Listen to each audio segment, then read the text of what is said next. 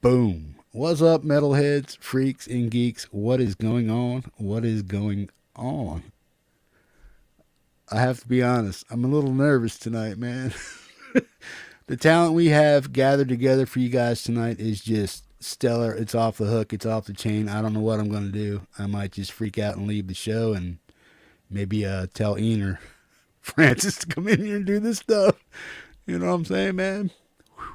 Francis and Ian did a stellar job getting these folks put together, man, as far as their sound. All their audio seems to be working very fine. We have a little hiccup in the show right now, but we're going to troubleshoot that, and we're going to bring you the best entertainment that we most definitely positively can for tonight, man. Whew.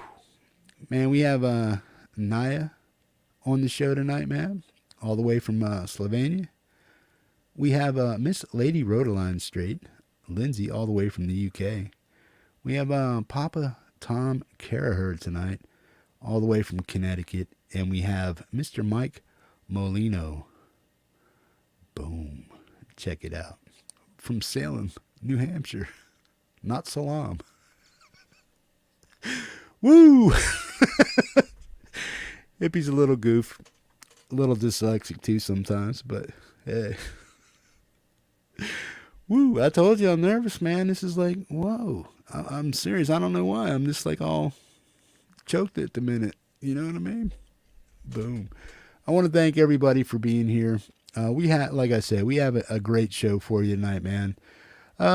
It's live entertainment. So if something goes wrong, roll with it, man. We're not critics, man. We're here to encourage people to do the very best that they can. And yeah, man. You know what I'm saying? But yeah, so just be hip, slick, and cool. Be entertained, because I know you are going to be entertained, because of the things that I heard back here in the green room. Oh, man, you guys are in for it. Stellar, stellar show. If you haven't shared out this link, why the hell not? Get your friends in here from Facebook. Get anybody you can, mom, dad, logged on, aunts, uncles, nieces, nephews, sisters, brothers, mothers. Get them in here right now, because they're going to be entertained, man. Whew. And for some of these performers, man, it's way hours in the morning. Yeah, so they're here to entertain you, man. Neja's time is about 2 a.m. in the morning right now, along with Lindz. And these two beautiful, talented, wonderful ladies are here to entertain you. Hey, John Molino. Hey, what's up? But I got to quit running my yap because I'm tripping all over myself. I'm just a big dumb goof sometimes. But like I said, even I'm nervous, and that's hard to do for me, man, because I don't get phased too easily. But I am tonight, man. We're going to do a roll call here, and we're going to get right into the show. And boom, we're going to come up with Neja first. And then she's going to do a full set because of time constraints and stuff like that. And she said she's going to hang around as long as she can. But we're going to do her full set tonight, which is 4 songs. And they are all stellar tunes, man. So you're going to be well entertained. Then we're going to have PapaTom Caraher come up. And then we're going to have Miss Lindz, Miss Lady Rodaline Strate, come up and do 4 of her awesome tracks for you. And then we're going to come into Mike Molino bringing up at the end of the show. How the show works is we do a mini little interview with the folks here, man. We let them play 2 of their songs. Then we go on to the next. Then what we do is we bring all 4 performers in at one time so they can talk to each other. I'll ask them a few questions. They can ask each other some questions and stuff. And then when that's done, what we'll do is we'll play 2 songs back to back to back to back. And the last person out of the show tonight will just say thank you for watching the WALE number 9 and say good night to all you fine folks for tuning in. That's how the show works, man. The show is these folks, man. So when they're out here performing for you, man, give up the kudos and check out their channels. All the links and stuff to their social media and stuff is down in the description of the video. So please check that out, man. I'm going to give a roll call here. We got 31 souls on board. Guys, share out the link. Hit that like button for these fine folks, because tonight you will be entertained, most definitely, man. Hugh Caldwell, Chris Lane, Roque Avellaneda, Coldacre, Zach Thong, Abascuzi, Chris Lane, Hugh Caldwell, Ed B. Metal, PJ Kobe, Lars Guitars, Zach Thong. Come on out and say hi, folks. Dominic Torregrasse. Boom. My nephew, Mr. Devin Hornberger's over there. Rock on, man. Miss Lori's Mishmash. Lori, how are you doing? Good stuff. Let's see who else we got in here. Come on out and say hi, folks. Don't hide out, man. Don't hide out. Canadian fishing musician. What's up, man? How you doing? Mr. Frank Terzo. Frank, again, for the community, our condolences. And, bro, I hope you get through that. And, yeah, man, we're very sorry for the loss of your mother. Folks, throw some posies over there for Mr. Frank Terzo, man, out of Canada, who recently lost his mother, man. And we all feel that for you, bro. We really do. Right on. The Dog Pa. Doc, what's up, bro? Miss Lady Rodaline Strate. Gregory O'Sullivan. Russ, 8889. What's up, Russ? Good deal, man. Boom, boom, boom, boom, boom. Who else we got? Come on out and say hi, folks. Gregory O'Sullivan. I think I got just about everybody that I can see in chat, man. Folks, we're going to get this show rolling very quickly, man. Quick few announcements. Friday's Global Music, or 907 Global Music Co-op, is an all-original show that will be happening on Friday. If you have original music, please send it to metalheadhippie@yahoo.com and we'll get you on that show Friday. We play our Euro friends first, and then we play our US friends second part of the list, man. That's how that show works. If you're a sponsor and you have a song that you want played for Sunday, please let me know. And if you're a sponsor and you want an original played for Friday, please let me know, man. That's how that works. If you have the newest piece of music that you have put out, if you're a sponsor, please let me be aware of it, or send me a link to a song that you would like played. Right on. Who else do we have? Sean Hockey, what's up, man? Welcome. Abascuze. Who else we have? We have 34 folks here, man. Folks, please share out this link because it's going to be a stellar show tonight. And boom. Miss Neja, are you ready? All right. You make sure you're not muted now. Right on. We have, there's going to be all kinds of goofery here on the show tonight, man. So hopefully we can make you laugh, make you smile, and entertain you with some awesome hip slick and cool music, man. Folks, we're going to bring Neja into the show right here. Give this young lady a big wave of posies and a big welcome to the WALE Show number 9, man. Neja Medved. Let's check her out. From Slovenia. Hi, Jeff. Hey. Hey, nice to see you again. Yeah, you too. How'd you like that sound check, man? How did you like everybody in the sound check? Did they sound great? It was super fun. Yeah, it was awesome. Everyone was so great. This is gonna be an amazing show. If, like, I may mess up, but it happens, right? No, can't happen. You gotta be perfect. You cannot mess up. I'll kick you off the show. I wouldn't do that. Okay. I'm just kidding. Neja, how long have you been coming around the community, and how did you get here today, man? How did you find your way to the Metalhead Hippie channel and the community here? How did you get here? I think it was in Songwriters Anonymous group where I heard about the show. Everyone was going here, watching the show. Tom was saying you play him a lot, so I started Dominic following Torregrossa. Dominic Torregrossa, yeah, of course. Yeah, those guys let me hear basically. Right on. And how long have you been Dominic- coming? How long have you been coming around now? At been a- least a it's been a- year, I think. at least, year and a yeah. half, maybe. Yeah, something like Yeah. that.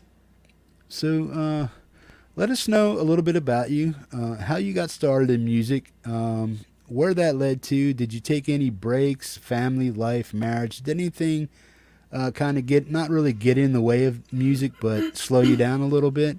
Or has it, has life allowed you to create new and different music because of your lifestyle changes and stuff like that, man? It definitely has had a big break, several breaks actually. I was like started learning piano as a kid. That did not work out at all. Then in technical school, that's from 14 to 18 for us, I picked my dad's guitar. Was ever since I was a small kid, my dad's guitar was laying on top of the wardrobe, and I used to take it out and like fool around with it, but I couldn't play. So in technical school, I just took it down, and I couldn't play even. I didn't have there wasn't an internet or anything. I couldn't play a single chord. So my neighbor, she was a trained pianist, and I asked her to play chords on the piano so I could find the spots where to put my fingers on the guitar, and that's how I learned my first songs. It was Lenny Kravitz, I Can't Get You Off My Mind. That was the first song I ever learned. And I was all about the guitar the whole technical school, and then afterwards, I just stopped for 20 years. 20 years? Whoa. Yeah. What was going on there? I just got way more into sports. The guitar was there, but I barely ever picked it up. At university, we kind of formed this 6 weeks band, because it was my theory that you can do anything in 6 weeks, right? You can train for a marathon in 6 weeks, you can do a band in 6 weeks. There's nothing you can't do in 6 weeks. So we formed a band for this final party when we were ending the university, and we played at that. And then that was it for a couple of years more. I sort of kind of had a breakdown in 2019, and just I went for a run and started coming up with some lyrics, and I came home, picked up the guitar, and I wrote the song. And from there, I just kept on writing songs. So it's kind of my therapy. Right on. Good stuff.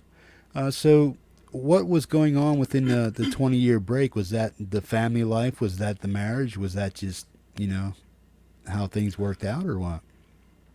It was university was really difficult for me. So it was that, and I just focused. I went to a lot of concerts. I was into music, but just not playing. Yeah. It was just on a break. Right on. You picked out 4 songs tonight for us to go through. Why the songs that you picked? If you want to name out the songs, you can. Just let us know why you picked the songs. If you want to give shout-outs or kudos to anybody that have performed in the original songs, go ahead and do that for us, and then we'll get right into your playing some of your music and stuff. Okay, definitely. I wanted to pick songs that are entertaining because, as you know, I have a lot of sad and depressing songs, and I didn't want that. I wanted to be entertaining, and I picked, I only have one song that is kind of sort of dark, but just because I find it really funny. Right on. The Midnight Terror. I wrote that song when I accidentally took a little too much of my herbal medicine. Right on. So, Oops. and it was working for the whole next day. I took it at night, and I had the experience, and the whole next day I was still stayed in bed. But what I did was I got up to go to the bathroom, and I got up to walk to my keyboard. And I played this basic riff that I use. And I sent it to my friend, Dwayne Wilson. And by the time I got sober, he already did the bass line. So after I sobered up, that was like a song was done in a couple of days. And I wasn't planning to play that song today. And then we went for a mini vacation, just for a weekend. And the hotel had a piano in the lobby. And I know that they don't allow you to play the piano because I have already asked 2 years ago, but I was so tempted. And the way I go about my songs is I write a song, I record a song, I move on, never look back. So I didn't really know if I can play any songs. So I messaged Dwayne if he could send me the chords to Midnight Terror, and he did. And I was like looking at those chords and like, no, I don't really know how that goes. Yeah. So I didn't. But the moment that I came home, like straight through the door, I went upstairs to my keyboard, started playing, and I was like, this is a fun song, I'm gonna play this. Right on. Good deal. So you do have 4 awesome songs selected by you. Has anybody else influenced you to play these songs today, man? No, actually, I just went through my repertoire and picked them. And it's like my, I don't know, Play That Bass. I think it's kind of my signature song, so I definitely had to do this. I love that song, man. Yeah. I love the video, Chica. too. Yeah. And Chica, I love them all, man. Yeah. Chica is also, I love making Latin music. I don't have a lot of it in my collection, but I definitely love it. And this is, I think it's a great one. I had a great team also. I had Jude Capana. He basically did the whole production. He did the acoustic guitar, he did the drums, he did the mixing, and we, each of us did a little bit of horns. So I just did keyboards and a little horns and sang it. Wrote the song, of course. And Dwayne Wilson played bass for it. So it's a team, it was a teamwork, but I think it came out pretty great. So that was an easy choice also. And my kazoo song, what's the title? Sing Out of Tune, yeah. Right on. We're gonna sing out of tune. This is, like, I was talking to my dear friend, Anna, and we were pretty bummed. We were not in a really good mood, and we were talking about buying an island and moving there. And before we finished the conversation, I said, yeah, we're gonna move there and we're gonna sing out of tune. So as soon as I hanged up the phone, I started writing the song.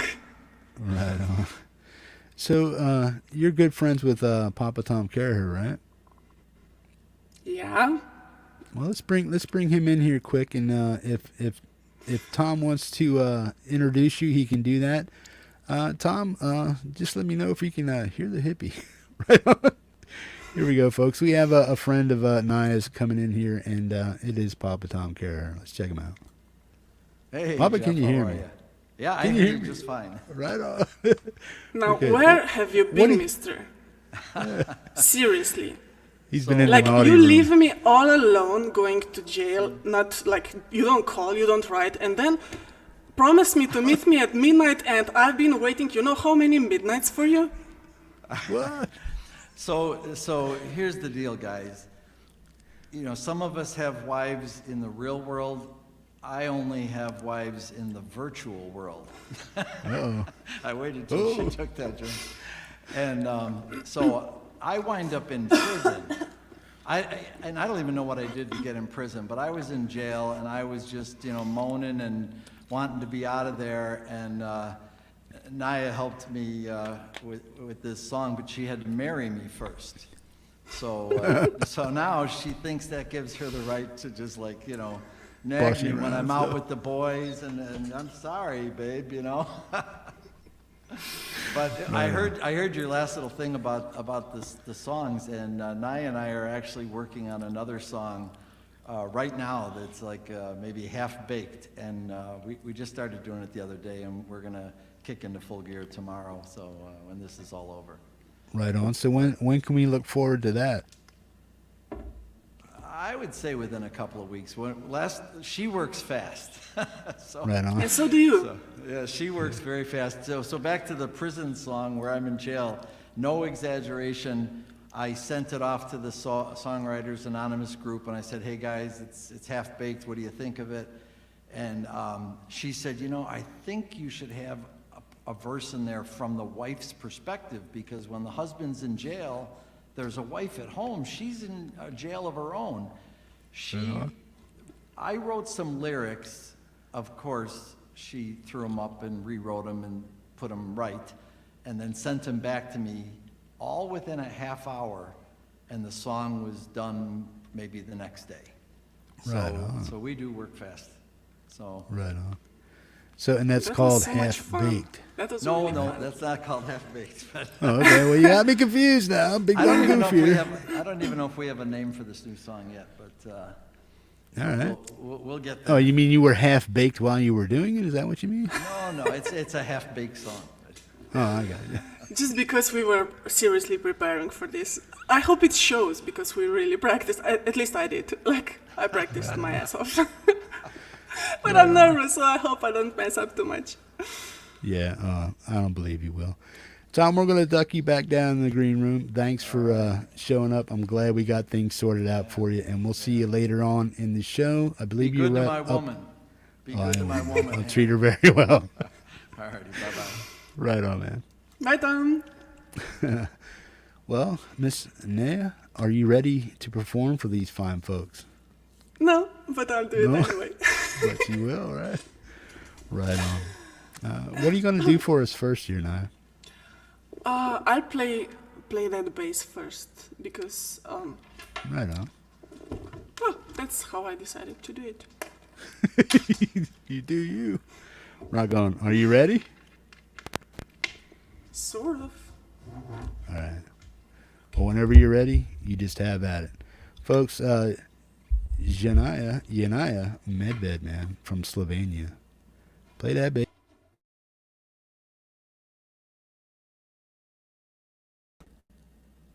Oop, you're muted.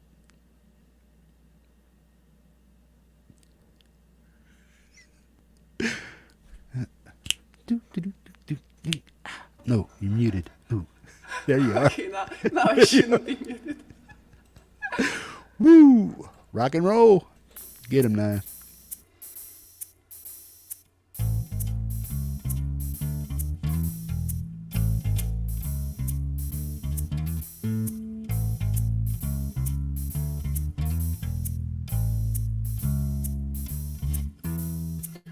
There's a guy I met these days. I really like the way he plays, 'cause he knows his craft. Oh man, does he know his craft. I snap my fingers and stomp my feet every time he plays that beat. I forget if there's anything else I should do instead. Play that bass, play it every day. Play it in every possible way. Never stop that bass. Never stop that bass. Play until your fingers get sore, and then go on and play some more. Never stop that bass. Never stop that bass. Bass is such a thing, you see, that can make a groove for me. Never stop that bass. Never stop that bass. Play it soft or play it sweet, just as long as you make that beat. Never stop that bass. Never stop that bass.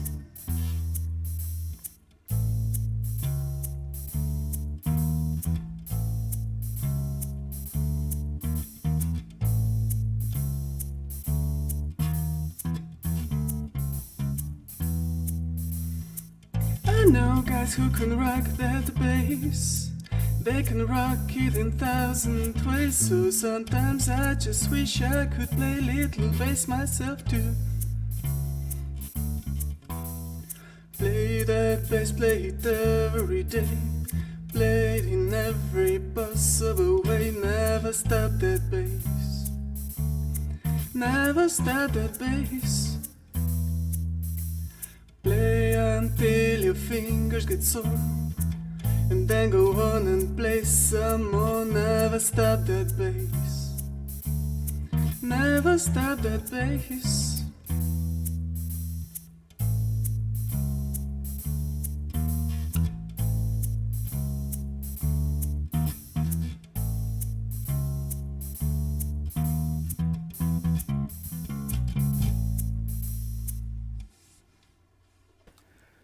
Just Neja. Awesome stuff. Survived. Play that bass. You did it. Woo. Give it up, man. Thank you. And where did all that come from? This song? I had a lot of bassist issues in my career. Yeah, I had ended a sort of kind of a band thing with a bassist and started a new band, Mindspark. And then that old bassist got me to write another song with him, and then he like screwed me over big time. So it's like, what the hell is with all these bassists?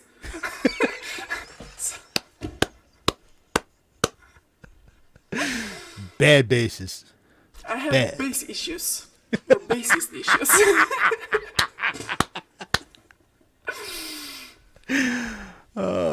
That's cool. It's okay, man. It's allowed. Right on. Oh, man. That was awesome, man.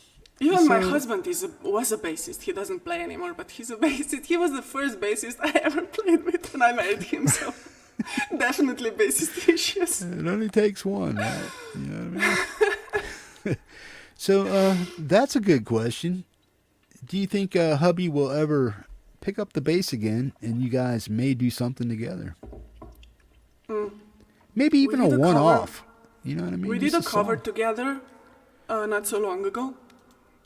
We sang together, a duet, so I don't know if I'll get him to pick up the bass again. But I was happy that he sang with me, so he said I don't know.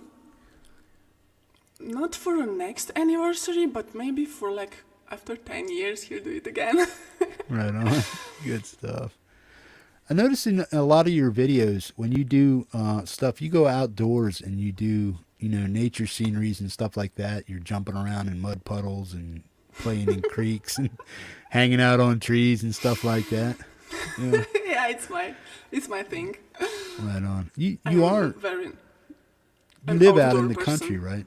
Yeah, you live out in the country and stuff like that, so you have access to a lot of nature and stuff like that. Do you prefer it that way from the big city and all the Very much. stuff that yeah. goes on there? So it's very I say- peaceful for you to go out.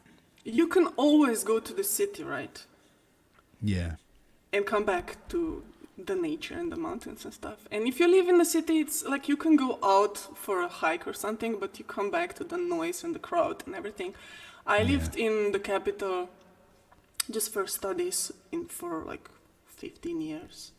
yeah, And it was okay because I always had a place to go to my original home because I was just a student. I didn't really live there, but if I really lived there, that would not be my thing. yeah. Right on. I just don't belong Honest- there. So what? You just said you had something coming up with PapaTom. Is there anything else that you have in the works? How can people find you, and where's the best place to find you on the internet as far as it goes, as far as your music or just conversations and stuff like that? How's the best way to get a hold of you, and where do you want people to go to hear your music? For my music, definitely my YouTube channel, because I'm not very good at uploading it to the other places. I do occasionally, but I forget a lot. So everything on one spot, that is YouTube. And Right on. to contact me, probably Facebook is the best place, and Messenger. Right on. Just send you a message if you want to get a hold of her and stuff like that. Right on. And all Neja's links are in the description down here in the video, so you can check out all of her social media if you're tied up with that, if you choose to, man. Neja, what's your next song that you have up for us? Midnight Terror, Right on. the one I told you about already. Which I did not play in the hotel, but next time I'm there, I will. Even if they throw me out, I'm gonna, because now I know how to play it. Right. I practiced. I'll try to not to mess up this. I usually mess up it. Nah, Let's see. that's all right. Midnight Terror. Neja Medved. There is a hole in my head. I might be already dead, but I'm holding on to pieces of my fragmented mind. I was watching out for devil, but he came from behind. This is my midnight terror. This is my midnight terror. This is my midnight terror. I never thought it could happen to me.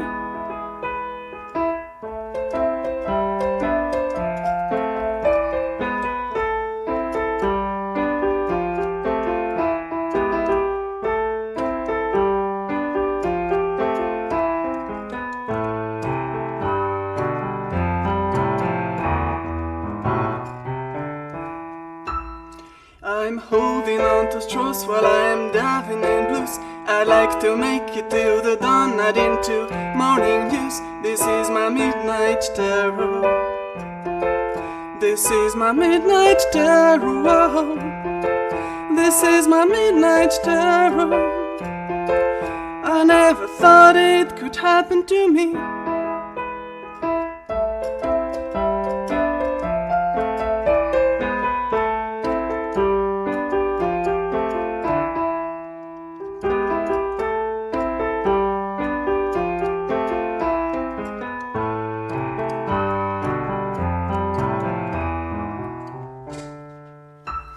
I really need you near, 'cause you can hold my fear. Holding to your arm keeps me from drifting away, and I regain a little sanity with things that you say. This is my midnight terror.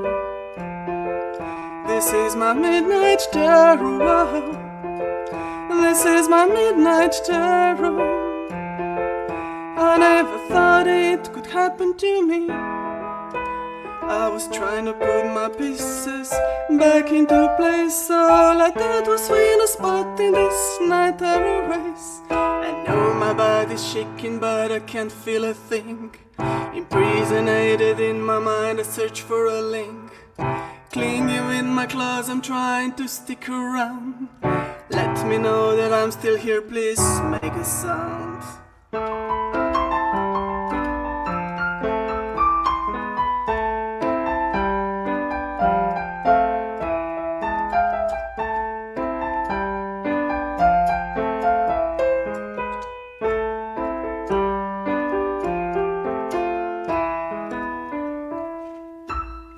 This is my midnight terror.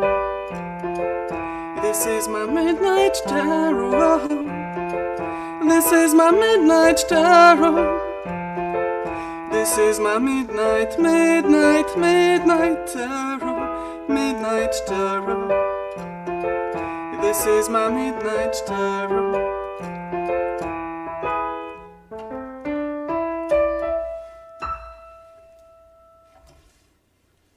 Careful with herbal medicines. Stay off the dope, folks. You know what I'm saying? Messes with your mind. Right on.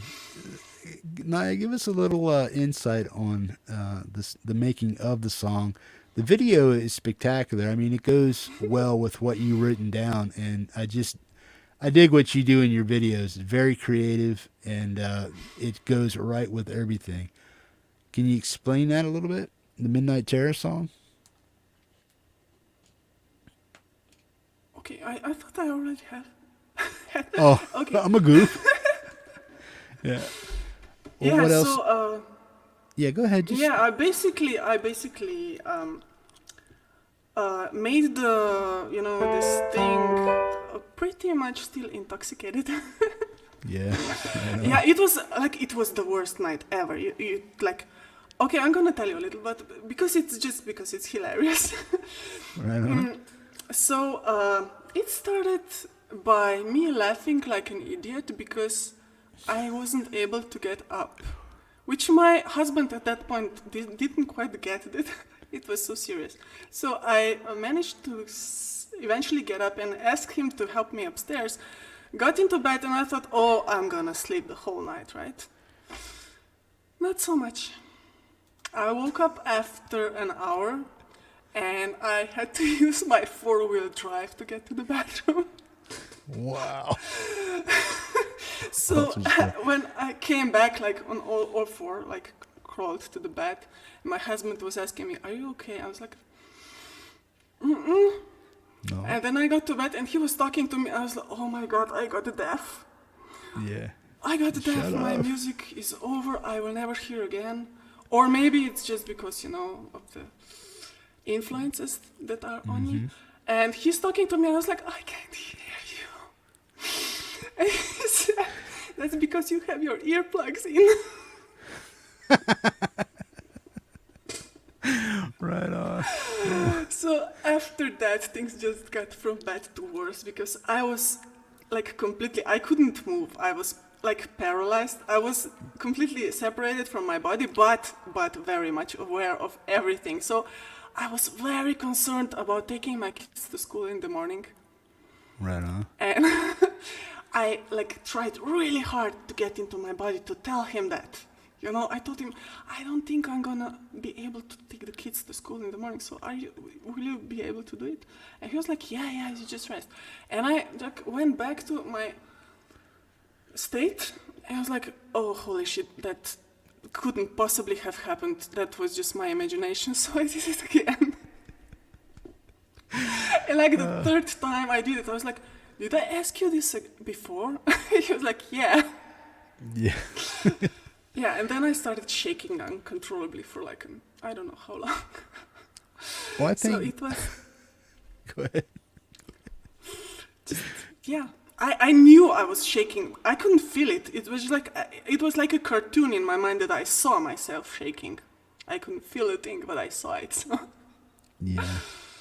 Yeah. I think some of our medical patients over there want to know what strain you were on that night. It sounds like I'm an ex-doper. It sounds like you were on some pretty good stuff, man. So if you want to, I have no idea. good stuff though.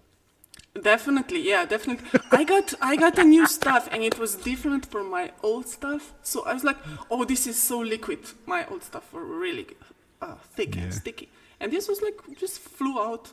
I was like, oh, this is nothing. And it was really bright. Like, my old stuff was black, and this was, like, yellow. So, this is nothing. So I took, 10 times the amount that I did the previous time. So. Right on. That's an awesome So story, it's, my kids definitely know what it means to overdose now. So that's one thing.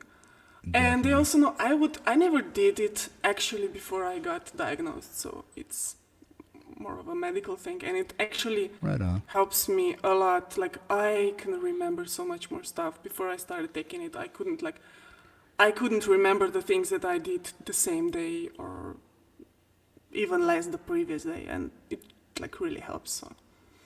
Well, you see how I forgot? See, I've quit using drugs like 29 years ago, but the residual effects is like, did we just talk about that? I forget stuff 30 seconds ago. People tell me, like, how is that possible? People forget things but maybe it's just like, I don't know, like Rodaline that helps hyperactive kids calm down, but if you're not hyperactive, it's gonna make you hyperactive, so maybe it's something like that. I don't know. Yeah. It definitely helps, so. Right. Now if you say something stupid, I'm gonna remember it. Stay tuned, because it happens all the time. Right on. What do you got up for us next, Neja? Chica. I'm gonna sing Chica Latina. And as I said, this was an awesome collab. I did it with Jude Capana and Dwayne Wilson, and I think it turned out pretty cool. So. Well, put it this way. You're singing in Spanish and stuff. How many languages do you know, and how many do you incorporate into your music? I just like Spanish. I don't really speak it much, just like a little. You have an understanding of it, yeah. Yeah. So I just wrote this one line. Right on. Now I'm actually learning Spanish with an app, which is really cool. Right on. So I do it every day, so I'm gonna maybe So write that's- more in Spanish. I really like Latin music, so I really like the inflection that you have when you sing in English and stuff with your accent, with your natural accent. I mean, it comes off as quirky, but very well done. And it's like the way you incorporate your native language with English, man, and it comes out that way. It's very, very unique. And you can, when I listen to your music, I cannot really stop listening to it because I want to hear that quirky voice that you have with your own language mixed with English. It just makes the song that much more special, man, to know that you're going way out of your own language. I wouldn't even say inadequacies, but you're going out of your own realm and your own linguistic realm. Because you sang a song the other day. What was the one that you sang in your native language? of Sekar Sibiu. The first, Yeah, it's basically a funeral song, Yeah. I mean, that was beautiful. And it's good that you put the English lyrics down there so people can really understand what you're saying, man. But that's a beautiful song also. And like I said, I just love the way you sound with your, with your accent and when you sing in English. It just makes me happy listening to your music. You know what I'm saying? That's good to hear. Right on. So you want to get ready for Chica Latina? Chica, yeah. Right on. Neja Medved, Chica Latina. Let's check it out.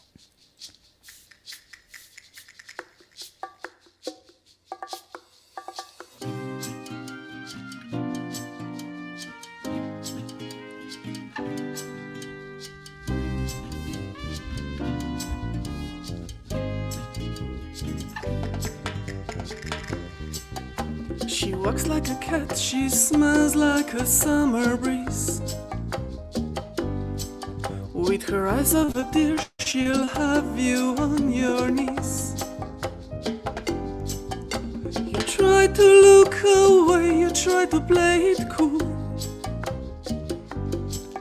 but she's wiped your mind away, you drooling like a fool. No puedo vivir entre chicas latinas caliente. She will steal your heart and soul and throw it away. No puedo vivir entre chicas latinas caliente. She will charm you like a talisman and turn you into her prey.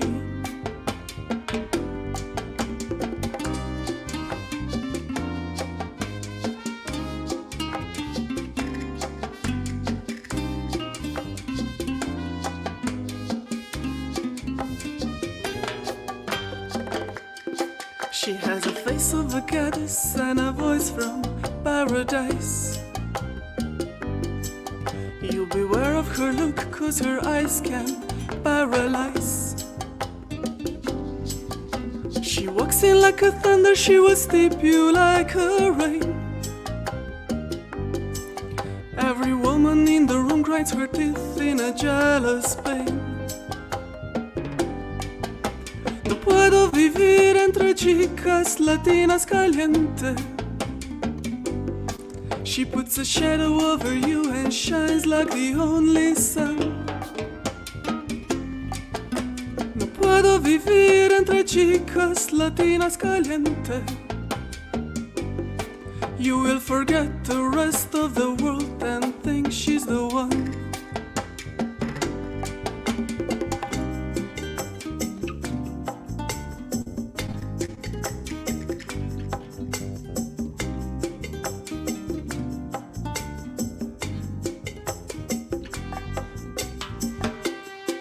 She can sense the scent of good men from a mile away.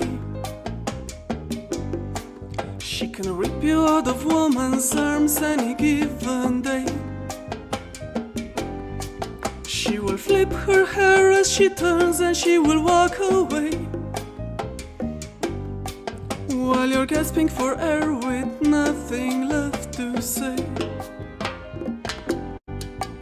No puedo vivir entre entre chicas latinas caliente. She will hit you like a hurricane and leave you torn apart.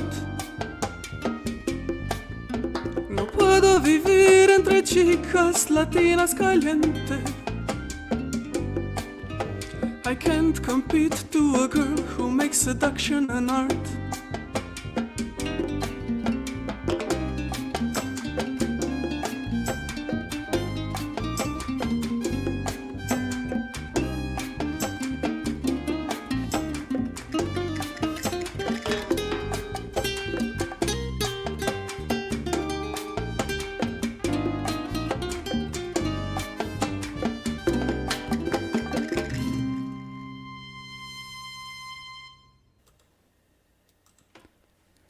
Neja Medved from Slovenia. Chica Caliente. Good deal, man. You got a lot of props for you over there. Can you expand on that just a little bit? Let me know a little. Let folks know a little more about the song. Sure. How it was created. Well, it was summer, right? And in the summer, you need a Latin song. I mean, Right. how can you not have a Latin song in the summer? So one night, it happens a lot to me, I couldn't sleep. So I got up at like 2 a.m., went downstairs. I was like, I want, write a song. And a Latin song, what could possibly it be about, If it's, like these songs are always about, sexy and hot and everything. So Yeah. I was like, created an image of someone that could like totally, charm you. And I just wrote on that. So, and since I was downstairs, because everyone was sleeping upstairs, I only had my daughter's like tiny toy piano. So I actually wrote the song on that. Right on. It works. Yeah. So Gotta use what you have, right? exactly. You pull it off spectacularly. Where are you writing most of your music with? I know you guys work in a co-op called Songwriters Anonymous, where you all get together, you pull your knowledge, your musical talents, your lyrical talents. What happens in Songwriters Anonymous, and how can people get there or become a part of it? Well, we are always like open to new members, but like our requirements are like we expect dedication, okay? If you're on Songwriters Anonymous, like I check on the group a couple of days every day, and if someone posts, I'm gonna listen to it. If there's nothing horribly distracting going on, I'm gonna listen to it the same day. And then, you give your suggestion, your opinion, and maybe, sometimes, like in Tom's case, you say, look, you need a wife in that song. And that's how, What are you guys? are. What are you guys saying back in the green room, that Dominic doesn't make mistakes? Something like that? Well, I haven't heard him make a mistake. Or he's always right, or something like that? They Well, were that picking was, on you, Dominic. Yeah, we were really making jokes. But no, Dom is awesome, He's super talented, so it's like, it's possible he actually doesn't make mistakes. I don't know. Yeah. But yeah, it's awesome to work with him, even though we don't always agree on a tempo of making songs. Right on. But other than that, he's the best. Like the songs that we did together are pretty awesome. Right on. So do you just throw him a look or a comment and stuff, and he just lets you have your way, or what? Because I can't imagine you ever losing a fight. You know what I'm saying? He's like, no, Dom, this is the way we're doing it. You know what I'm saying? And you just, okay. We both know that we are quite determined people, and we consciously decided that if we work together, we're gonna find a way that works for both of us. So that's how we do it. Right on. I decide to let some things go, and he decides to let some things go, and we make it work, because otherwise we could just argue forever or stop working together because we can't agree or something. But it's like the things that we do are different just because of that, because I do my stuff, he does his stuff, but when we come together, something else happens just because, he influences me, I influence him. I shock him sometimes. But yeah, it just, you have to consciously decide that you're gonna let some things go if you work together. Right on. Now, your introduction, do you remember your introduction song to the Metalhead Hippie channel? Do you remember what song it was?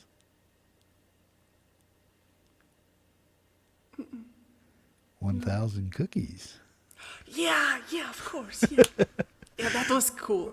When we heard that, when I heard it, I was over here. I almost piddled myself. I mean, I was laughing so hard because it was so original, so quirky, and the way you were performing in there and the way you had Dominic, he was like a trained little puppy. I was just like, yeah, you got him. It's like, he was just No, he came up with all that awesome stuff. Like, I had my part thought out, but then I got his material.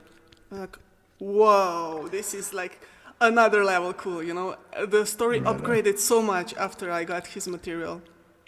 It was the best. Yeah. So, how did you guys come up with the song? I mean, because I know that you guys you have in the song in the description of the video that you have different time zones, this and that Dom did this, Dom did that within a specific time zone. You gave him an idea, you went to bed, you woke up, and is that how it happened? What happened?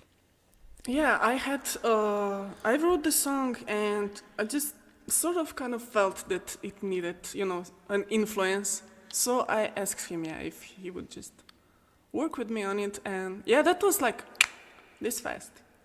Right on. Went to bed, woke up, had a scratch on my inbox. Right on. And you guys, so what came first, the music or the video, or I know you put a video together after the song, but what ideas were floating around for the actual video while you were making the song? Because I want to know how all that stuff works, because I'm a creative individual myself, but when it comes to certain stuff like this, video editing and what goes with what, I'm not quite there. So any kind of information you can give us about how you guys put together stuff, get it together, how you work and collaborate with each other, how you switch files, and how do you do this, how do you do that? Any information you can offer anybody for that? Well, we just email files, MP3s, until it's all finished, and then till now Dom usually did the mixing and did the final version, but before that we were just sending MP3s. And for the song it started with the cake idea, right? So I started with the cake idea, then it's like, can't just bake a cake for a video, it has to have something more. So my kids and I came up with a puppets idea, so that was cool. My kids, I wrote it in the video, my kids were operating the puppets. So they were having a lot of fun. And then when Dom sent his stuff, it just blew up. My ideas just starting. So at the end, I think it's like the video, there's so much going on that sometimes I think maybe people forget to listen to the music, because you have the story and, the introduction of the puppets and like a whole bunch of stuff going on. But it was just so much fun making that. And right on. I think now, am I mistaken to think that there's an adult theme going on in there? Yes, you are. I mean, I don't mind that people think that. When I was writing the song, I was pretty sure people will think that, and that's fine. But actually, no. The song is about my ex-band, where I went on a vacation, and I did everything I was supposed to do before I left. And I was like, they were supposed to finish, their part, and I came back from the vacation, and nothing was done.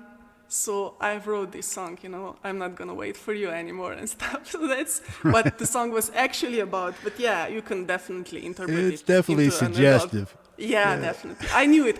As I was writing this, I was like, oh, people will just think this is about sex. But, well, okay. I don't care. Yeah.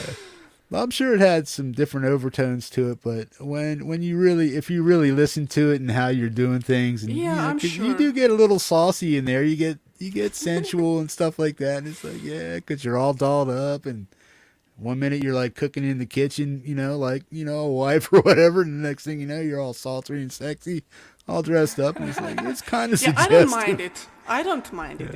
It's not why the song was written, but yeah, I knew it was gonna come out like that, and I don't know. I think it's awesome that it does. I mean, oh man. So, do you think you'll be able to hang around? I mean, no pressure, but if you're tired and you need to roll, you can do that too, man. But if you can stick around, I'm cool now, so I'll try to right stay on. around. Also, I have one more song to play, so I'm going Right to on. do this, like, Yes, you do. Yeah. I can Hey, go ahead. do it now or do it later. No.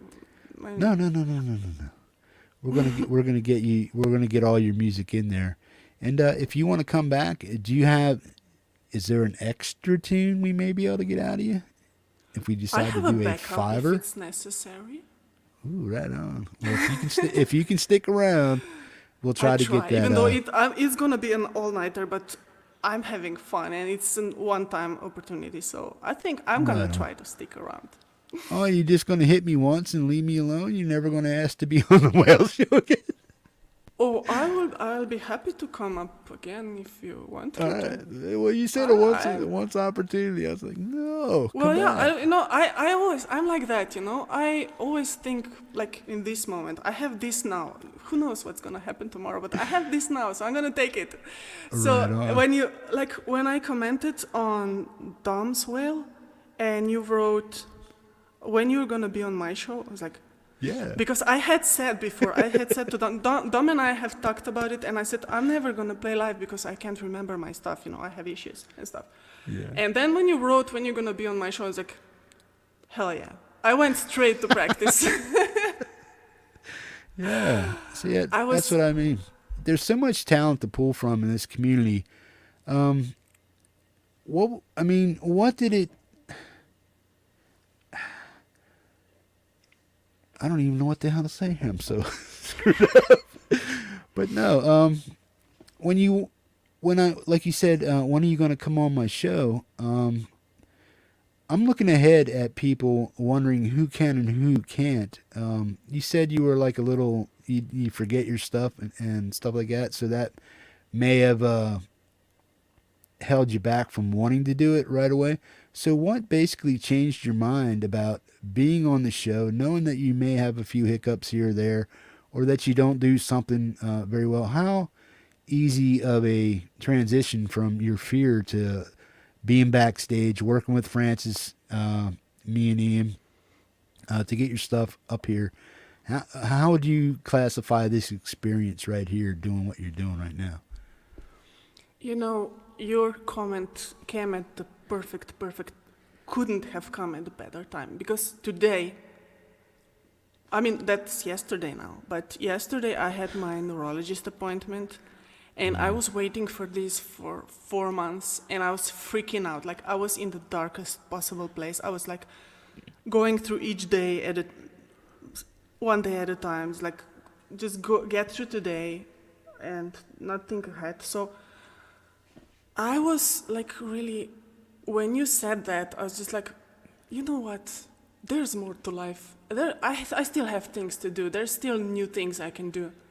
Because I've been making songs for like almost 3 years now. It's became a routine, I like it, but I do it every day. Like, I do it all the time. And when I was that bad that it wasn't really like getting me going anymore. So I was just like, yeah, I'm gonna do something new. I'm gonna do this. I'm gonna work my ass off in practice and get this done, just because there's still things that I can do. So, and I have actually a live, like here in the village, I'm playing a live in December. So. Right on. Good deal. So is there I'm anything... not done yet. Right, I hope not.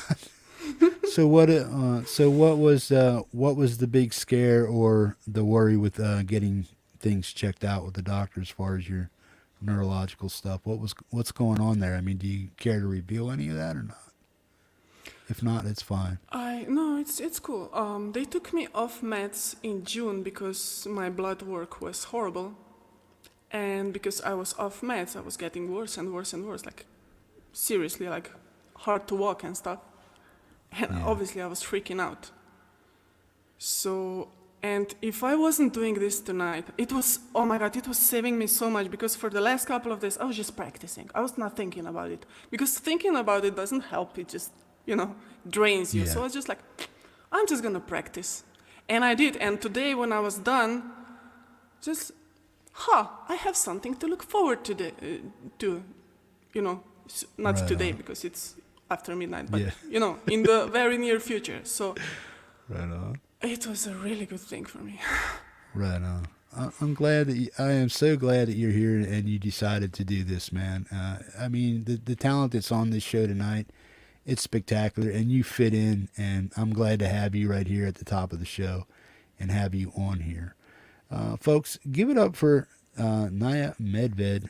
She's going to play out one more song, and then hopefully she hangs around if she's able to, and do maybe a fifth song for us, man.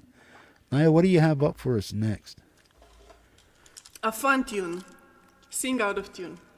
Right It's on. like, I really like it because it's so much fun. It's just like such a careless song. So Right on. who Right on. cares? I'm gonna sing out of tune. Right on. Maybe not now, or maybe yes, who knows? Neja Medved, folks. Slovenia. Check her out. Get him, Neja. I need my kazoo. Right on. Can't do this song without a kazoo. Super essential. It's essential. Am I? Yeah, I can do this.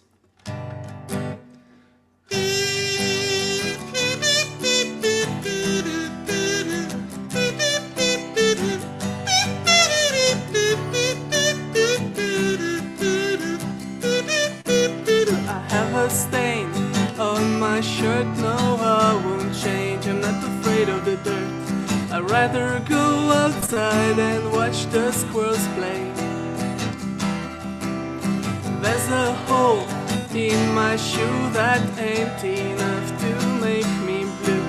I'll put my feet up and dream of a better day.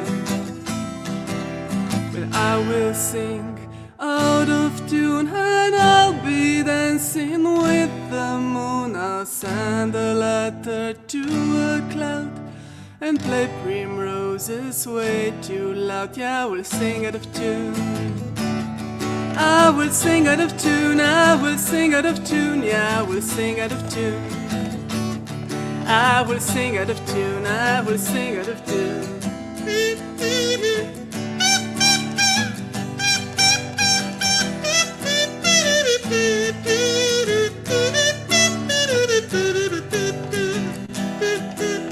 No one will tell me that I can't. I just keep singing till the end. Do whatever I want, 'cause I be able to. I put my spark in second gear and wipe my dirty sunshield clear. Remember that island, baby, it's waiting for me and you. But we will sing out of tune and we'll be dancing with the moon. We'll send a letter to a cloud and play primroses way too loud. Yeah, we will sing out of tune. We will sing out of tune. We will sing out of tune. Yeah, we will sing out of tune. We will sing out of tune. We will sing out of tune. We will sing out of tune. We will sing out of tune. We will sing out of tune. You can try to tell us that we can, but we will sing out of tune and we'll be dancing with the moon. We'll send a letter to a cloud and play primroses way too loud. Yeah, we will sing out of tune. sing out of tune, we will sing out of tune, yeah, we will sing out of tune. We will sing out of tune, we will sing out of tune.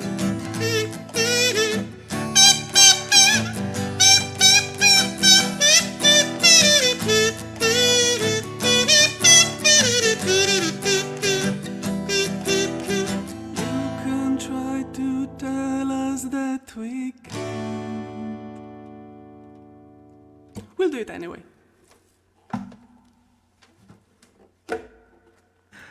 Oh, no, that was great, man. That was awesome. PapaTom, are you ready down there? Right on. We're going to bring in one of your cohorts in crime, PapaTom, and would you like to introduce him? What is PapaTom to you, man? What does he mean to you as a musician, a friend, a hero on YouTube, and all that stuff, man? He is unreliable. Yeah, that's what he is. Big dumb goof. Yeah, he goes to prison and not even, like, just disappears. That is, like, horrible. How can you do that? Just go to prison and leave me all alone. And then, he sings, meet me at midnight. And then, how many midnights has it been, Tom? Like, waiting for you every single midnight and you, like, don't show up. What's that about? Bad Tom.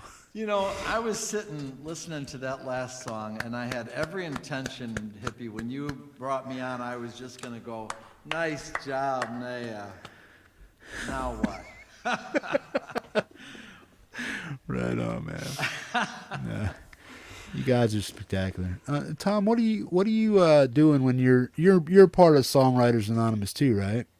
Guilty, yes. Right on. So, working with Neja and all the folks over there in Songwriters Anonymous, what do you recommend for people that may be interested in joining?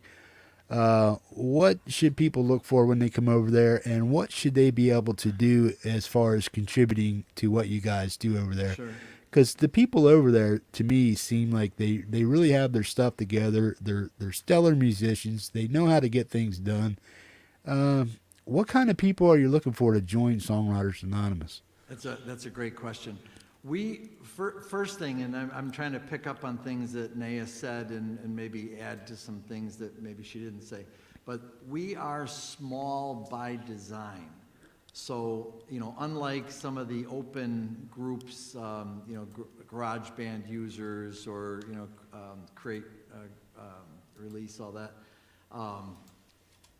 we are about 20 people. We try to stay there, but we know that people will come and go. And to answer your question, what we're looking for is people who want to give as much as they get. So, right, you know, Neja touched on this. It's our responsibility as members to listen to what others have. We will kick you out if you just post links and say, play my shit. You know, let's listen to what I did yesterday, right? It's true.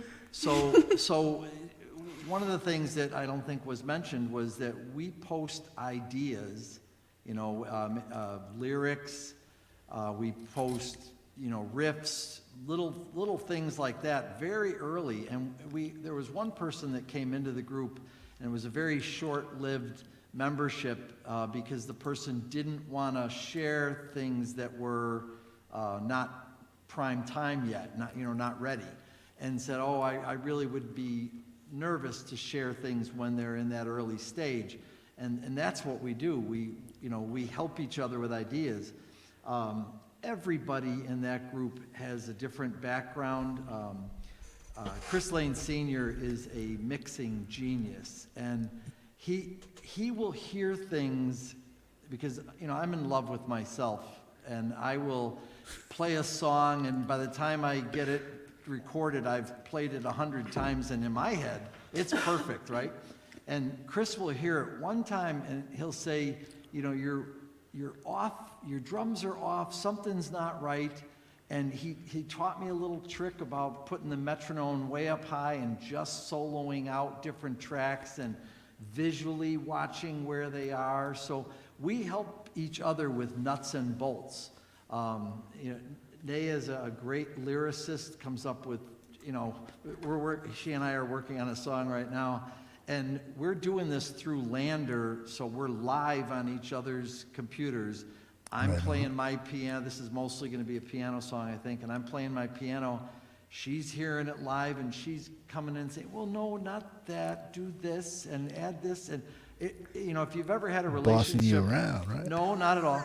But if you've ever had a relationship with somebody where they finish your sentences, we do that for each other. So I'll share something with Dom or with the group, and Dom will come in and say, on one of my most recent songs, he said, what about when you get into this chorus, because it had so much going on vocally, he said, you don't need any instruments, just kill the instruments just during the chorus and let those harmonies just take the day. And, you know, that's what made the song. So sometimes we help each other and then, you know, get together and collab on it. Sometimes we just give advice. So the person who works well in the group is somebody who wants to participate. Listen, you know, Jim Hebert's got an idea. It's just an idea at this stage. He wants to do a doo-wop song, and, you know, we're just kicking around ideas about what is a doo-wop song and what's the right way to approach a doo-wop song. And I'm probably the only one in the group old enough to remember when doo-wop was really a thing, you know. So, yeah. Street corner doo-wop. That's what I was actually thinking when he said that, was like, well, I want a garbage can with a fire in it, and you know, 4 guys in black leather jackets sitting around doing this. I don't want to, you know. So. Yeah. But anyway, folks, that's what we do. Yeah. For folks over in the chat, the reason you're hearing reverb is because we want these guys music ready when they come up here, so they're not forgetting things and stuff like that. So if there's a issue with people hearing reverb over there, sorry, but we just want people to be ready to come up and perform when they come up here and stuff like that. So, what do you have to say about this wonderful lady here? And Tom, you're up next, so we're going to bring you in here. So segue her out of here and bring yourself right up in here, man. Neja, I want to thank you. Beautiful stuff. Tom, go ahead. Thank you.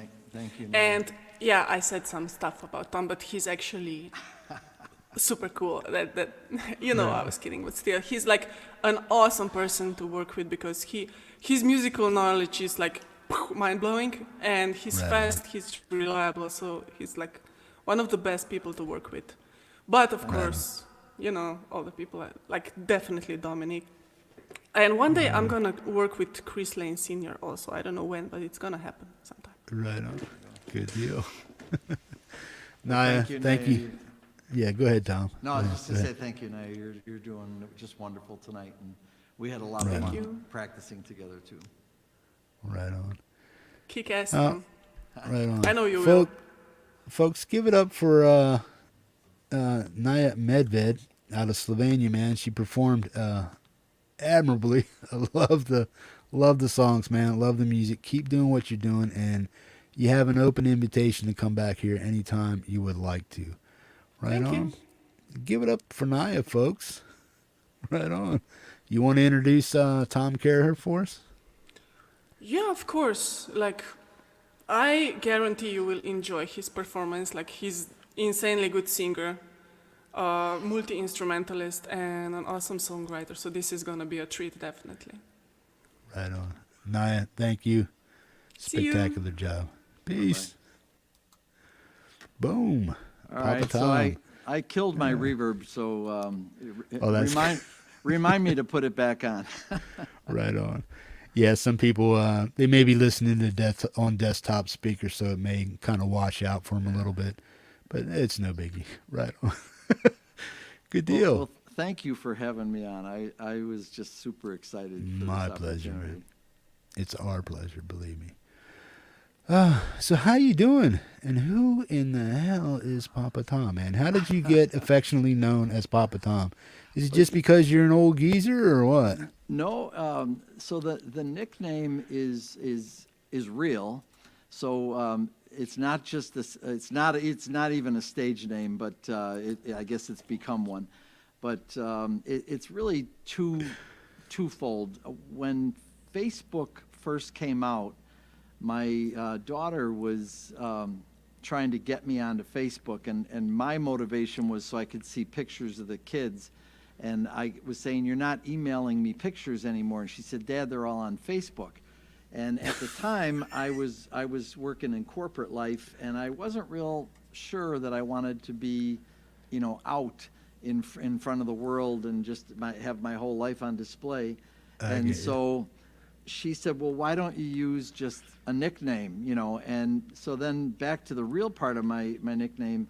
My family's from Ireland, and there are many papas and pappies in my lineage. And so my father was Papa, and the distinction between, and his name was Tom as well, and guess what my son's name is? Yeah. But anyway, my dad was Papa, and then when I became a Papa, then they added the Tom, and that's kind of where that came from. But it goes way back into the old country, and Right on. everybody knows me, even here in the neighborhood, everybody knows me as Papa. So, Yeah. and it kind of name sticks. of affection, right? Yeah. There you go. Yeah. Yeah. Right on. Where are you from, Tom? How did it all start for you? Just Sure, just go ahead. Sure, some of that. I'm from Chicago, and I live now on the East Coast, but I've been out here for about 25 years or so. But I am, if you've ever, especially people in the U.S., if you ever heard about the South Side Irish, I am South Side Irish. I grew up in Chicago during an extremely musical time. So it's funny that my DAW is Garage Band, and it's so appropriately named. But my first garage band was in a garage. There was no drums; they were tipped over cans and things like that. And we opened up the door, and kids from the neighborhood would come and listen. But what makes, I think, my backstory kind of exciting was that Chicago is really just a melting pot of musicians, and not to name drop, but the people that were like down the street, or friends and people that I learned from and watched and all that are famous. Some of them are still famous, some of them are passed on, but I grew up in this environment where everybody was a musician and pushing you and coaching and helping out and all those kinds of things. So I think my history isn't much different than the rest of the people in the group. I played in a bunch of bands when I was young. One of them did pretty well and got to the stage where we had roadies and rented equipment that was bought by our corporation and stuff like that, and it got pretty big, and then they kicked me out. So what scene of the Chicago scene are we talking about? Are we talking about folk, jazz, blues? What were you into back then? So at the time, I started out in the folk. So it was interesting. Joe and Barry Glenn put out a song today, I saw it for the first time today, the Stones song, and it just reminded me of that era of early rock and roll that was transitioning away from folk, but that was heavily influenced in Chicago by blues and horns. So a quick story I've told people many times: the drummer in our band was my high school band went in the hospital, and his mother was telling her coworker that the worst thing about being in the hospital was he wasn't going to get to see his favorite band who was coming to town. And the lady said, "Well, what's his favorite band's name?" And she said, "Chicago." And it happened to be Pete Cetera's mother was the one next to my friend's mother, and she got her son to bring the band into his hospital room and give him backstage tickets. And so the reason I had to think a little bit when I was thinking of which guy it was is that Kenny Cetera, if people look this up on especially the early Chicago albums, Kenny is still out there doing it. He's Pete's younger brother. He later became the drummer in our band, but he's a fabulous singer. So, when I think Neja said I was a great singer, I was the worst one on the block, and at one point they took my microphone away and wouldn't let me sing. So I was just surrounded by such amazing musicians. But to your question about what was it influenced by, I think you always get the Chicago blues influence. The I don't know if this name rings a bell with you, but the Siegel Schwalls Blues Band. But you probably know John Mayo and people like that from the Chicago era. Yeah. And these were all guys of the days. And Corky Siegel was the kind of creator of that band. And there was another guy in the band, Rollo Radford, and his little brother was the accompanist with my church choir. I mean, so I was just surrounded by people that had access to real talent, and I think it did have an influence. Everybody was expected to bring their game, and we had just such amazing resources around. At the time we all wanted to be rock stars, and right on. And I wasn't. Right on. So if you have to look back at any piece of music that maybe you created or that had the greatest influence on your direction as a musician, what was your highest accolade that you received as a musician, in your opinion, and what was the influence behind you sticking with music and as far as you did? I mean, like right up to today, what was the major influences? What was your highest accolade or achievement that you consider, or do you still feel like you haven't created your masterpiece yet? That's an awesome question. I recently saw an interview on television with Billy Joel, and I'm a fan of Billy Joel's, but not like a student. So I know when I hear him and all that kind of stuff, and I love his music, but I don't really follow him, all that kind of stuff. But anyway, he made a comment in this interview that when he was writing this song that's called The Last Song, he realized, I guess I'm done, So along that line, I'm not done yet. I try to write at least weekly. Not everything I write gets off the board. As far as accolades, I'm probably going to throw you here with this one, but I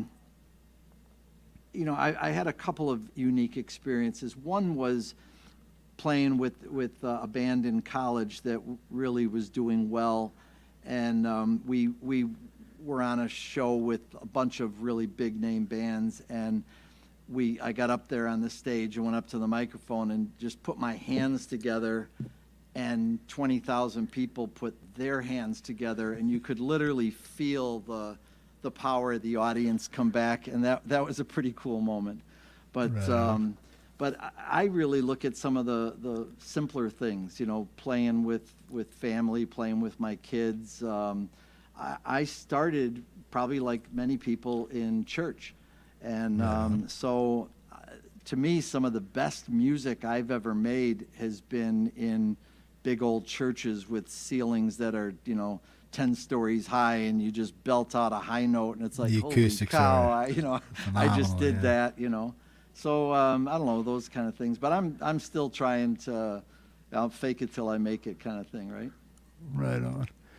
So people want to know a little bit about you, and we just got to know a little bit about you. How many songs are you going to do for us? You want to run down your set list, and some of these may be familiar to people, but is there any hidden little gems that you're going to throw at us, or has everybody heard these before? No, I think there are. I got to look at my little list here, but there's one or two that I'm sure people have heard, and I'm purposely put my phone down, but there's a woman in the chat and maybe a few other friends that helped me create the first song I'm going to do, called Witness. Right. And that one I wrote literally while the January 6th protests were going on, or the insurrection, depending upon what you want to call it. Yeah. And a group of us then put it together. It was heavy lockdown or, COVID times, and we did it all virtually, and put it out and got it up on YouTube, within a week of that, and thought it was really timely. But so that's the song that I think some people have heard. There's one song that's on the list that is out there but way underheard. It's called the Bathroom Song, and yeah. I played it. I like it. And, It's and awesome. I'm hoping people enjoy that. Yeah. By the way, I don't know if I'll do the little introductions on each song, but one of the songs I hope to play tonight is called Me and George, and just as a point of introduction, this is George. George. And I figured if B.B. King could have Lucille, I could have George, and that was as simple as his naming came. But I've got 4 or 5 songs. If you let me play a fifth one, I've got a surprise, something I've never played, at least in a live environment or never recorded. Right on. Well, we'll definitely hang on to that. What do you have up for us right now, Tom? What's your first song you're going to do? And are you ready? And don't forget your reverb. Yeah, I am ready. And right on. I would like to play Witness. And while I'm kind of clicking some things around, I'll tell you a little bit more about it. So, so if we hear me talking there, now we know that's good. Yeah, we go. So Witness is a song, as I mentioned before, was written during the January 6th situation. And it really moved me, not from a standpoint of politics, but it moved me from a standpoint of, wow, in my lifetime, I'm seeing in our own country, a symbol of democracy and all that's just being attacked, it looked like to me. And I really couldn't believe this was happening in front of my eyes. There were other events, Black Lives Matter, George Floyd, things that happened around those same times that it just moved me. So this song called Witness is really, although it's about January 6th, you're going to hear some lines in there about other moments in our history when Kent State and stuff like that. We witnessed, so Kent State and other things. You'll hear references to it, and that's a little bit what it's all about. So, right on. Without have at further it, Tom. ado, I'm going to jump into Witness here, and let's hope. Tom Caraher out of Connecticut, doing a song he calls Witness. Have at it, Tom.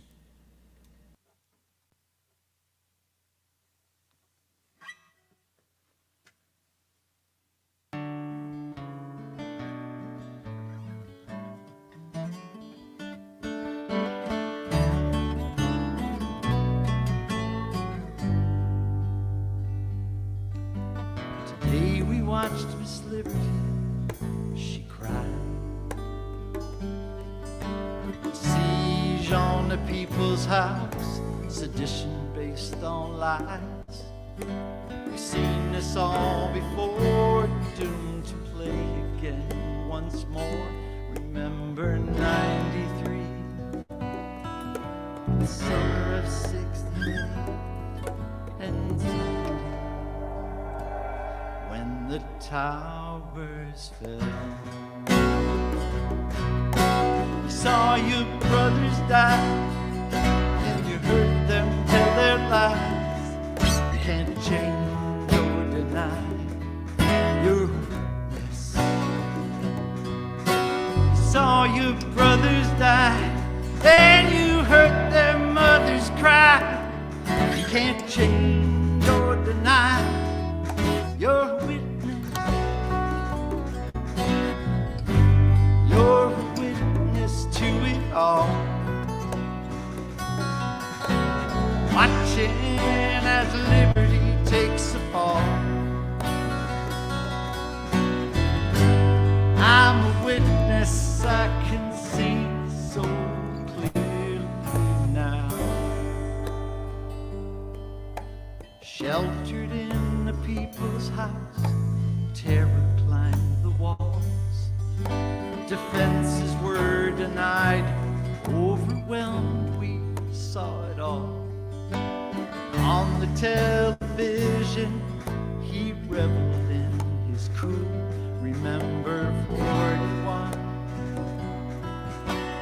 summer of 68, then 70, for dead in Ohio. You saw your brothers die, and you heard them tell their lies. You can't change or deny your witness. You saw your brothers die, and you heard their mothers cry. You can't change or deny your witness. You're a witness to it all, watching as liberty takes a fall. I'm a witness, I can see so clearly now.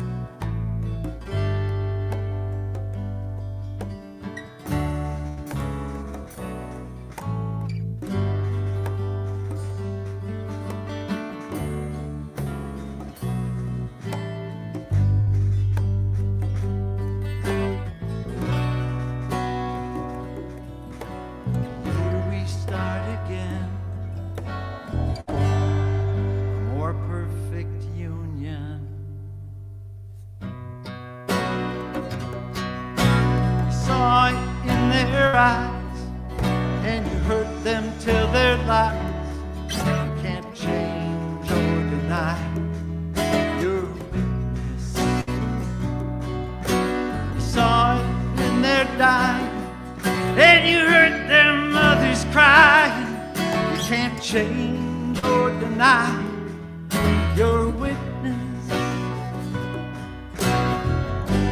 You're a witness to it all, watching as liberty takes a fall. I'm a witness, I can see so clearly now.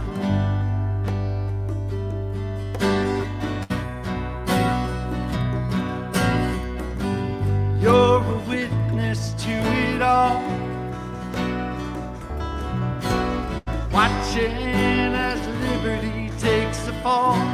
Hey, y'all, I'm a witness, I can see so clearly now.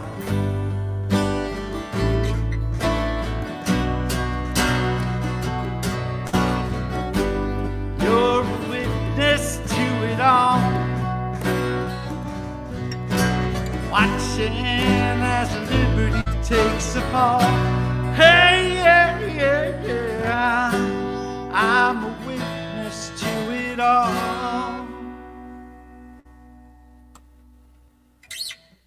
PapaTom Caraher, Witness. Awesome stuff, Tom. Awesome stuff, man.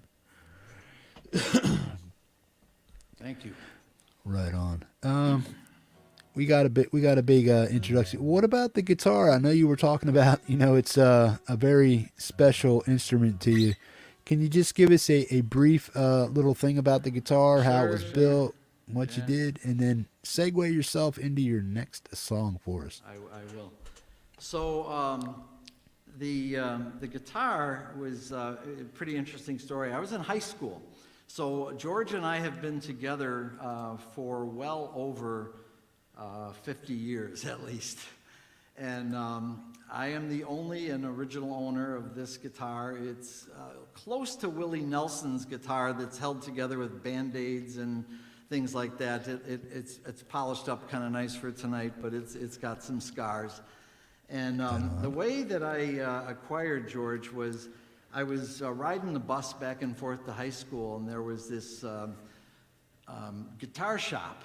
And it was, right on the main street. And one day I just decided to get off, and it was this really small little guitar shop, and this really cool guy was behind the counter, and he would let guys like me, young guys, sit and plunk on guitars. And when you guys know when you're in high school, you've got enough money to buy picks and strings, not to buy guitars. And so anyway, this guy, his name is Gary Loazu. And Gary, if the name rings a bell to anyone, is the person who wrote and recorded the song Bend Me, Shape Me. He was the lead singer for the American Breed, another Chicago band. And that's what I meant earlier about just having these people, you know, in your life. So anyway, Gary mentored me quite a bit. And he would help me learn how to, you know, play certain things and learn how to pick and do different things. And so I was playing with my high school band and doing gigs, and I was saving up money, and I came in one day with $500 in my pocket, and I had intentions to buy a beautiful white wood Guild guitar.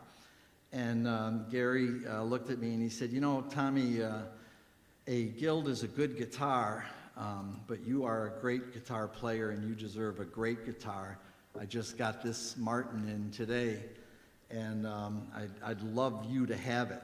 And I think the price was well over $1,200 in this. What year are we talking about, Tom? 1972 or 3, somewhere in there.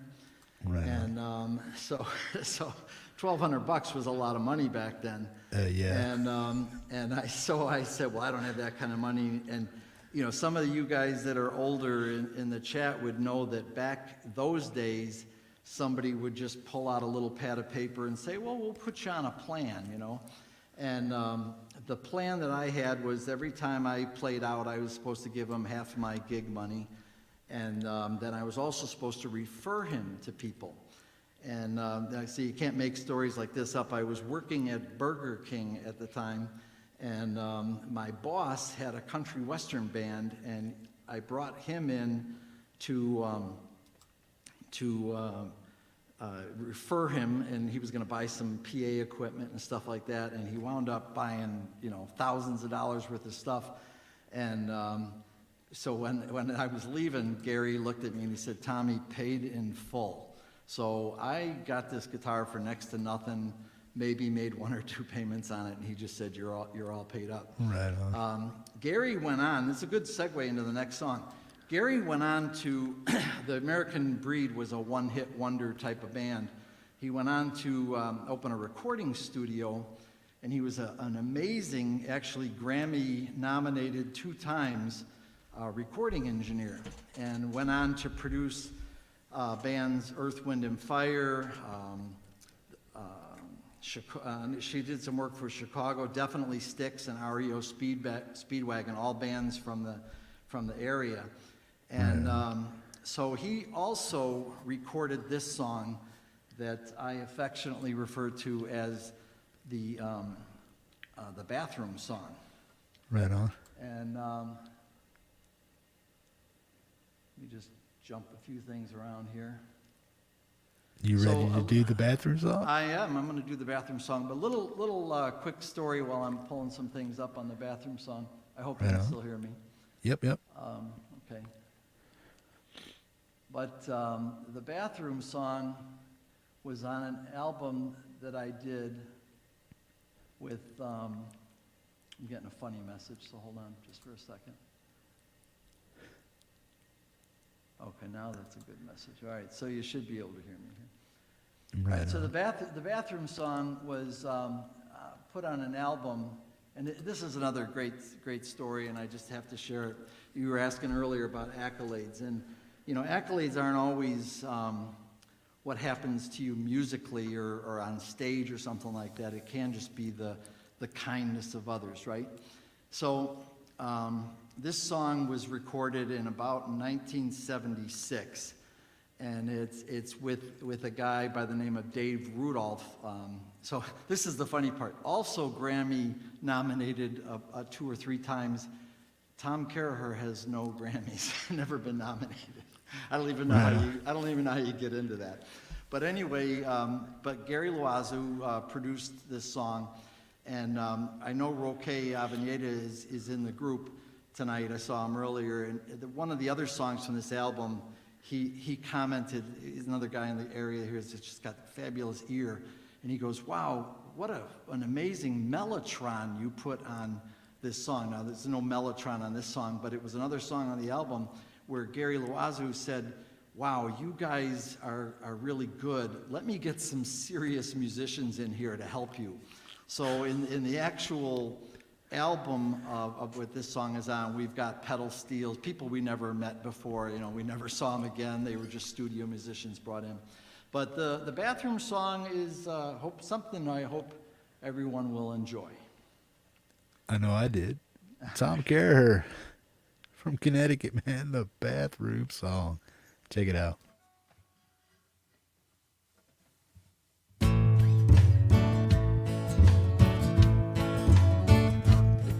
Well, I was getting drunk on cheap stale beer at the local wayside bar.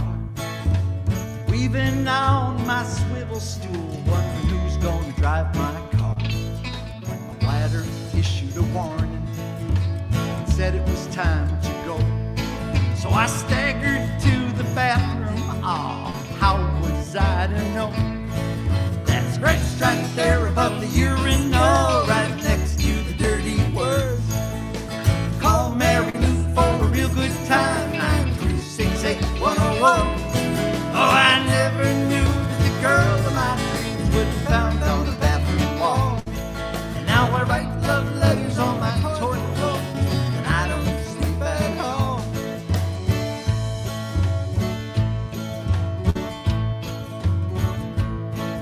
I was feeling kinda lonesome, more than a little smashed. So I put a dime in the telephone, and I dialed that number fast. A sweet young voice on the other end said, hello, who is this? I said, hi, is this Mary Lou? She said, man, don't you wish? 'Cause scratch right there above the urinal, right next to the dirty words. Call Mary Lou for a real good time, 9368101. Oh, I never knew that the girl of my dreams would be found on the bathroom wall. And now I write love letters on my toilet rolls, and I don't sleep at all.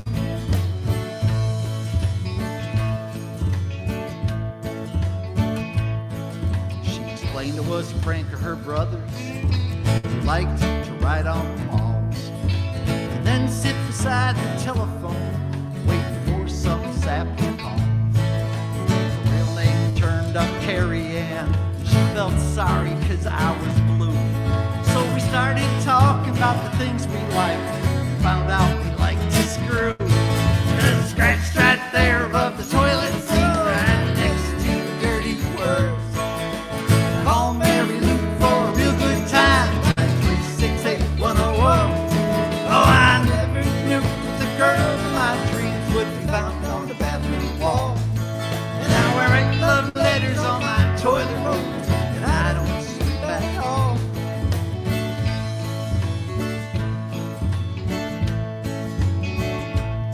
Well, we started seeing each other, things got on just fine. Until one day I dialed the number, and she said it was the end of the line. It seems she's found a new love. Gosh, she happened to call. She got his number off the lady's John. Now she don't see me at all. 'Cause scratched right there above the toilet seat, right next to the dirty words. Call Chester Mark for a real good stud, 984-623. Oh, I never knew that the girl of my dreams would be found on the bathroom wall. And now I write love letters on my toilet rolls, and I don't sleep at all. Oh, yes, I write love letters on my toilet rolls, and I don't sleep at all. That's Papa. the bathroom song. Tom, PapaTom Caraher, man, awesome stuff, man. I dug playing that song when you recommended it, and I'm just like chuckled. Yeah, people dug it, man. Right on. Tom, we're going to let you go for a little while. We're going to bring you back to do your other songs, and then when we bring everybody back together, we're going to see if we can get a fifth song from Neja, and then we're going to bring you back, and we're going to do our round table like we discussed, and then we're going to bring you back in to play your threefer is what we're looking for when you come up next. All Right right. on. Thank you. Bye-bye. Do you know who is coming up next? I think it's Lady Rodaline. Yes, it is, man. What do you know about Miss Lindsay? I think she's amazing. So you know, a lot of us, we're just in the chats together, you know, and we say nice things and we give support. But and I had seen her stuff, but about, I don't know, 2-3 months ago, I saw a collab that she did with Chris Lane Sr., and I was blown away. Oh, thank you, Tom. Blown away. So she and I are now chatting in the background, and I'm hoping that we can blow some people away really soon. So I hope so too. Yeah. what an Looking amazing forward to it. talent and a sweet lady to boot. Oh, ditto, Right on, Tom. You're an incredible talent. I was sitting in the background like, Yes, I you love were. the bathroom song. Yeah. There you go. Thank you. Brilliant. All right, Tom, we're get going me to outta bring you here, back. hippie. Right on. We're going to bring you back in a little while. Thank you, Tom. Everybody give it up for Tom Caraher, please. Thank you. See you in a minute, Tom. Thanks, guys. See you in a bit, Tom. Hiya. Hey. hug. Me again. Hugs. What's on? How you doing? How's your coccyx? Healed. Oh, it is? Right on. Tell people Yeah, it is. Tell people why I said that, man. Well, I think most people know I did a parachute jump, and yeah, I wasn't expecting the landing to be quite so hard. Yeah. Hit your boom boom pretty hard, right? Well, yeah, because what I did was that you're supposed to lift your legs up, and I lifted my legs up, and apparently I lifted them up a little bit too high, so the cushioning was like too far gone. Just You know landed the a lounger little we wrong. talked about that Yeah, sits yeah, back yeah. there? Yeah, that had like moved up. Well, you and said you could sit yeah. a drink on that if you wanted to, right? Shh! Don't give away all my secrets. God damn, man. You said it, huh? Yeah, you can sit a drink on that if you wanted to. Oh, God. That's awesome. Oh, phew. Okay. You're Yeah, looking all it's doing dolled up well. tonight. Yeah, I'm glad. You're looking all dolled up. What'd you get all dressed up for? I figured you'd come on in your PJs or something like you normally do. Yeah, guy. I know, but you know, sometimes I have to scrub up just a little bit. I can't Yeah. always do everything in my PJs, Right despite the way I would love to. on, right on. Well, you scrub up nice, Lindsay. Thank you. You look fabulous. Thank you, my lovely. Hi, everybody in the chat. We've known each other for a little while now. How long have we? Sorry, What? I've just seen Ian's comment. What is that? What is that? Lifted your legs up too high, Lindz. Story of your life. Uh-oh. Ian, you calm down. I'll put you in time out. my bro. Oh, I can. No, I can't. He's a mod. I can't put another mod in time out. Yeah, you can't put him in time. I can take it off. I can take it off if you want to get him. If he has the power. No, I'm gonna leave it in for now and just let him sit and think about the fact that I will get him eventually. Ooh, yeah. So, Lindsay, how were you introduced to this channel, the Medved Hippie channel, surrounding communities, and what has it meant for you being a part of it so far? Oh, and wow. tell us Yeah. about, what goes on for you within this community, man. Well, I came to the hippie community through Jade's channel. Yeah, I found a community that is incredibly supportive. I mean, my nerves when I first came here, to have my first song played live. I mean, I literally was sitting behind the computer screen when the first song went live and going, and Yeah. panicking. Do you But remember what song everybody- it was? I do believe it was the one that makes you cry.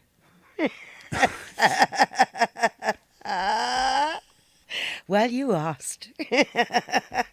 You asked. Yeah.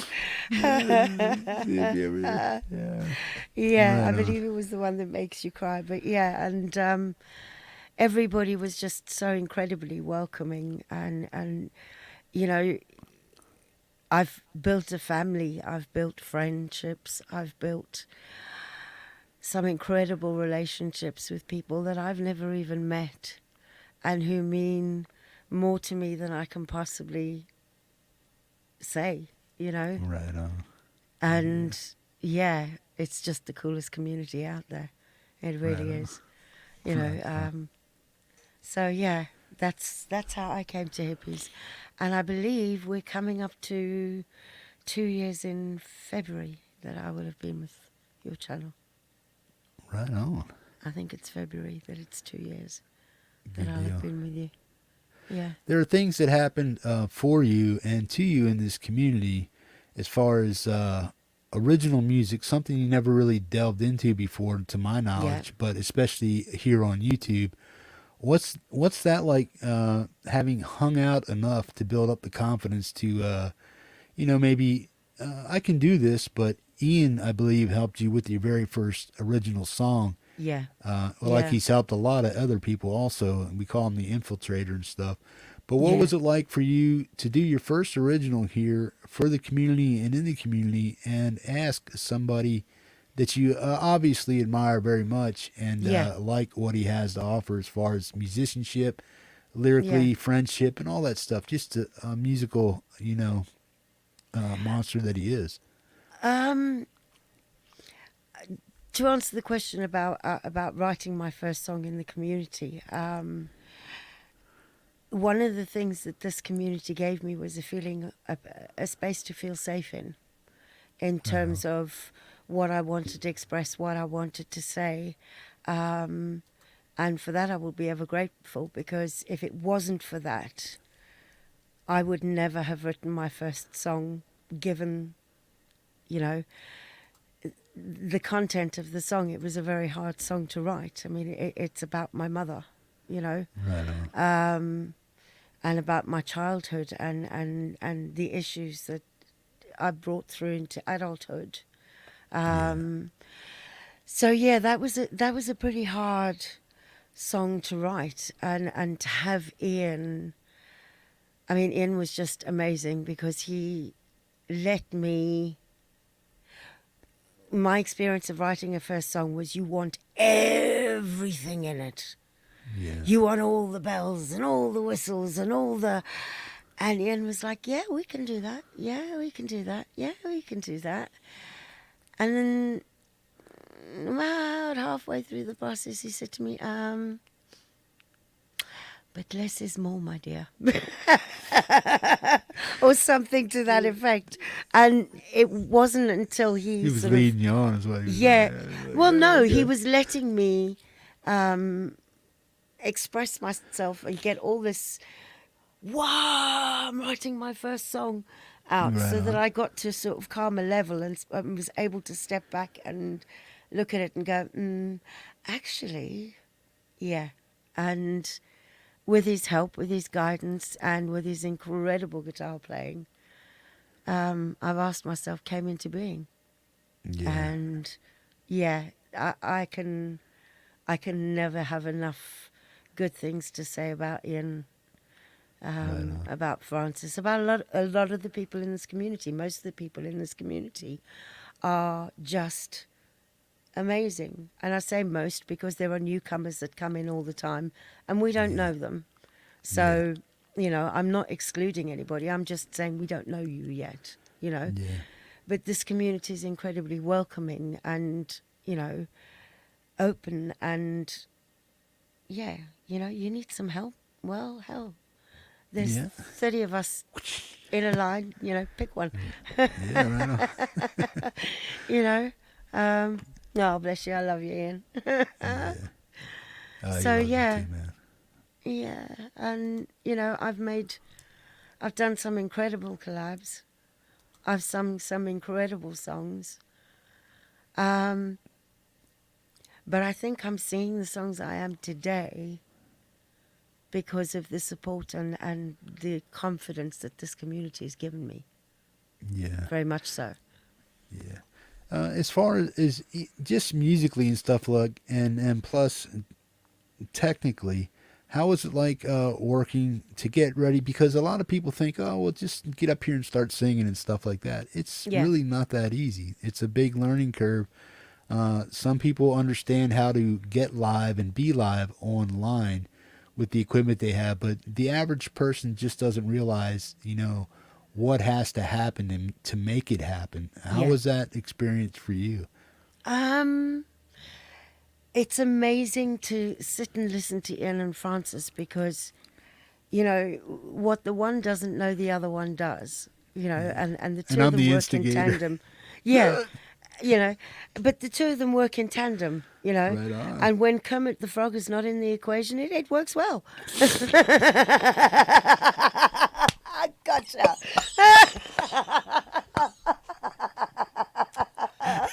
You really got me. I'm like, oh. Get me, Francis. Oh, sorry, got ya. No, honestly, Can I finish? Oh, God, lady's got to go back in the box. Down, lady. Settle. But yeah, it's not that easy, and for somebody like me who has, I mean, we all know my memory is crap because I've got this and I've got that and whatever, but, they make it look easy. They've made it incredibly easy for me to the point that I've... Francis is giggling his ass off.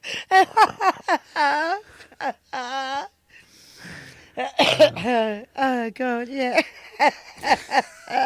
And the frogs are starting to come up in the chat.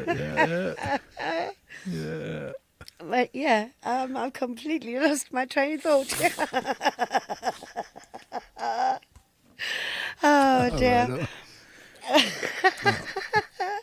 Yeah, as far as like I was saying, as far as working to do this, I mean, you wanted to do it, and I asked you a long time ago, oh, you got to be on one of the WALE shows and stuff, and then we finally got it to the point where everybody was like, okay, well, life interrupts everything. Yeah.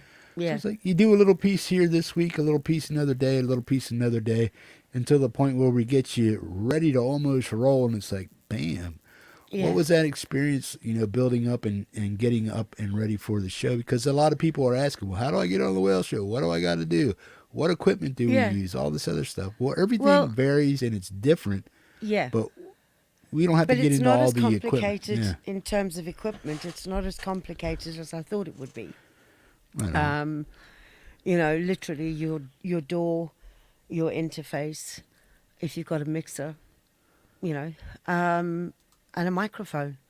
Yeah. It's the technicality behind and the stuff that you have to do in the programs that is difficult, that I find difficult because I don't remember it. And, I've even given up on the cheat sheets because I haven't got enough files or paper. It just, I'm done. But, it's an interesting process in terms of I have sung live countless times in my life, and today my stomach was going through the roof. The nerves were going through the roof, and I couldn't understand why. Because you're scared of the hippie, is it? Hell no. I didn't think so. No, you're good. I think it was just because I've not sung on this kind of platform before, and because I've chosen the songs that I've chosen, I've kind of put myself on a sort of plane where I'm going, okay, I'm going to be fine. No, I'm not going to be. Yes, I am. No, I'm not, But now that I'm actually here and it's all ready to go, I'm good. I'm really good. Right on. Are you ready to go? About as ready as I'm ever going to be. Now, remember, you got to turn your reverb on like you like. Yep. Let's turn my reverb Arm your on. first track, and what do we got going on here, Lindsay? What's your first song?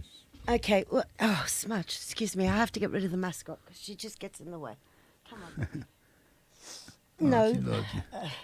She's arguing with me now. Right. Well, I kind of thought everybody would be expecting jazzy stuff or bluesy stuff from me, Yeah. or ballads, because let's face it, no Hugh, not Slayer. So I picked 4 rock songs instead, Right. on. and I decided to go with Joan Jett, Kings of Leon, Stevie Nicks, and the Pretty Reckless. And So- when you did some of the run through in the green room back there, man, Yeah. Lindsay, you came off spectacular. Thank Don't be you. nervous. Just do a repeat of what you did at the green room, and you'll do just fine. Right Okay. on. You want to introduce Thank your you. first song? Okay, well, the first song I'm going to do is I Love Rock and Roll. Right So- on. Just so you're all aware, I'm not actually going to be able to see the chat because my door's going to be across the screen. So, You do what you gotta do. haha, okay. I will Lady Rodaline let's Strate. get this going. I love rock and roll out of the UK. She goes by Lindsay. Get him, Lindsay. Okay. All right, here we go.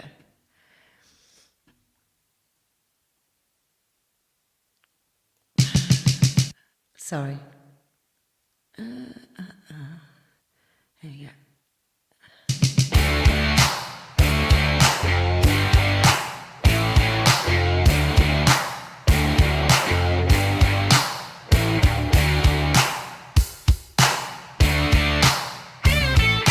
Saw him dancing there by the record machine. I knew he must have been about 17. The beat was going strong and playing my favorite song. And I could tell it wouldn't be long till he was with me and me. And I could tell it wouldn't be long till he was with me and me. Singing I love rock and roll. Put another dime in the jukebox, baby. I love rock and roll. So come and take your time and dance with me. He smiled, so I got up and asked for his name. That don't matter, he said, 'cause it's all the same. He said, can I take you home where we can be alone? Next we were moving on. He was with me and me. Next we were moving on. He was with me and me. Singing I love rock and roll. So put another dime in the jukebox, baby. I love rock and roll. So come and take your time and dance with me.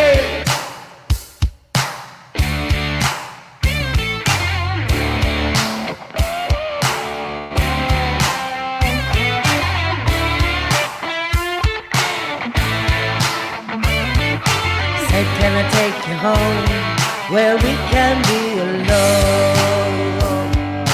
Next we were moving on.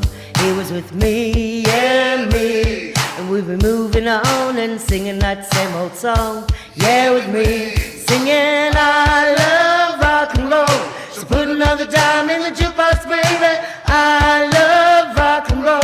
So come and take your time and dance with me. I love rock and roll. So put another dime in the jukebox, baby. I love rock and roll. So come and take your time and dance with me. I love rock and roll. So put another dime in the jukebox, baby. I love rock and roll. So come and take your time and dance with me. I love rock and roll. So put another dime in the jukebox, baby. I love rock and roll. So come and take your time and dance with me. I love rock and roll. So put another dime in the jukebox, baby. I love rock and roll. So come and take your time and dance with me. Boom to the boom. I have Rock no it. idea what that sounds like. Hey.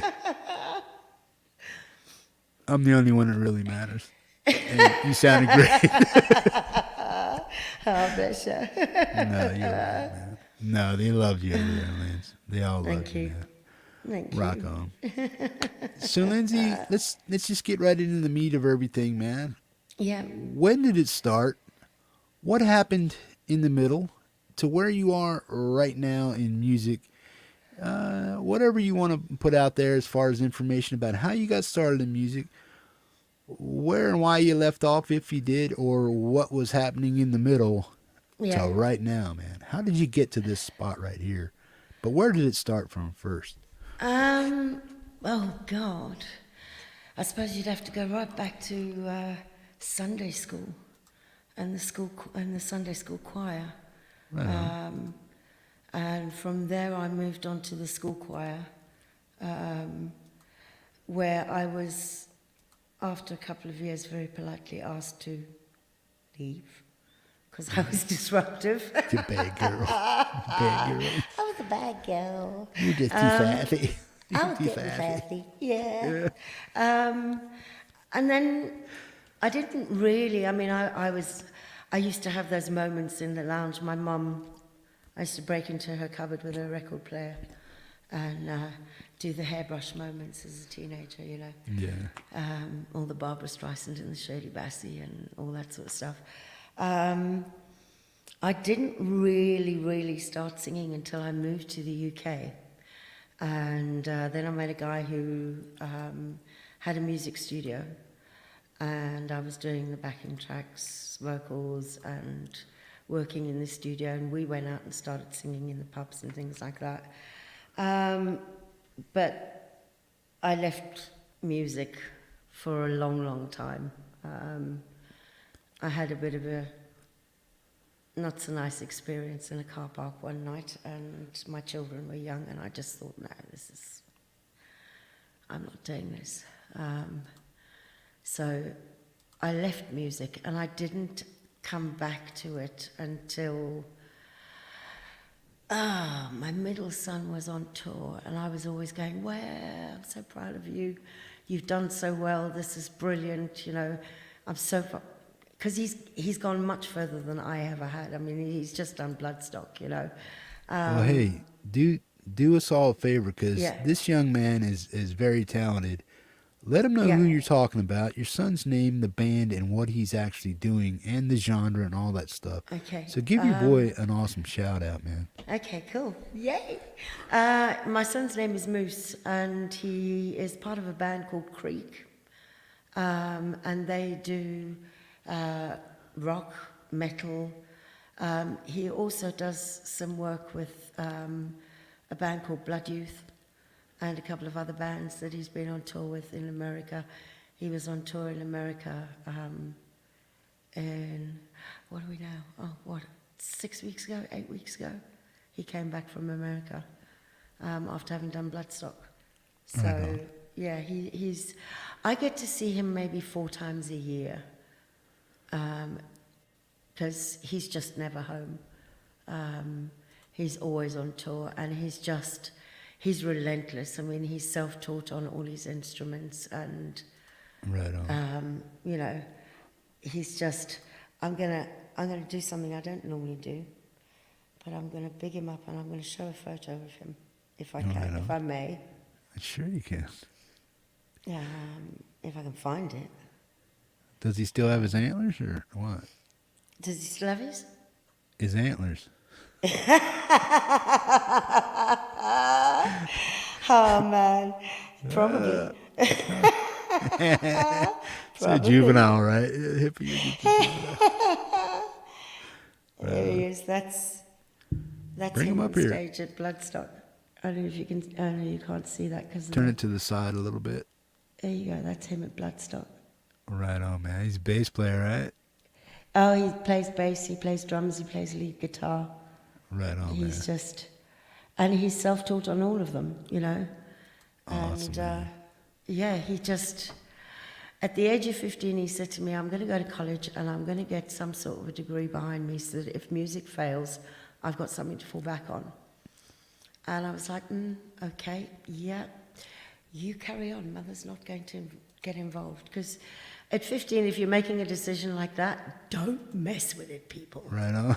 He's got his head screwed on. He's got goals. You know? He's got goals. So I left him, and he's just, he's rocketed. And I couldn't be more proud of him. He's an incredible musician. Anytime that you get a link of a special show that he's done, and if they would like to be played here on the show, I'd be glad to have him. As long as it's no copyrights and all that crap that we're going to get. Well, but I'd love to have him on here. Yeah, I have actually spoken to him, and he has said that you guys can play Greek off their channel on YouTube. On. So good deal. So What's the biggest accolade as far as your music career that you would consider?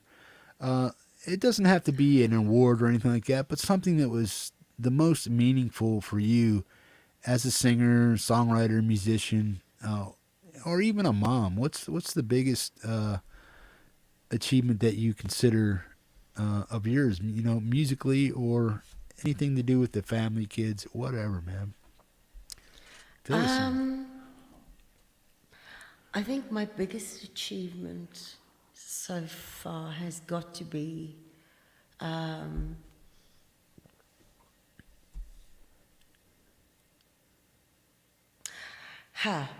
do I mention that one or do I mention that one or don't I mention both of them. I'm just kidding. I'm just kidding. Give it all to us, man. I think my greatest achievement so far has been, let me turn this down, sorry. Has probably been being a better mum to my kids. Being a better mum to my kids and turning myself around in order to be able to do that. Right on. And next would probably be writing my first song. Right on. There's that Mr. Luckett again. He's infiltrating everything, man. Yeah. Can't keep his miss out of anything. Yeah, no, I think just to be able to finish it and feel like it was something that I could send to Ian that was worthwhile, that was going to have a purpose. Yeah, I think that's got to be the best thing I ever did, was writing my first song after the kids.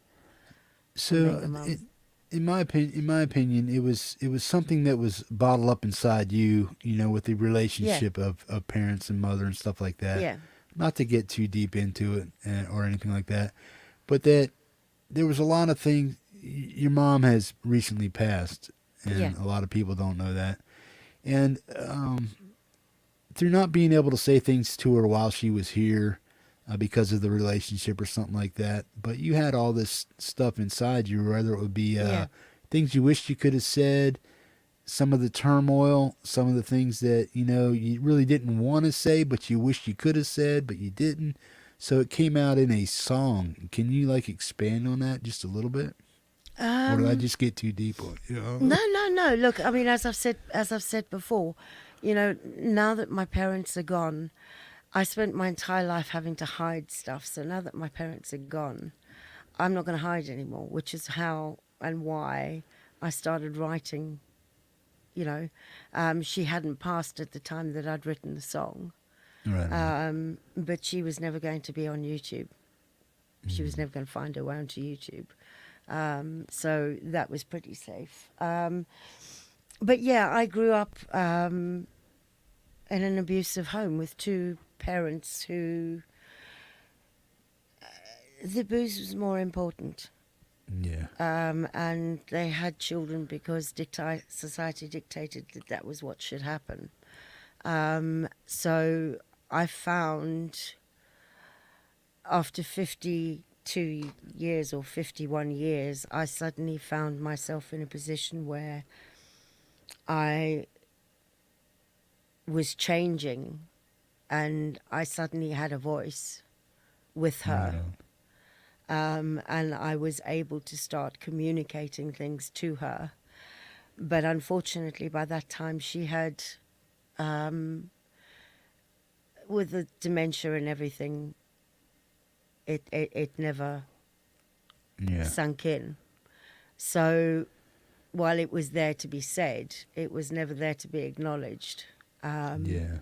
So my way of getting a response to that was to write the song, and to write in there about the fact that, you know, not my sister or I ever felt like we were loved. We didn't feel like we were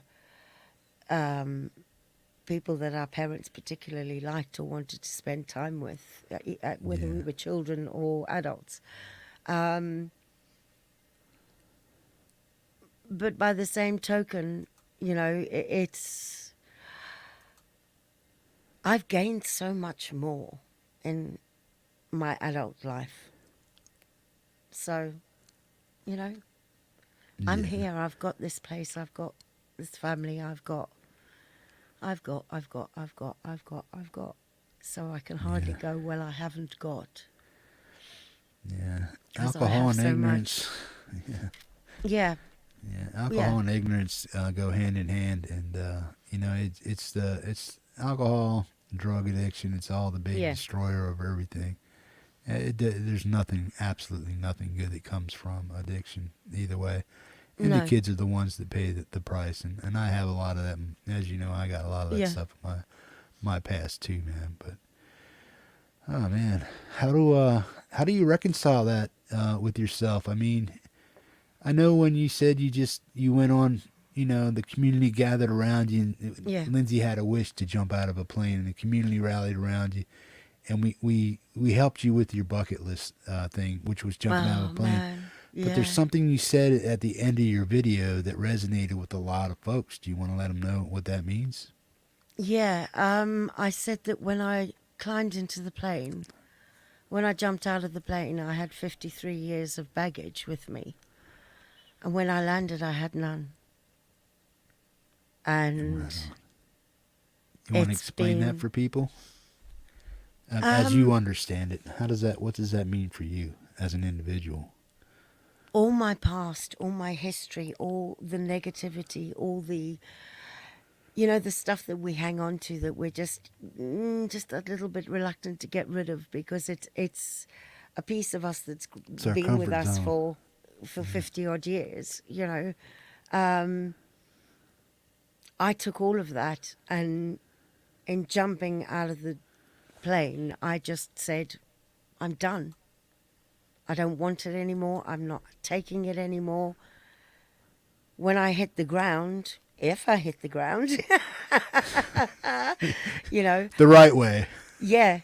You know, if I hit the ground in the right way, I have achieved something that I've wanted to do all my life.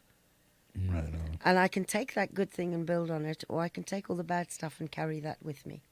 And like this. Right on. And I chose to let go. So you took it up, and on the way down, you said, screw you, get the hell out of here. Yeah. Fly free like a little birdie. Oh, man, so did I. Oh, Yeah. wow. Yeah, I did. I looked down on birds flying, and it was just... That don't happen often. No. As I said afterwards, you know, very few people get one incredible, perfect moment in their lives. Right on. And I got mine. Yeah. I got Tell mine. them how it came down. to be, man. When you were on your birthday bash and you mentioned this. Tell them what happened. Yes. Tell them how special this community really is. Because a lot of people don't know, man. They just see this big dumb goof spinning stuff and all this other stuff. Yeah. They just, oh, look at this goof. He's spinning videos and stuff. There's more to this community than meets the eye. Yeah, there and a lot is. of people do not know what goes on in a lot of the background stuff. Some do, some don't. Hopefully they catch on, because to me, I mean, a little biased, but I think it's the greatest community here on YouTube, man. And I'm glad to have you as a part of it, and a lot of other fine folks in here. I'm incredibly grateful to be here. Yeah, my birthday. I have two incredible friends in Laurie and Heather, who, up until the day before my birthday, I was going to be on my own for my birthday. So the two of them decided to do a show for me for my birthday so that I had company. And well, we if were they all didn't, laughing I and was joking. gonna. So I just wanted to let you know that. Oh, right. I didn't know that. But you were there, and, Yeah, of Francis course. was there. There was a lot of people there, and we were talking, and I said, I can't remember how it came about, but I said, oh, I'm planning on jumping out of a plane. I'm going to save up and I'm going to jump out of a plane. That's what I wanted to get myself for my birthday. And Laurie immediately went, well, my PayPal is, and I'm sitting there going, no. And Heather's going, yes, and you can send it to Laurie, and I'm going, no. And you're sitting there extremely quiet, and I'm going, no. And Laurie's going, yes, and Heather's going, yes. And I'm going, oh my God. And I have to say, as the show was going on, I was getting a little bit, not happy, not happy. But now and afterwards, I thought about it. And you know what? They just took charge and they just said, right, you're having your dream. This is what we're doing, people. And the community just stepped up. You were... I don't want to mention figures because there were a lot of people that put into it, but I mean, you started the ball rolling with a sum that even made my eyes water, and people Joking just. me. Yes, no. I mean, Laurie's like, okay, well, let's check the PayPal, and she's like, oh, well, you had this much, and and I'm going, you're kidding, and I'm thinking to myself, what the hell, never for a second did I expect the response that people gave me. You didn't know nobody loved you that much, right? It's like, right on. No, I didn't. You're right, I didn't. And it was just, I literally put the phone down from Heather and Laurie and started crying because I was just like, oh my God, what the hell? And it took me a few days to process, I'll be honest, because it's not, something like that doesn't happen in my life. It never has. Right. So for this to come along was, yeah. And that was the start of an incredible experience of jumping out of a plane. And this community took me to heart and just made it happen. Right on. And I am, thank you. And I mean right that. on, man. Thank you know you. we love you. We know we love you over here, man. I hope you know that. Yeah. You guys rock. And wow. This So, big yeah. dumb goof's got your back all the time, so no worries there, man. Oh, I know. Don't worry I about know. that. And likewise, honey, Right on. Good deal. Yeah. So should we do another one of these things? Yes, we should. You got me all, I'm all puddled over here, man. You can see it. I'm glazed over. You got me. Oh, I love you.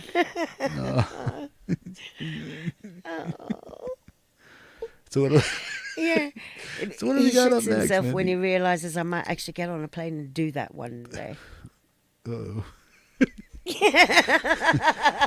Uh-oh.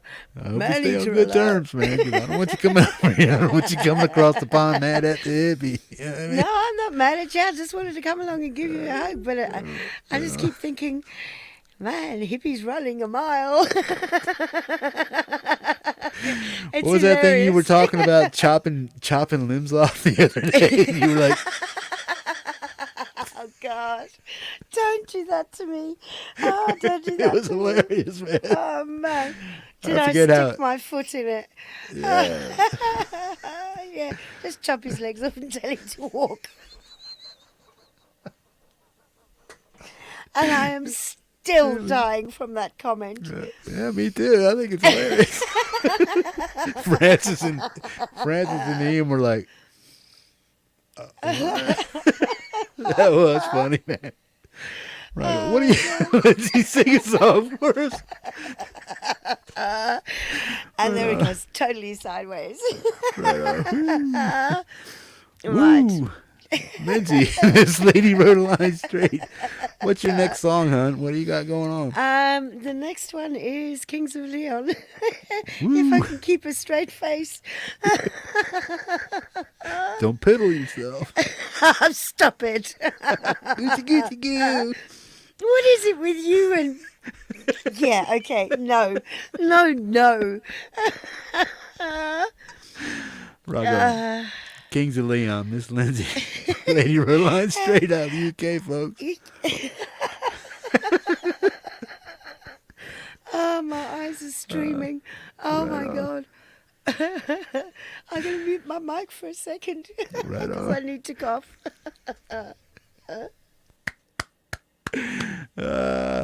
Hilarious stuff, right?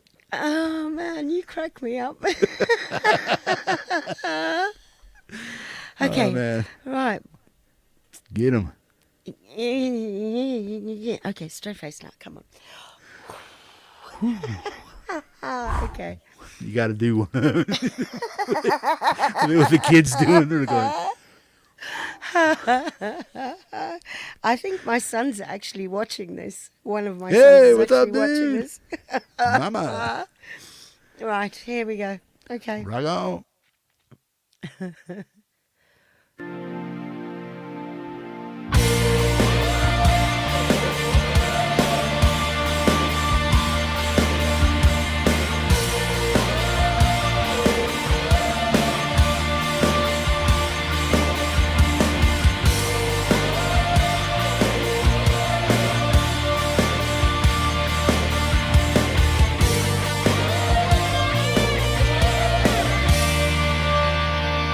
I've been roaming around, always looking down at all I see. Painted faces fill the places I can't reach. You know that I could use somebody. You know that I could use somebody. Someone like you and all you know and how you speak. Countless lovers under cover of the street. You know that I could use somebody. You know that I could use somebody. Someone like you.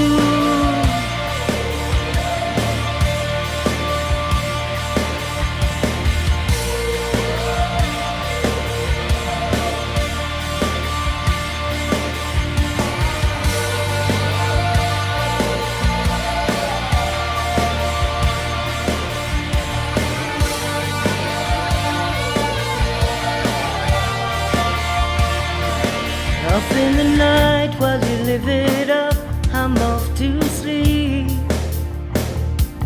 Waging wars to shake the poet and the beat. I hope it's gonna make you notice. I hope it's gonna make you notice. Someone like me.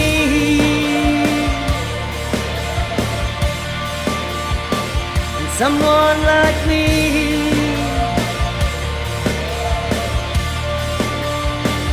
Someone like me, somebody.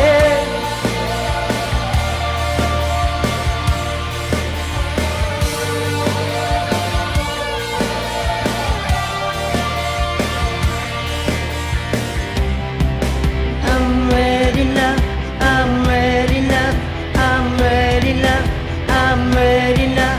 I'm ready now, I'm ready now, I'm ready now.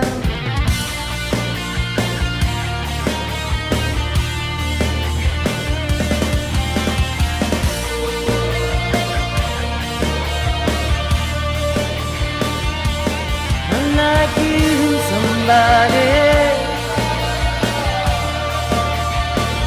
Someone like you, somebody. Someone like you, somebody. I've been roaming around, always looking down at all I see.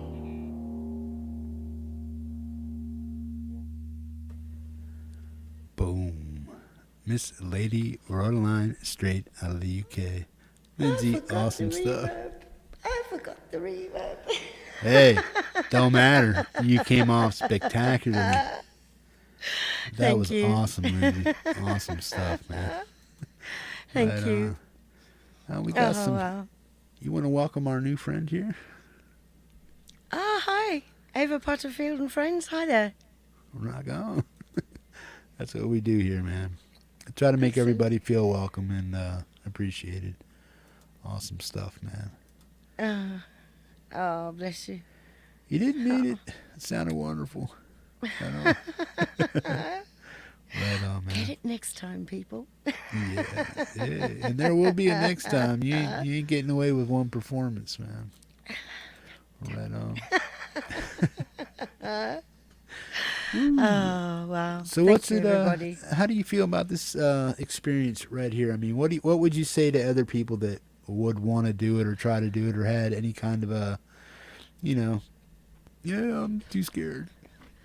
I would say don't be, because Yeah, for starters, it's the process to get ready for it is so welcoming and so easy and made so, relaxed and everything by you and Francis and Ian that, yeah, it's just the whole thing from start to finish has been so incredibly comfortable and relaxed and, it's actually a really it's a fabulous experience.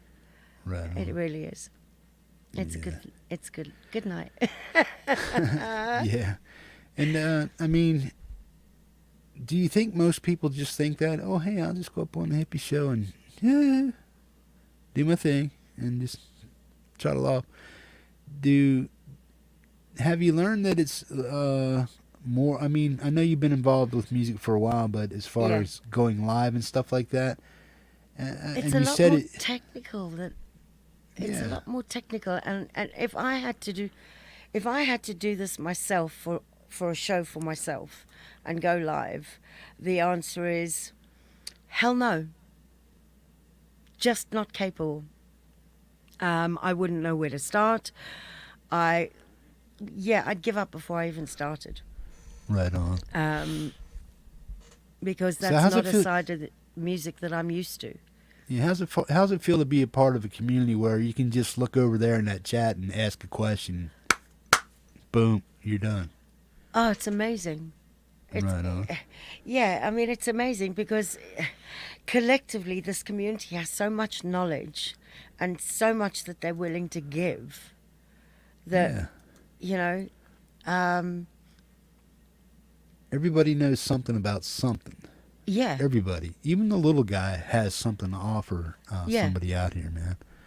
And I haven't come across anything at the moment, up until now that I've wanted to know that I haven't been able to find out like that. Because if I don't know someone who knows it, or I do know someone who knows someone else who knows it, and it's literally a message goes out. I mean, I put a message out for some graphics, and I got a response from a guy in Australia within half an hour of me putting Right the on. message out, saying, "I'm here. What would you like?" Yeah. So it's Right on. there's a fund of information out there, people. Use it. And if you don't get the answer over there, you just ask this big dumb Yeah. goof, and he'll tell you where to go to get the information that you need, man. Nobody's ever turned away or looked at as differently here because we're all at different stages of our musical development. And Yeah. that's what we're here to do is encourage people, not discourage people, and to make to help them get better as they go. Is there anything, I mean, dare I say, have you gotten better since you've been here? Musically or singing wise and anything?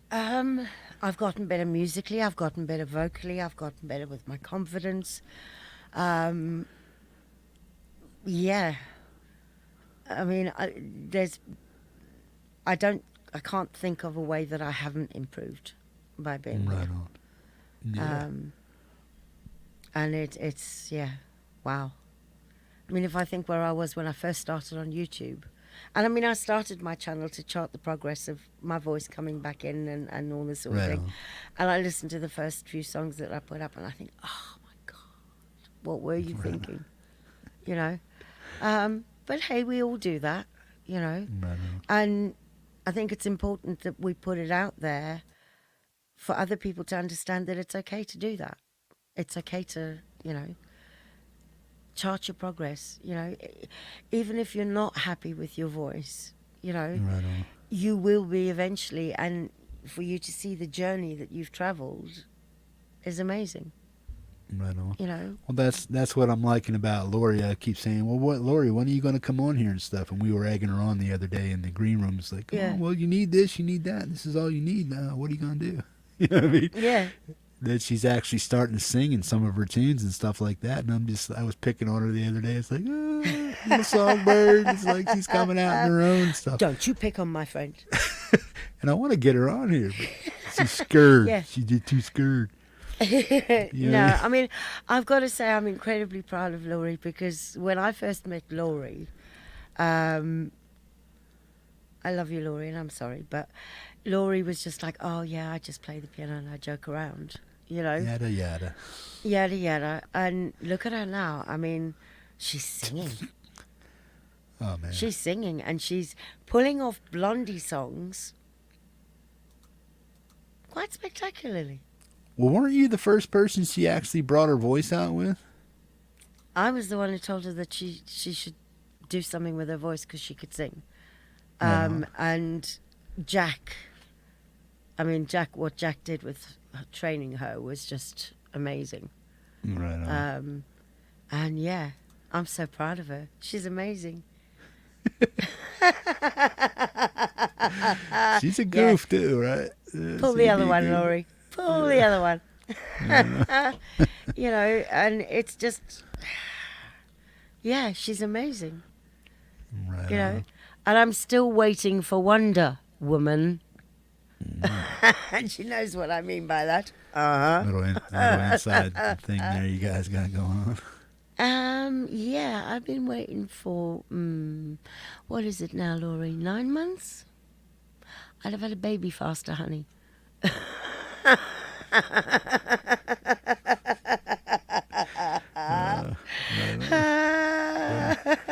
I think Mike's back there. He's drunk. He's falling off his piano stool. Yeah. Cheers, Mike. Now that I've done the first two, I'm gonna. Yeah. What are you hello. doing? You can't have that near your stuff. I keep telling you. Stuff over there. Drink over there. Yeah. Never Better the not twain spill shall it. meet. Lady, it's been a pleasure having you on. We're going to have you back to finish up Okay. your two songs a little later. But do you want to introduce Mr. Molino here? Yeah. Before I do that, can I just say I am Yeah. incredibly honored to be sharing the forum with these three musicians because Right they're on. incredible. And thank you. It's been amazing. So, Right on. on to Mike Molino. Man, I listened to him in the green room and wow, he can play. Wow, play. thank you. Right on. Yeah. We got you, Mike. You're good. All right. Yeah. And that was an amazing performance by Thank you. lady. Thank and, you. and it's inspirational story, too. I mean, it was just awesome. Love it. Thank you. Thank Right you. on. I give you a lot of credit, and you should be proud of yourself. It's great. Oh, thank you. Everything you've done. And everybody. It's just a great show tonight, isn't it? I mean, it's just It's amazing. an amazing show. And you know what? I have to confess, I hadn't heard your music before the green room tonight. No, and I don't think many people have because it's my own fault. You know, I just probably don't apply myself as much as I should. But that's what I'm trying to Yeah, I fix, played and that's you- why I'm here tonight. Yes, Yeah, Well- I it played has you been a great. few months ago. Yeah. I played you a Yep. few months ago, but I haven't heard anything from you since, and I was kind of like wondering. Then it's like who was it? PapaTom said, "Yeah, man, check this out." And it's like, well, yeah, because we do know each other. It's just Yep. not as well as I would like. And I would love to have more of your music on here. And I'm glad that you stepped up and wanted to do this, man. I really appreciate that. And I know these folks are in for a treat also, man. Awesome. Well, I've Yeah, had the thank honour of hearing you for the first time tonight, and wow, Wow. I'm impressed. Thank you. You know? I can't wait to hear more. So I shall back out and leave you to it. Take care. See you in a Take bit. care. We'll see you in a little bit, lady. Okay. Bye. Thank you. Give it up for Lady Rodaline Strate, folks. Boom. Mr. Molino, Hello. what's up? From Oh, Salam. Yeah, no, having a great time. This is New good. Hampshire. I'm enjoying myself here. It's been fun in the green room and in the Right chat on. and all the entertainment. It's awesome. Thank you for having me. No worries. You have a song up and ready. We're going to change it up a little bit. We're going to just let you rock and roll right now, and we'll get we'll get one song in, then we'll talk a little bit, and then we'll get your next song in. Then right after you're done with your second song, we're going to bring all the performers back in. You guys can do a little round table. Any questions you want to ask, we'll field a few questions from the chat, and then we'll do our closing circle of music, starting out with Neja, then PapaTom, then Lady again, and then we're going to get your other two songs up for the folks to listen to, man. So what do you got up for us first, Mike? Well, first, sorry. No worries, man. I thought I was going to play, but I want to talk. Okay, well, let's talk then. Well, I'm just going to tell you a little about the song I'm going to play first. It's called Good Is Right on. Gone. I wrote it back in 2020, around the springtime of 2020. There was like this virus thing going around. I don't know if you all remember that or not. Yeah. And I was just like amazed by how city streets were empty, and the world was just like a barren place, and everybody was saying, Apocalyptic shit, right? yeah, like it was just nuts. Like I've never thought I'd see anything like it. And people were like, oh, if we don't do this, we're gonna be gone. And I'm looking at this and I'm like, where is good is gone. So Yeah. kind of where the song came from, and yeah, I'll jam it out. And I think hopefully You you'll want to say the name of the song again? Good as Gone. Right on. Mike Molino out of Salem, New Hampshire. Get him, Mike. Yeah.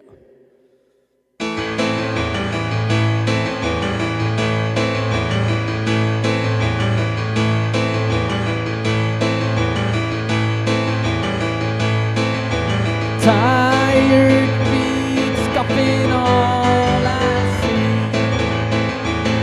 Weighs on me catastrophically. And the day turns to night, and the night. Then today, week, month, year, it's so clear, so long as good as gone.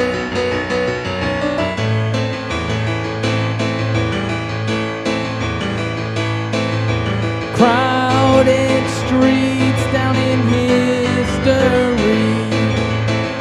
This can't be beat, must be fooling me. Couldn't see the pavement through the crowd, now in empty, barren grounds. Who'd have thought that this would make it bad as wrong as good as gone? Let me take you for a ride to forbidden places we weren't born to run and hide. Vaccinate or lose your rights. Block your toxic faces, empty spaces, locked in stasis to survive.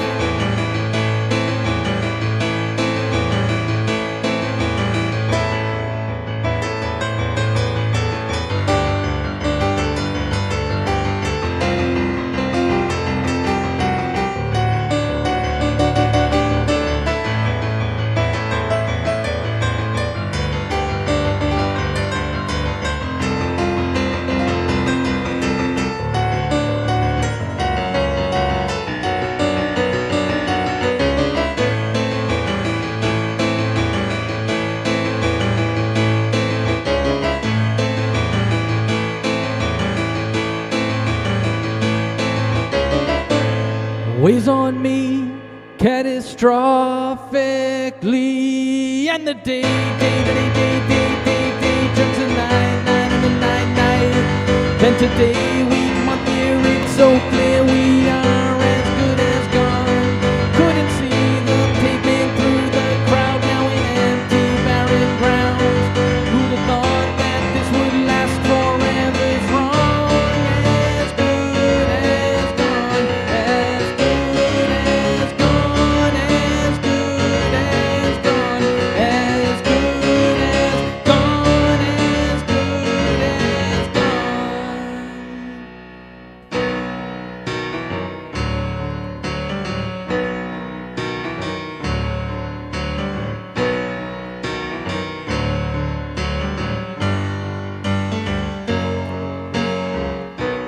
Let me take you for a ride to forbidden places, running high, vaccinate or lose your rights, toxic faces, empty spaces, locked in stasis to survive.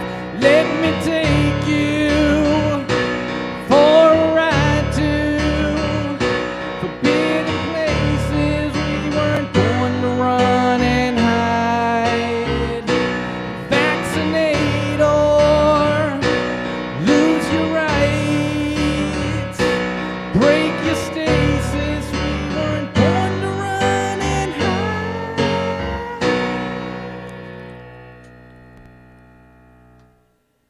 Boom. Mike Molino. Awesome stuff, man. Hey, thanks, man. I don't know if you Right on. noticed, but I had my mouse on my keyboard and it started like falling down as I was playing. I thought something was like, uh-oh. I'm like, oh Yeah. no, I gotta hit that key, and the mouse was there, and I'm like, oh no, all right, but didn't got around it. It wasn't too bad. Awesome stuff, man. Folks, give it up for Mike Molino, man, out of Salem, New Hampshire. Awesome stuff. Cheers. Mike, welcome back to the channel, man. Like I was telling people earlier, I did share some of your music a while ago, but you kind of like faded off Yeah. into obscurity, man. Where did Mike Molino go?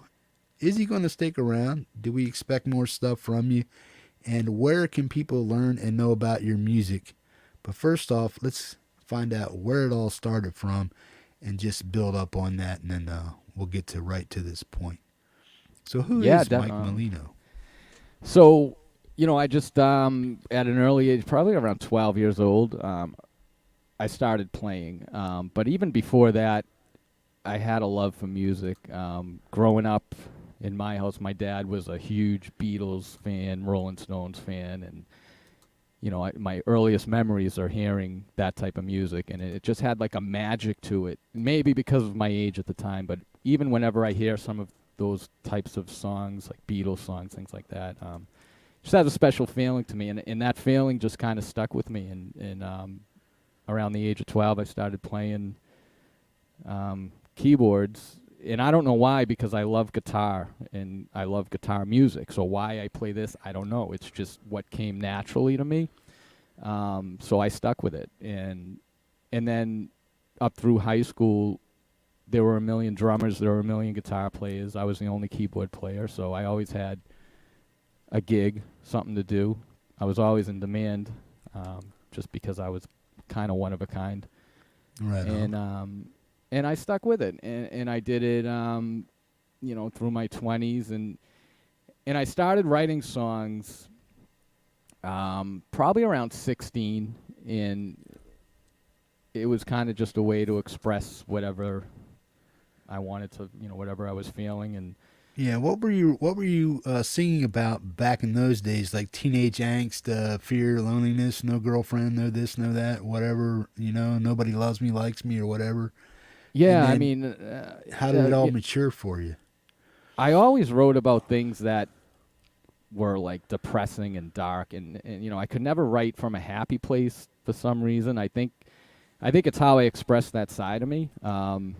You know, if people that know me in daily life think I'm just like this happy-go-lucky, nothing bothers me, but little do they know, all I see weighs on me catastrophically, as I just Right on. sang in that song. But it's where I let it out. So that's where it comes from. I think if somebody who didn't know me and didn't know my music just read my lyrics, they'd probably think I need a psychiatrist or something. A little therapy, right? I think we all need therapy, bro. But you know, that is my therapy. So yeah, I mean, I guess back in the teenage days, it came from a place of wanting a girlfriend or, you know, Self-loathing, fear. yeah, you know, just angst, rebellion, that sort of thing. Poor me. You know, oh yeah, you know, and then you know, I hope it matured since then. I guess it did. Yeah. I think I wrote the first song that I actually consider the first song I ever wrote, probably when I was around 21. I find, like, I had written songs before then, but that was when I was like, wow, I did it. Like, this is actually a song. And I recorded it, and people heard it, and I played it live, and I just got the bug from there. I was like, wow, this is an amazing thing, and kept going with it. And then I recorded a full album in 1999, and didn't do much with it, but I did it. It was my goal to like have a real back then CD, you know, Right and on. with the artwork in it and the lyrics printed in it and everything like that. Was my ultimate dream to do, and I did it, you know, and I felt like I accomplished something when I did that. I'm like, wow, I did a full-length album, you know, and it's done. But I didn't promote it. I didn't tour on it. I didn't do anything like that. I ended up actually joining cover bands after that and just playing out around New England. And Is that cover album bands. available anywhere online right now, as far as your SoundCloud and stuff like that? I know you got a new album out, and we'll get to that. Yeah. But talk about that. Continue talking about that first album. So yeah, that first album is on my SoundCloud. It's called Angel Seed, and that is on my SoundCloud. I think it has like 13 songs on it or something, and so that is up on the SoundCloud. And then I have like an EP up on the SoundCloud that I did after that, and then another album that I recorded after that called All Things Considered. And then after that, I really didn't do much writing for about 15 years. Got married, had kids, and Right on. it kind of took a back seat. And then just recently, in the last couple of years, I got heavily back into writing and again, and that's the album that I just finished called Metal Piano. Metal Piano, right on. Yeah, and I called it Metal Piano because, you know, I'm a keyboard player, I'm a piano player, but I don't think I'm a traditional keyboard or piano player. I come more from a rock metal background, although this is the tool I use. Yeah. So I thought metal piano was a cool thing, and I figured if we could have a metalhead hippie, we could also have a metal piano. So Why not? Hey. Right on.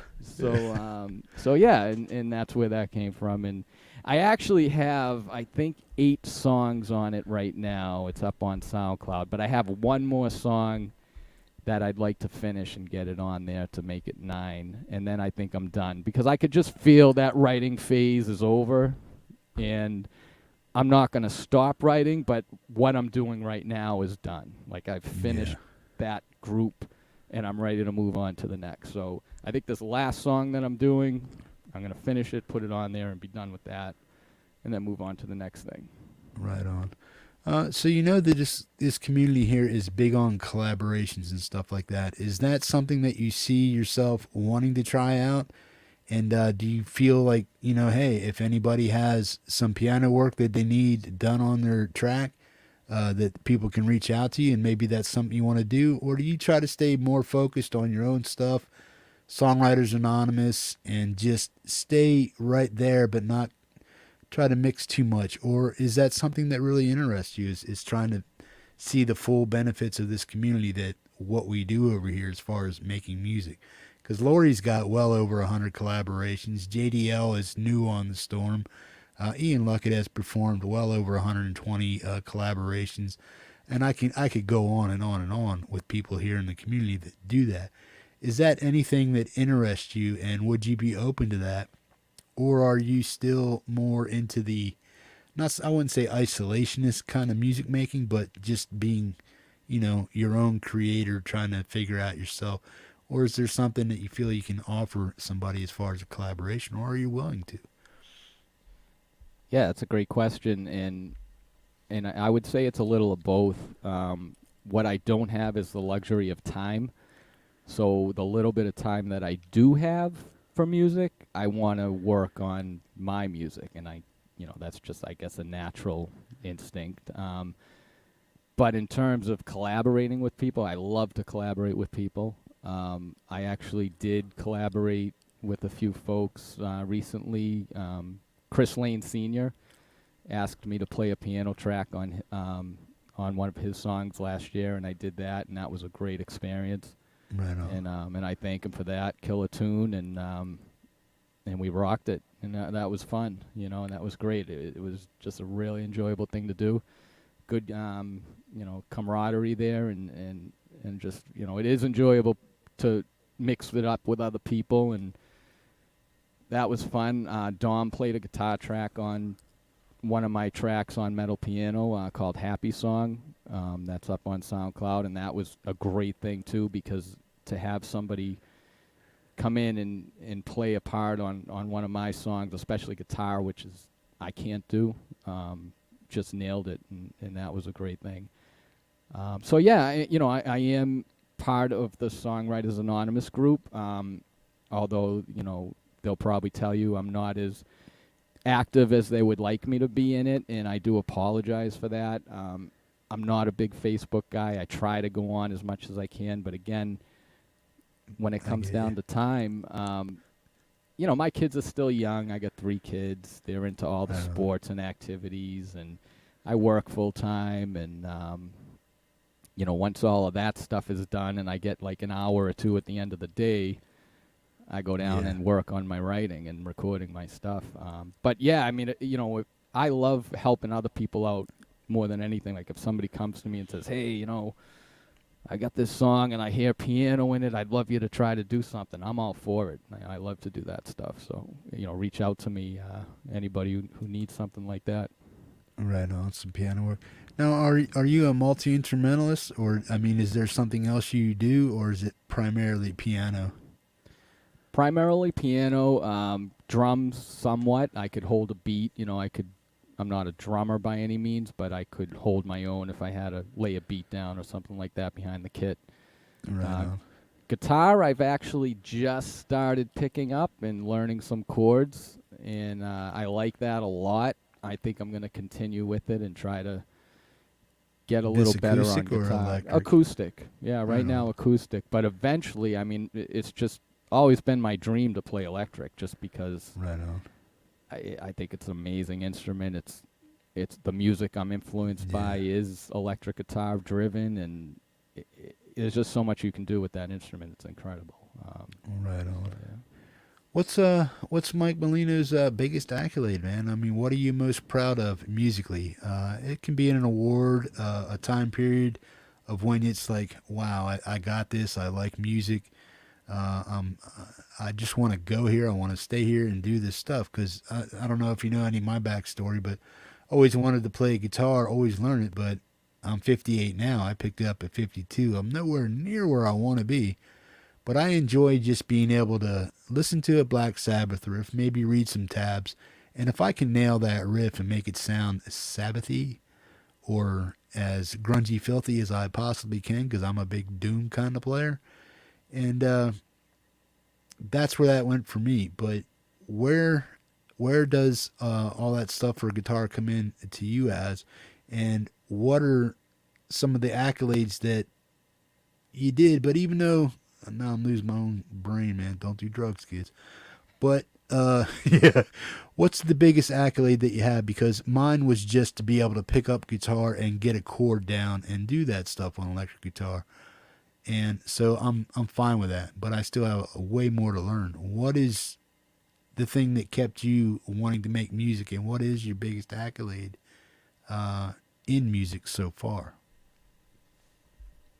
I think just being able to do what I just did, being able to play and sing something that I wrote, when it all comes together from A to B, start to finish, and I do some stuff in the middle, and that is an achievement in my eyes. When I first started playing, I didn't sing while I played at all, and then eventually I was able to start doing that.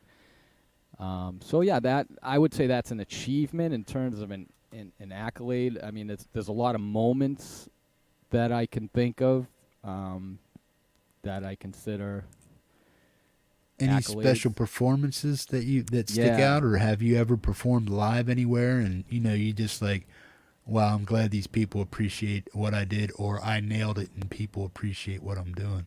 Was there a moment like that for you?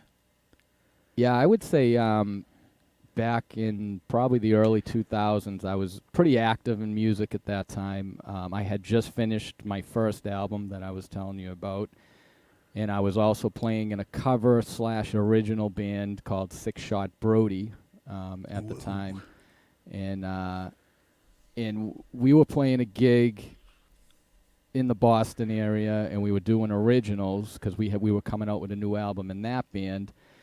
And I remember, like, that week, I picked up this music magazine. I don't even remember what it was called.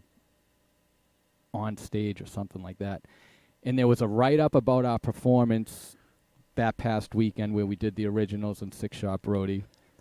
And then on the next page, there was a write-up about my Angel Seed album that had just come out. And I was like, wow, I'm all over this thing, and it was like, that was a pretty high point for me because I felt like I was there, like I was being talked about in a couple of different senses. And they were excellent articles, too. They were both praising the live performance, the album. And so that was a pretty good time, a pretty good moment in my music career, stuff like that. Yeah. When I know a lot of, I wouldn't say ego or anything like that, may or may not be involved in it. But is that a stroke to your ego, or is it something that says, yo, I created something that people really appreciate? It doesn't go into the ego category. It goes into, wow, man, I did something that people really dig. And it has no ego boost to it or nothing like that, but that people had that much, liking of what you were doing, that it just really like moved you or whatever.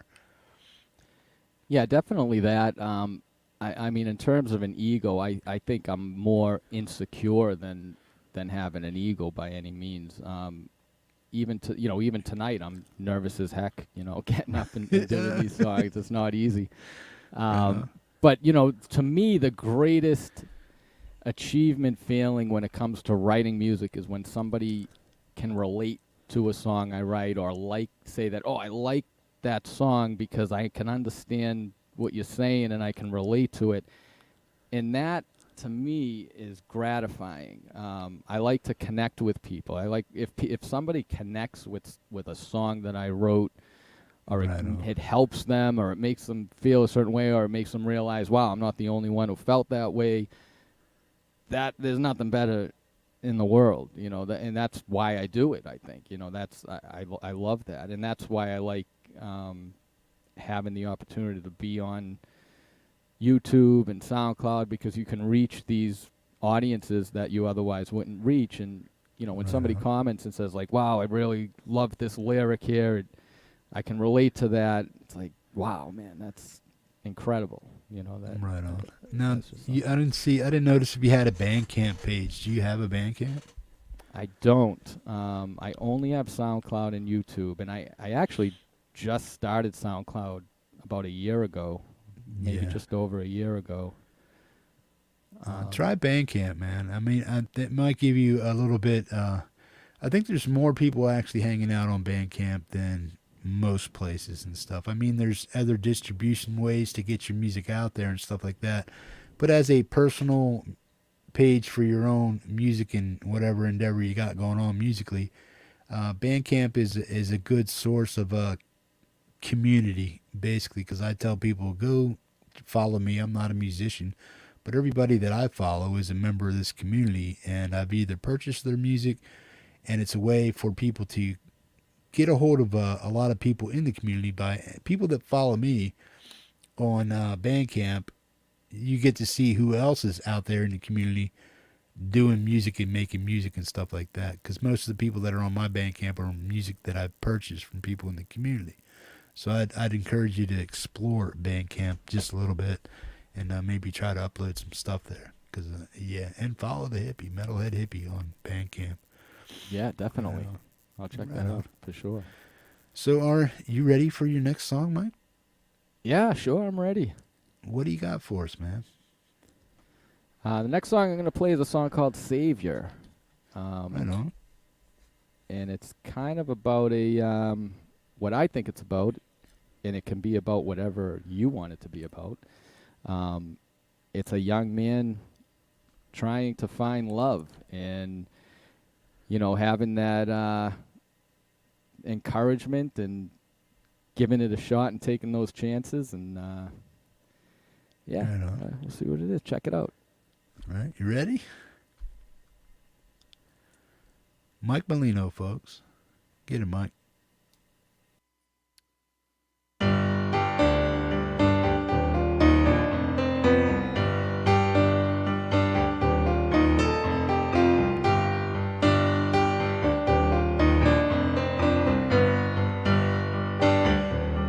Jump in and save her.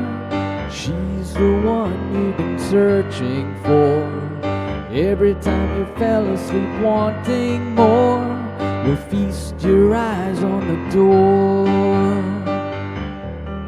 Under the starlit sky, the universe couldn't tell me why.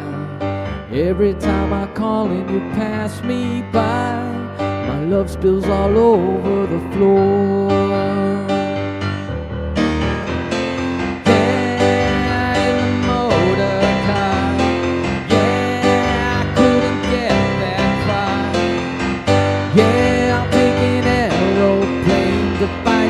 Wherever you may be in the world, to find you wherever you may be.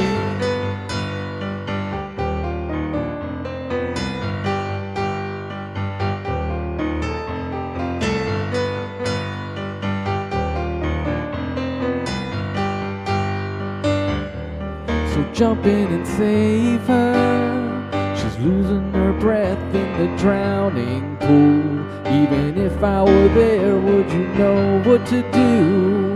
I can't provide you with more.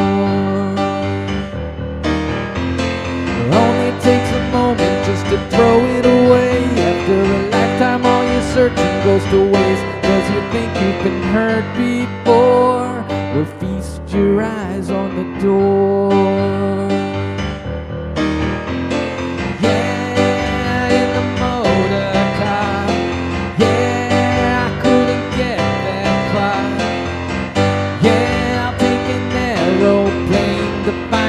Wherever you may be in the world, to find you wherever you may be in the world. If I knew wherever you could be in the world, if I knew wherever you could be.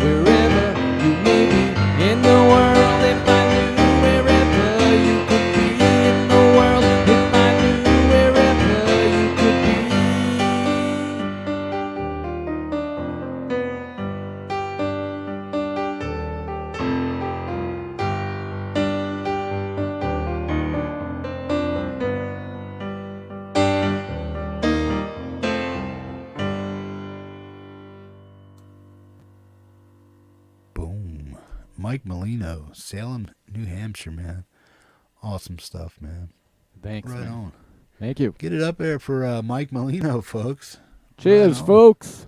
Thanks for Right listening. Thanks for tuning in tonight. The drunken piano player. Nah, I ain't drunk. Am I? Oh yeah, I can't play without a couple of beers. Come on, Yeah. man. A little liquid courage goes a long way, all right? Hell yeah, man. Rock on, man. Let's see, man. So, overall experience. So, what was your overall experience when you said you would do this? Did you know what to expect? And how was the transition from doing what you know to what has to really happen? How did that work out? Did it go as smooth as you thought it was, or was it just like butter? Yeah, so I'll take any chance I can get to play live, especially my stuff live. And I do a lot of open mics in my area. Anywhere that does open mics, I just show up, play a few songs. And I love your show. I've been on it before. You've played my stuff before, and I thank you. And when I saw that you were doing a live show, I saw it through the Songwriters Anonymous. They were talking about it, PapaTom and Neja and Dom, and I was like, yeah, I want in. And Chris Lane Sr. comes in. He's like, it's made for you. That you'd be great on there. And I'm like, yeah, Right I got to do that. And so then PapaTom was great. He gave me the information, and I'm so ignorant. I'm like, I don't know. What do I do? Who do I call? And so he said, yeah, just email him and go on the show. So I emailed you. I Easy think it was peasy, Saturday. right? Yeah, and you said, yeah, can you do a sound check right now? And it was Saturday night, and I had It was just, like immediate, right? yeah. It was. Hey, we're here. You really want to be on the show? I was Get in actually here. sitting on the couch falling asleep.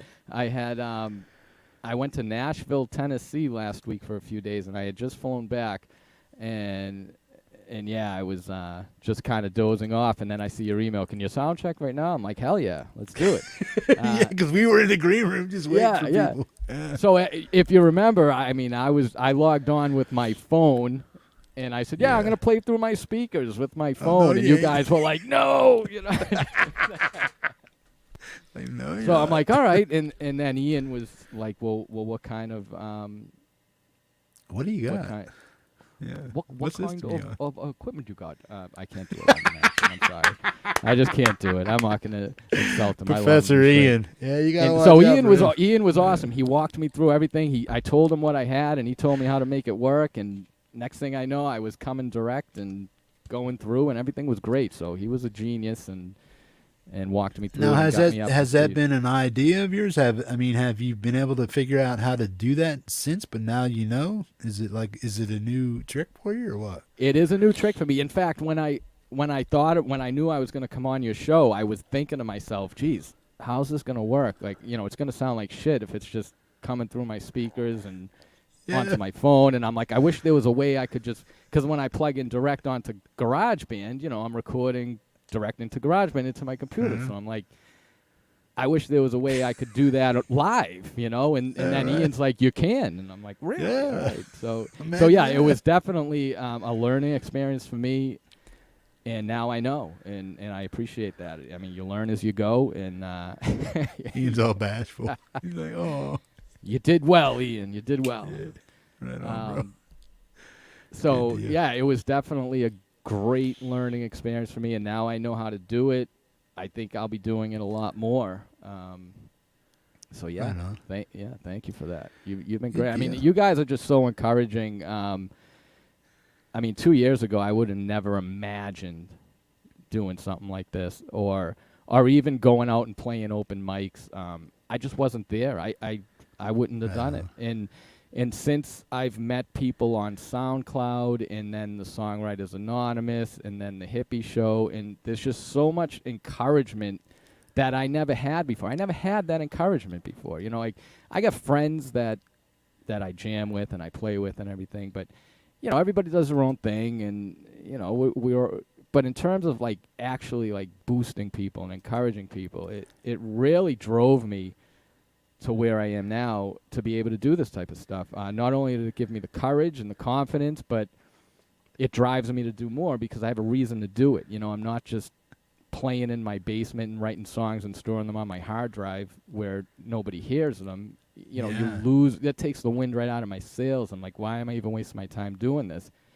But when I can actually put it out somewhere and get feedback on it, it just makes it worth doing, and I want to do it more. So I thank everybody that's watching right now, that listens, that plays, that, you know, it's just awesome. So thank you. Yeah. Well, what do you think about the camaraderie between us three guys, man? Do you think we're like three big goofballs, or you know, I gotta do you say, think we all melt together, or what? My favorite part of tonight was when you were starting to get nervous, and I don't know if you want people to know that you actually got a little nervous, but you did. Like when PapaTom he couldn't hear you, and you couldn't figure out why, and then Francis is like, well, we'll do this. And you're like, no, we're not going to do, you don't have to do that. You know, you guys started arguing a little bit. I'm like, this is great. We do that, man. Yeah, and we don't leave the show with hurt feelings, man. It's like, oh, right. No, because I know this and you know that. Well, no, that's yeah, it's great. No, it's great. That's what it's all about. Yeah, man. Yeah, we do compliment each other in various ways. You know what I mean? Yeah. Not all the time, but you know what I mean? We give each other space to do what we do, and if we think somebody's just a little off, we let them know, and we don't take it personal, you know what I mean? Hey, that's how it should be. Yeah, that's healthy. Just like, let's get it done, man. Yep. Three heads are better than, you know, whatever. You know what I'm saying? Oh, yeah. But I have fun, man, so it's like, yeah. And it's, I mean, just hanging out with getting to know you guys in the green room and, you know, learning a little more about you. And that's part of what I do because I'm the interviewer kind of guy. I'm the guy that's up here doing this. So I want to know you guys ahead of time. So I get to ask you some questions, fill you out, learn what you gotta, or what you're about and what you want to do with music and stuff like that. So it's kind of like a mini interview behind the scenes kind of stuff. I think that could be its own show in itself. It really could. Yeah, it could. Yeah, right on. So, yeah.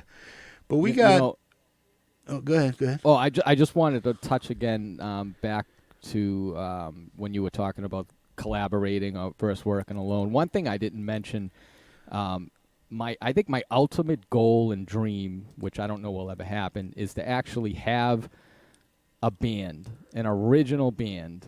You know, I've been in cover bands. I've been in cover bands that do some originals, but like right now, I just did an album by myself, and I had some players on it and things like that. But to actually have a band that we're doing original songs and we're playing out and we're recording, to me would be the ultimate thing. That's what I drive for. That's what I strive for. That's someday what I would like to have. You know, even in the writing, everybody writes, everybody inputs, but we're a band and we play the songs live, and it's a full drums, bass, guitar, keys, vocals. You know, that would be pretty cool.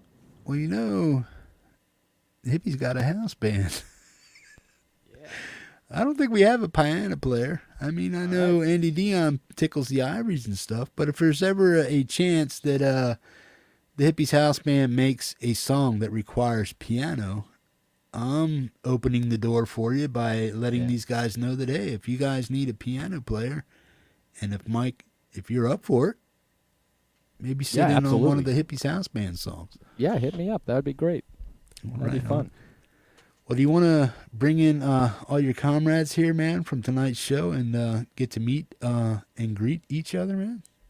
Absolutely. Everybody was so awesome. Let's bring them back in and have a little fun. Right on. We have PapaTom Caraher. We have Neja. And we have Miss Lady Rodaline Strate when she gets her fanny back in here. Lady, there she is. I'm here. Mike, that's brilliant. Absolutely brilliant. And you guys have all been amazing tonight.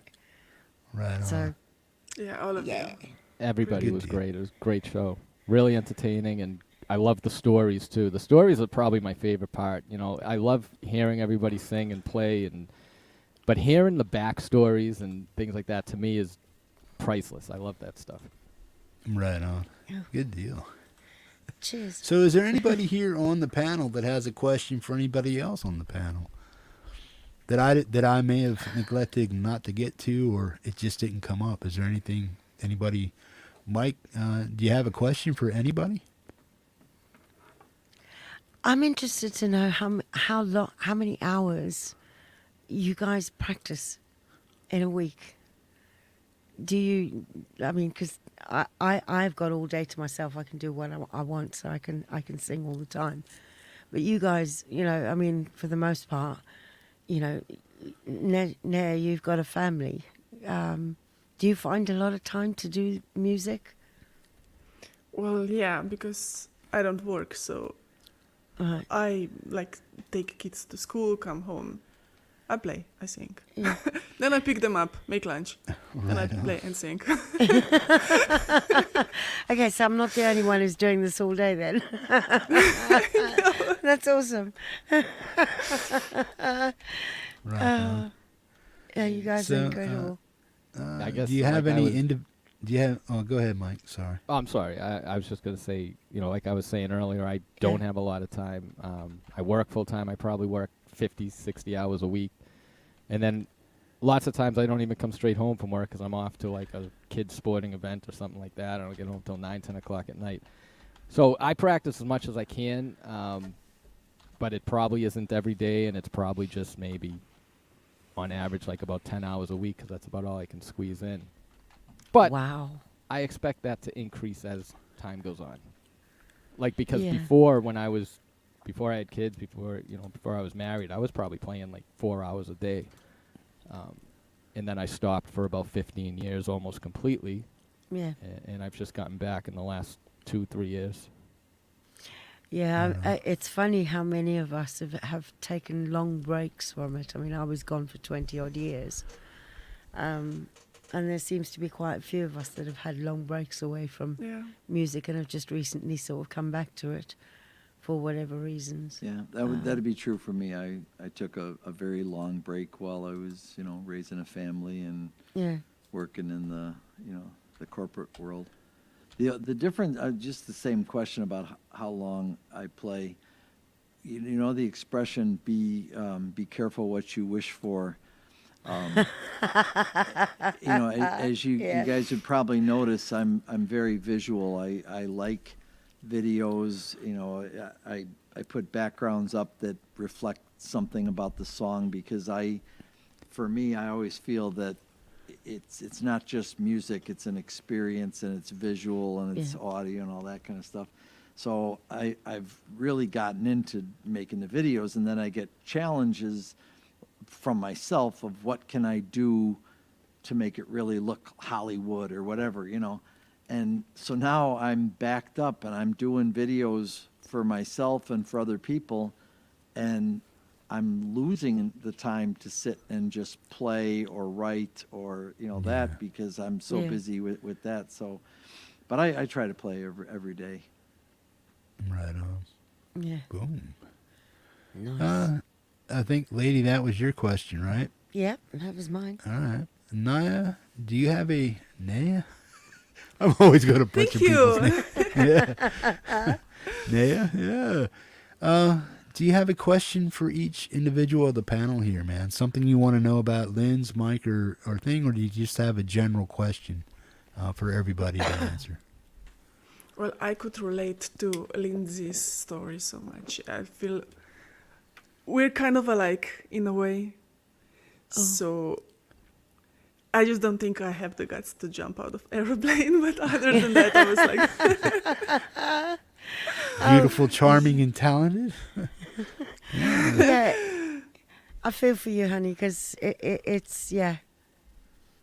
That's So a hell of a life. from what I understood, music is therapy for you too. So I guess it's therapy for all of us. Is that so? Yeah. Yeah. Yeah. I mean, particularly since I got ill and I was medically retired, it's become my release from my illness, because it's one of the few times that I don't feel pain to the degree that I do when I'm not singing. I can lose myself in it and the pain sort of sits on the back burner. And I think you can probably relate to that, Naya. Yeah, a lot. Yeah. So how about you guys? Tom. Okay, I don't. Tom is. I tell got us. a question. I really, so, as we said, a lot of us take these breaks to pursue careers or families, and then many of us found each other as a result of the pandemic. We might have been doing other, kind of live or whatever, other kinds of things like that. But then everybody's locked in and they wind up on Facebook or YouTube, and the next thing, 20,000 people are on these different groups, all sharing their songs and stuff. And I guess the question that I have is, if any of you guys have an experience from the past few years where someone has helped you do something with your music, or helped you create or do something that you never could have done by yourself. I'd love to hear more of those stories. No. Lindsay, you got a response for that? Yeah, I mean, in terms of my music, the one thing that did get me back into it was my son. I think he thought I was living vicariously through him, and I suppose to a degree I was, proud mama and all that. But if it wasn't for him making the statement that he made to me about, what you're wasting your talent, either, pick a side and get off the fence, or get off the park kind of thing. If it hadn't been for that statement, I don't think I would have come back. Because you tend to, after being away for a long time, you lose the ability when it's just you to know how you sound. Is it okay? Are you getting better? And if it wasn't for him, I wouldn't have come back. I wouldn't have started YouTube. I started YouTube purely on the basis of what he said to me. And I wouldn't have found this community, and I wouldn't have gained so much. So that has got to be a massive turning point for me. Right on. Neja, do you have a response for that? Definitely. The whole music thing has been a social experience for me, because from the very beginning, there were people who got me to do stuff. Like, my first song that I wrote was actually because I just met this guy in a spirituality group, and he was like, oh, writing songs together is the best thing ever, and let's write a song together. So I wrote a song that very day. We never did anything together, but I wrote a song. And then I wrote a couple of more, and then I was like, how do I record this? And I tried to plug my guitar directly into my computer. And he was like, that's not how you do it. You need an interface. What's an interface? Google it. So that's like, the whole journey was people telling me things I had no idea about. And then I researched from that. From the very start to Songwriters Anonymous and all the stuff that I do, all the community, everything. Right on. I never did it by myself. There's always been someone who was guiding me, helping me, telling me things. Right on, man. Yeah, I think that's the most important thing. Is like I always tell people, look over there, man, because it's all there, man. It's this community right here, and even, like I say, I'm not blowing my own horn, but this community here, this channel, has so much to offer musicians if they just sit back and listen and watch what really goes on here. And all they have to do is just look over there to that chat to see who's who and who's doing what. And every piece of music that I play on this show is done spectacularly. I mean, everybody has stepped up their game exponentially. I couldn't even imagine that this channel would have this much talent on it week to week, day to day, show to show, month to month, week to week. And the variety of stuff that I try to put out is for everybody, man, from the noob to the pro to the seasoned musician. Wherever you categorize yourself in there, man, there's always something here for folks. And for me to sit down here, yeah, it's like I got tired of seeing the little guy not being paid attention to. They'd have, say they had 200 views, but they had 20 subs. It's like, come on, folks, this is good music, man. Why ain't you guys subbing it up? So that's when I came along, and I just like, well, I'm going to try to do what I can to help the little guy, and I'm going to see what I can do and see where it goes. This is where I wanted it to go, but I never thought it would get here from there. But I had the idea to push it that way, and I just want to thank everybody in the community that has supported this show, my channel, my endeavors to get you guys' music heard, get the little guy out there, and share in this right here. Because this is what the Metalhead Hippie channel has become, man.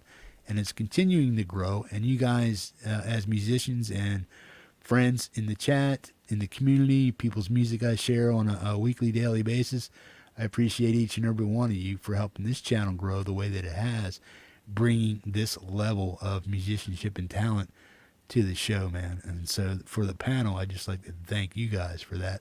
Because all of you, in some way, shape, or form, have been here for a while, helping me get this channel to grow and move the way that I wanted it to this spot right here. So for all you guys right here, and for all the guys in the chat and everybody that subbed up this channel, I appreciate each and every one of you beyond what you really know, man. So you guys all rock, man. Right on. Thank you.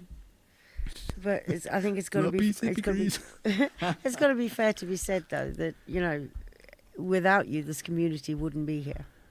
Yeah. Basically, you we're gave grateful us for the it. space Right. It's like to hang out too. It's like Lindsay said earlier. If she had to do this herself, she wouldn't do it. If I had to do this myself, I wouldn't do it. I wouldn't put myself out Me there neither. live just by myself, But you provide this platform for us to do it, and it's definitely. I mean, it's a mutual appreciation, I guess, because it's just awesome to have, and we most really definitely, appreciate man. it. Yeah. Yeah, everything you guys do, and all these musicians, man. When I watch you guys play every time I do a live show, man, I learn something musically somehow, some way. I may not be able to implement it yet, but I understand what you did there. And one day I hope to get some of those things under my fingers, into my skull, and out to you guys, like you do for right here, man. You know what I'm saying? Yep. Good deal. We'll do a collab one day. What? Who? You and me? Yeah. Yeah, why not? What the hell do I do? I don't know nothing. I'm just a goof. I just saw a comment in the chat from Preston, and the comment is and brought people in from all over the world, and I think that's the other thing that just continues to amaze me as we've all evolved together over the past few years. To think like, Neja and I are good friends, and we don't just do music together. We help each other get through the day sometimes, and Right on. and I can't even spell Slovenia, So but I to couldn't think- either. I added an extra in. but to think that and Ron Ward's another example. He'll call me in the morning, and it's like, this is just amazing. We're sitting there with this technology just on Messenger with the video, and you're talking to people and you get to know them. Dominic and I have become amazing friends, and Right on. we all just help each other, and it's sometimes not music related at all, and yet we're all over the world. So that's a great point, Exactly. Preston, and thanks for it. Yeah. I mean, Well, I mean, I've Go ahead, Lindz. I had a lot of you know my story and know the last year has been Yeah. But I had a particularly bad period after Trevor left, and two ladies that I'd never met in my life sent me the most incredible bunch of flowers just to say, you know what, we care.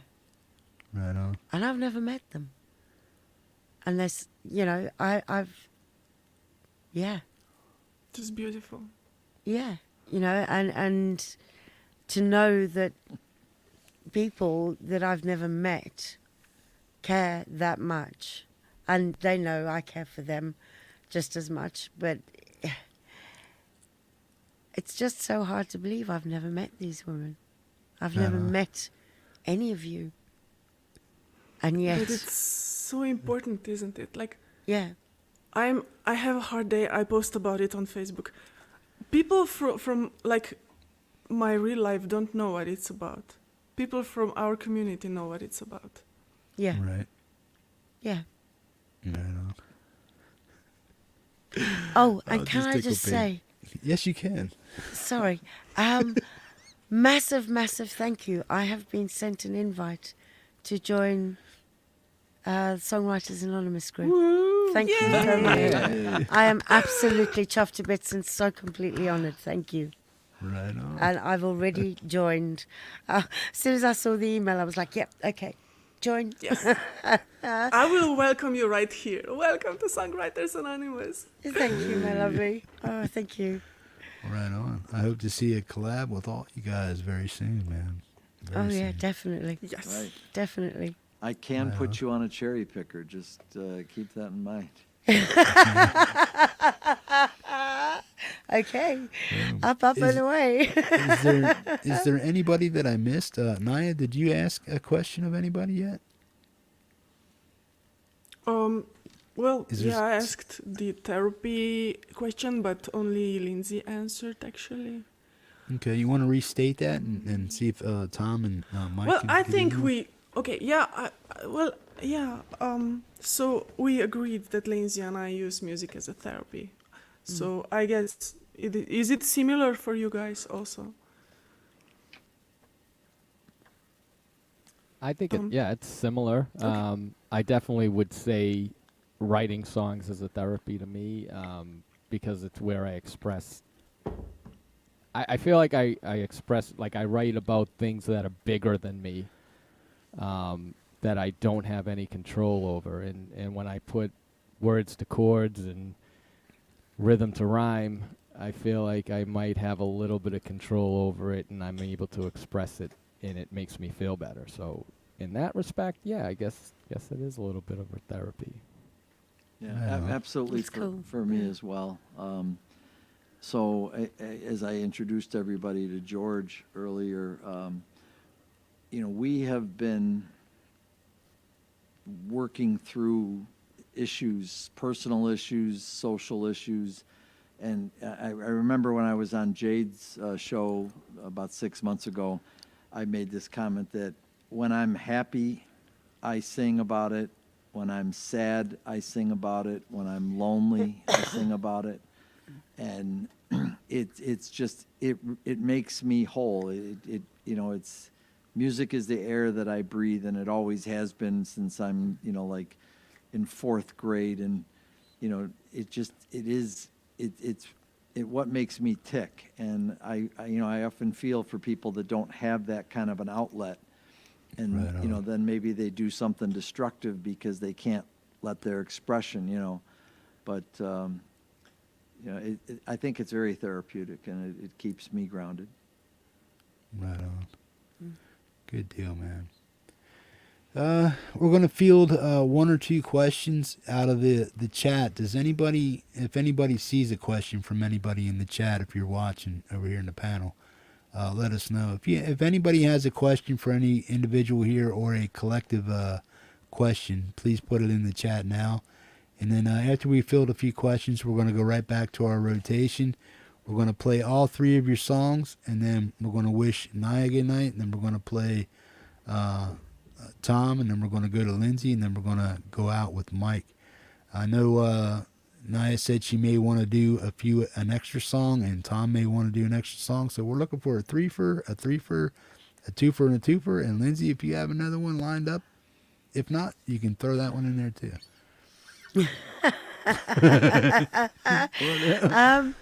Damn curveball. Yeah. Okay, I'll see what I can. All right. See what I can So we- arrange. Do we have any questions over there for the panel at all? Anybody? Any question? Right on. Let's see. Collect question. How does one stop comparing themselves to others? I'm taking that as musical. They're better than me. They can sing better. They can Yeah. play guitar better. How do you get past that? And is it really an issue with anybody on the panel that you feel that you have to do this in order to be accepted, or or to be as good as the next guy. Does anybody feel that way? Lindsay? I think when I first came in, I'd listen to the musicians here and go, oh my God, there is just no way. But that kind of thing, you grow out of that with confidence. I mean, there are still musicians in here that I look at them and think I'm never going to be as good as that. But that's okay, as long as I'm progressing and getting better and improving myself. I'm more comfortable with that now, because my confidence has grown. Right. So, yeah, it was a thing for me. Nah. You know, I'm Confidence pretty. kind of thing. I know I'm not good at playing instruments. When I started, my voice was horrible. I didn't know how to sing, so I don't really bother with it. I do my thing. People are better than me out there, and that is fine. I'm not here to compete. I do my thing because I like it, I have fun, I enjoy it. I have things to say, I like to express. I'm very happy when I see that people actually like it. I'm also always surprised, like, cool, but I don't compete, so I don't really care. I do my best. I'm happy if I manage to do something that people like, but I know people are better than me. I'm not bothered by that. Oh, definitely, man. I mean, Ella Fitzgerald, Steve Vai. I don't think any. It's apples and oranges. You know what I'm saying? But yeah, man, it's like people are too hard on themselves, man. I compare yourself to yourself. That's basically where I'm at with stuff like that. It's like, I know I can't do this, but I can practice at it and get as good as I can get. So I don't ever expect that I'm going to be as good, or I don't compare myself to other folks. If, like I was saying earlier, if I can get it even close to what I like in that riff and make it sound like that on guitar, I feel like I made one of the biggest achievements for me as a wannabe guitar player. So it's like, yeah, I compare myself to myself. Am I better than what I was before? Yeah. Could I get a lot better? Yes. And all that comes with just practice, man. Stay at it. Avail yourself of the people over here in the chat to learn how to do things. What you get. But yeah, man, avail yourself of the opportunity to ask a question and learn from the musicians in here, because you guys are all stellar at what you do, man. And I can only hope to learn from you, not be as good as you or compare myself to you, but one day, hopefully, I can be, comfortable in my own skin to say, hey, I can do music. You know what I mean? I ask that question a lot of people. When did you realize you can do this? That you're a musician, that you can make music, play an instrument, be good at it, be competent. And a lot of people always come back with the same quote, well, I'm always learning. I said, yeah, I get that. But when do you actually get proficient at what it is you do so that you can advance? You know what I mean? There has to be a jumping off point for each musician to say, I got it now. I get it. You know what I mean? That great aha moment as a musician, I can do this. What do you think of that, Tom, as far as what Neja was saying? Well, I have a Neja. different take on the competition thing, and I hope this comes out right, and maybe I'll get some flack on it. But the reality is, we live in a competitive world. People watch sports, and it's all about scores and stats. People watch rock and roll, and it's all about who filled this stadium, or think about the Billboard, the top songs. It's a competitive world. Now, does that mean that I have negative thoughts if I'm not as good as Jack Flash? By all means, no. But I look out at this community, and I'm on a lot of these shows, and what people call lurking, and I'm listening, and I'm always learning from the people who are presenting their music. So, and I'm going to steal a line from Ron Ward because it applied to me as well. So when I first started doing digital recording like this, everything was down the middle, no left or right, no channel panning, no what we call ear candy and stuff like that. Yeah. And then I started listening to other people, and I'm hearing stuff go off here and over here, and and so for me, I don't know if you call that competition, but I'm learning from everybody else, and I will push myself to try to do something better. And it might be reduce noise, or it might be to have a better mix. But I like that healthy competition. I like to be pushed. I love to be challenged to do something I didn't know how to do yesterday. Yeah. I don't think of that in a bad way, but I think the reality is, we are all learning from each other, and if you call that competition, then so be it. But it's so healthy in this community. People are very supportive, and I think that's wonderful. Yeah. I kind of agree. To me, that's competing with yourself, man. Just making yourself the best you can be at the moment. Yeah. You know what I mean? And learning from each other. Right on. Mike, do you have an answer for Jerneja? Yeah, I think I don't look at it as, if I see somebody playing that I think is better than me in any way, a better songwriter, better singer, better keyboard player, I'm not intimidated by that as much as I am inspired by it. It makes me want to work harder to get to that level that I think it is. But then I also keep in mind that music is very subjective. It's an art, and in art, there's no right or wrong. There's only pleasure and pain. Yeah. And, one person could say, that's the greatest song ever. And another person could say, that song sucks. And nobody's right or wrong. Mm-hmm. Neither of them are right or exactly. wrong. It's what you think in here, because it's subjective. It's what affects you here. It's what hits you here. And music, to me, people are like, oh, what do you look for in a music? Why do you like this song or this type of music? Or is this music good? Is this music bad? And I'm like, you know what? If a song hits me here and gives me an emotional feeling, whether it be happy, sad, mad, whatever, I like it. There's a lot of songs I hear that just go right through me, and I'm like, yeah, you know what? They're playing it perfect. I don't hear any bad notes. Everything's in key. Does nothing for me. So it's just a very subjective thing, and I look at it that way. And I always just try to do my best. And when I do see somebody that hits me here, it makes me want to do more to get to that level. Without that, I'd probably stop. So I always need somebody that I think I need to get up somebody to speed to aspire with. to. Yeah, Exactly. absolutely. Yeah, and that's what is so nice about this community, is that everybody's at different levels. And no matter what level you're at, there's always someone to aspire to. Yep. There's always someone to make you want to improve something. Right on.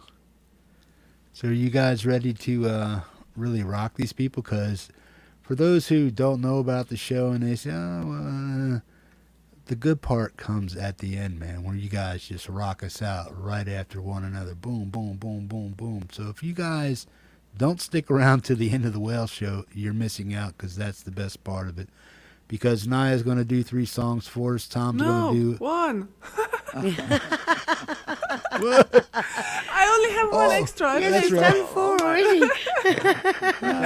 It's 6 a.m. I can't improvise right now. I could earlier. But She's got to cook breakfast. Apologies. I did an all-nighter. I haven't done this since university. You're a trooper. Awesome stuff. Well, that's what we're going to do, folks. I want to thank the panel. I want to thank the community for sticking around and showing up for these fine musicians here, man, on the WALE. We Are Live Entertainment, number 9. Anybody that wants to be on this show, all you have to do is let me know that, hey, Hippie, get me in for a sound check. Put WALE in the subject of an email to me, and we'll try to put a show together. I try to keep the shows themed based, So if I want to do an acoustic set, I'll do an acoustic set. So I'll pull in those players. If I want to do an electric set, I'll do that. If I want to do a folk set, a blues set, a rock, a metal set, that's what we're going to try to do, man. And all these people have something in common. They're singer-songwriters. That's what they do, man. And they do it very well. I hope you guys have been entertained so far. I hope you think I did a good job, and I hope you really think that these individuals over here did an even better job. Right on. So let me get a round of applause and roses and posies and hooks for Mike, Tom, Lindsay, and Neja. Right on. You guys rock. You guys Right do. on. Good deal. Neja, My husband just got up for work. tell him to come in and say hi, man. Tell him to come in and say hi. Neja, the Nice. word is coffee. The word is coffee, honey. Right on. Hey, well, let's get Neja in here for her final song, and then Neja, I know you have to go, but if you want to stick around, we'll have a little green room after party or something like that, or just a good night to each other and stuff. If you want to hang around for that, fine. If you need to leave, I totally understand that. Hubby needs to get off to work, and you need hugging, snuggle, cuddle I've been time. up all night, so it doesn't matter if I stay a little Right bit on. more. I just hope I can still like use my mouth. I don't know if I'm still able to sing. Well, wet your try. whistle, and let's see what you got here. What do you got coming up for us next, Neja? This is the first song that I ever posted. So it's recorded pretty badly as it is on YouTube, so I thought it deserved like a new version, even though I haven't slept all night, so I'm not sure it's gonna be better, but let's see what happens, right? Right on. Could everybody mute up, please? Thank you. Thank you.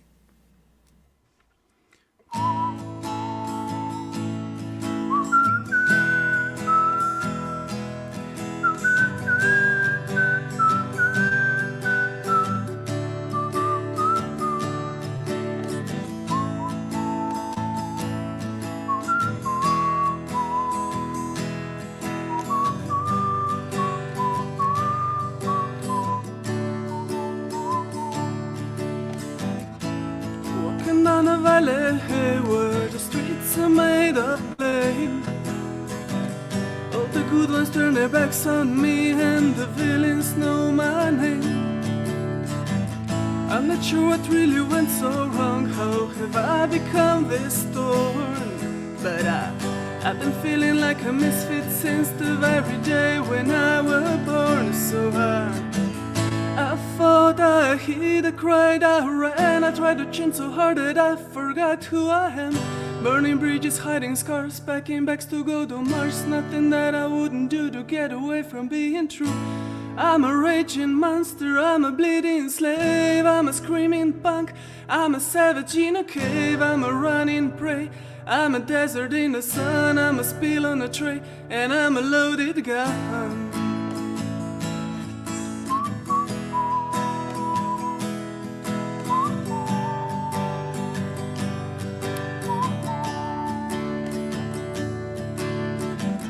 If I came as a chunk of clay and you could shape me your own way, I wonder what would you have made me be. I'm pretty sure it would never be me.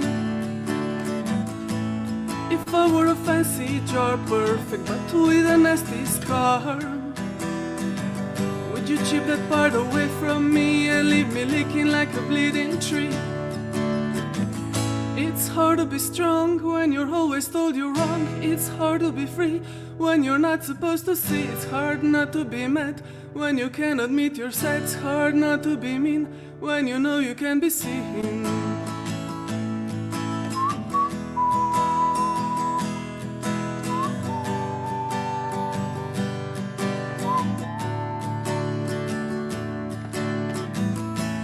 Walking down a rocky road where the stones are made of pain,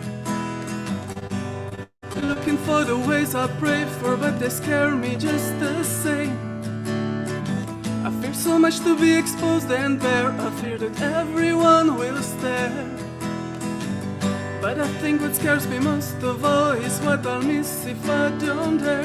So I say, back off and stop trying to fix me. It's not me that's broken, it's the world.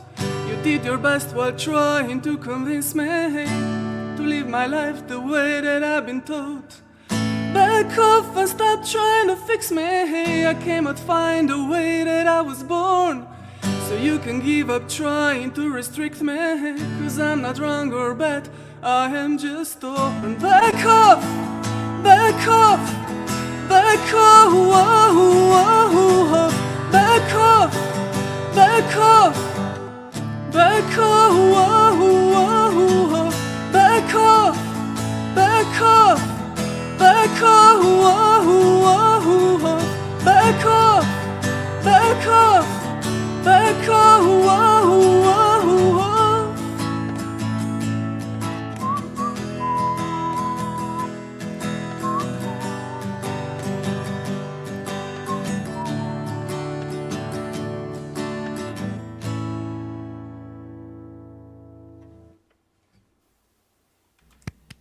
Thank you. Brilliant. Awesome stuff, man. Right on.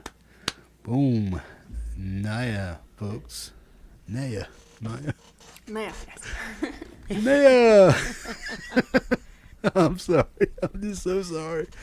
That's Rock okay. on, You man. host a lot of people, so Yeah. it's hard to remember It's everyone. Yeah. Boom. Folks, give it up for Neja. Put some posies up there. Awesome stuff. She did a Fiverr for us, and that is awesome, man. Tom, how many more do we got from you? I got 3. Right on. So we're all gonna sit here. We're gonna stay on the panel here, man. If you need to duck out, just go ahead and close. If you need to duck out for a minute, I'll move your camera down. Let me know, and we'll do that. But otherwise, we're gonna stay up here and support each other as they play. Tom, what's your next song we got up here for you? So, I think what I'm going to do, since I have introduced everyone to George, I'm going to sing a little song with George here. So, this song, I was interested when Neja was saying earlier about how one of her songs came to be. And true story, this song wrote itself. I was asleep, and I woke up in the middle of the night, and I had some staff music next to me, and I scribbled down this song, and I basically dreamed it. And then the next morning, I looked at the piece of paper. It made no sense to me. It took me about a week to figure out what my drunken stupor had written down. But it's an example of how George helps me think through things and stuff like that. So it's called Me and George. Tom Caraher, everybody.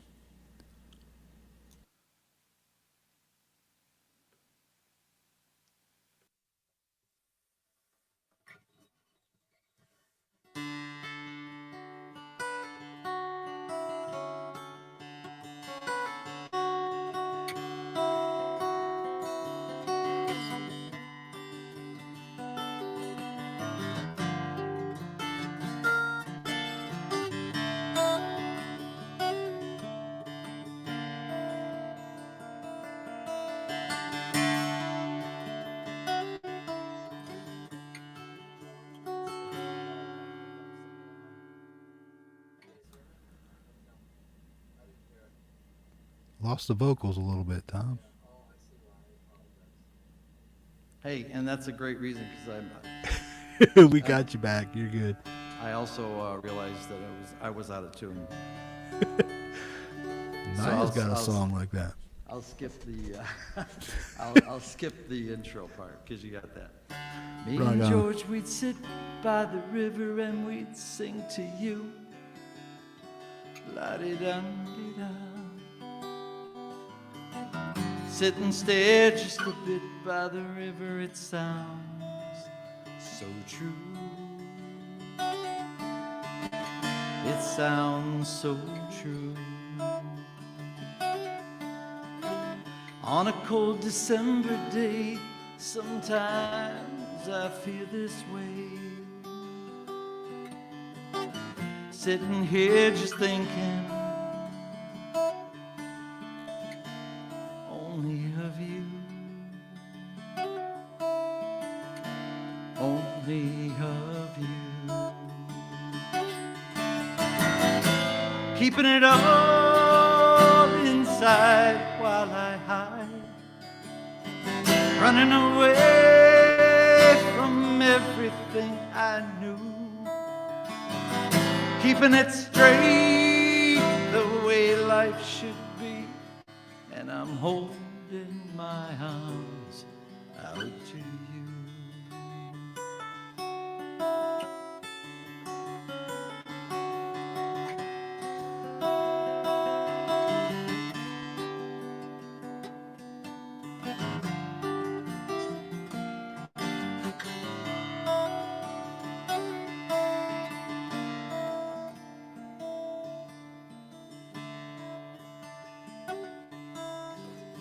Me and George, we'd walk by the river and we'd talk to you, and then we'd see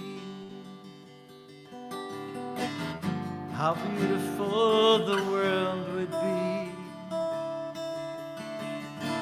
when we are free, when we are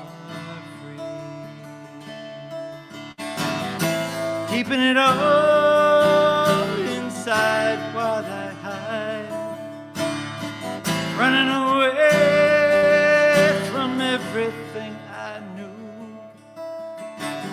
keeping it straight the way life should be, and I'm holding my arms out to you.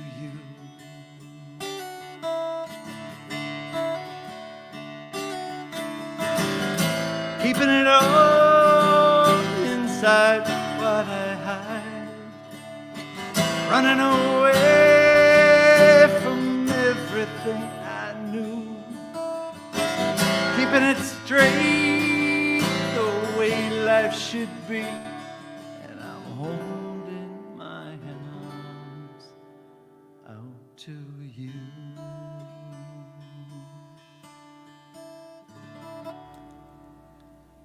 Tom Caraher, everybody. Boom. Thank you. Tom, if you're ready, you can roll right into your next one. I will. I'll jump into the next one here. Folks, get it up for Tom Caraher there, man. Awesome stuff. Tom, what was the name of that song again? That is called Me and George. Right on. And, What's the next song you have up for us? The next song is, I'm just going to, while I'm putting this together here, this is another song I did with Dave Rudolph many years ago, and recorded by Gary Loazu. And it's kind of a interesting little song. The story behind it is about a guy who lives near a bookstore, and he's kind of an introvert, and his whole life is through the books. And so if you think about it from someone who reads, you know, they can travel across the world, they can slay dragons, do cool things, but they do it all from the books. And so it's a storytelling song, and I think it's self-explanatory. Right on. Tom Caraher, folks. And it's called Turning Pages.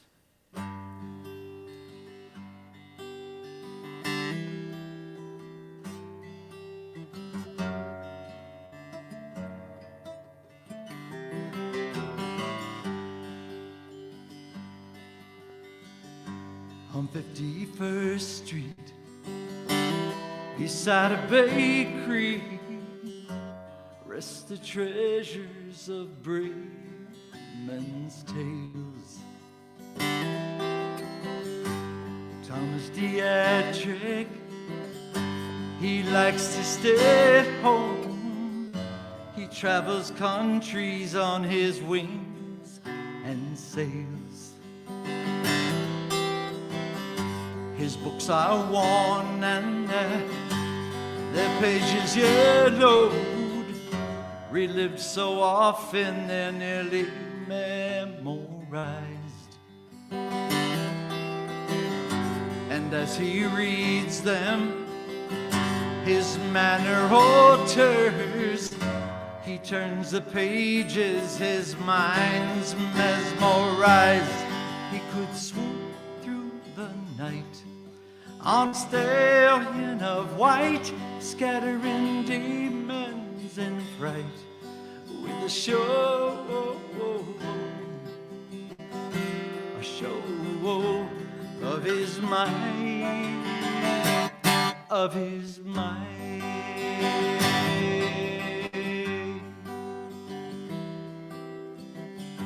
On Tuesday morning, a hot flame sputtered.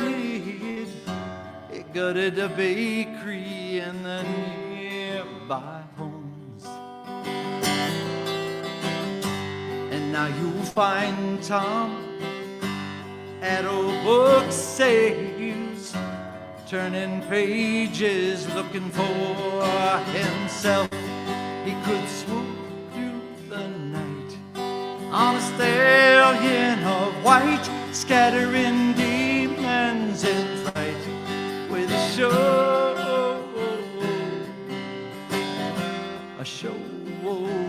of his mind, of his mind.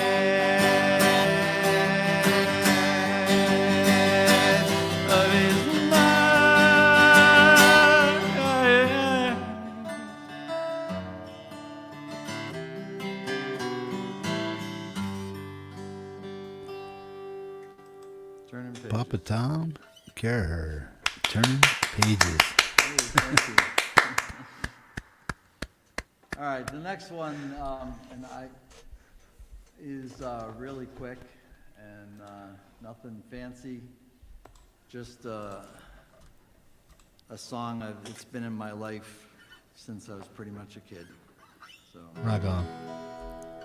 And it needs no introduction. Right on.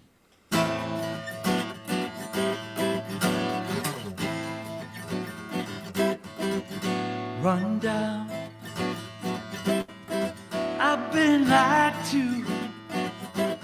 and I don't know why. I let this maid woman make me a fool. She took all my money, she wrecked my new car. Now she's been living with one of my buddies, drinking in some crosstown bar. Sometimes I feel, sometimes I feel like I've been tied to the whipping post, tied to the whipping post, tied to the whipping post. And oh Lord, I feel like I'm dying.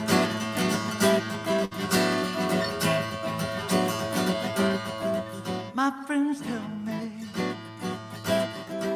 I've been such a fool, and I had to stand by and take it, baby, all for the love of you.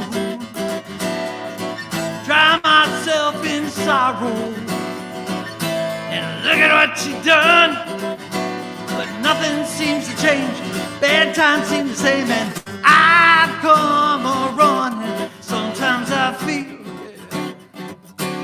sometimes I feel like I've been tied to the whipping post, tied to the whipping post, tied to the whipping post. Oh Lord, I feel like I'm dying.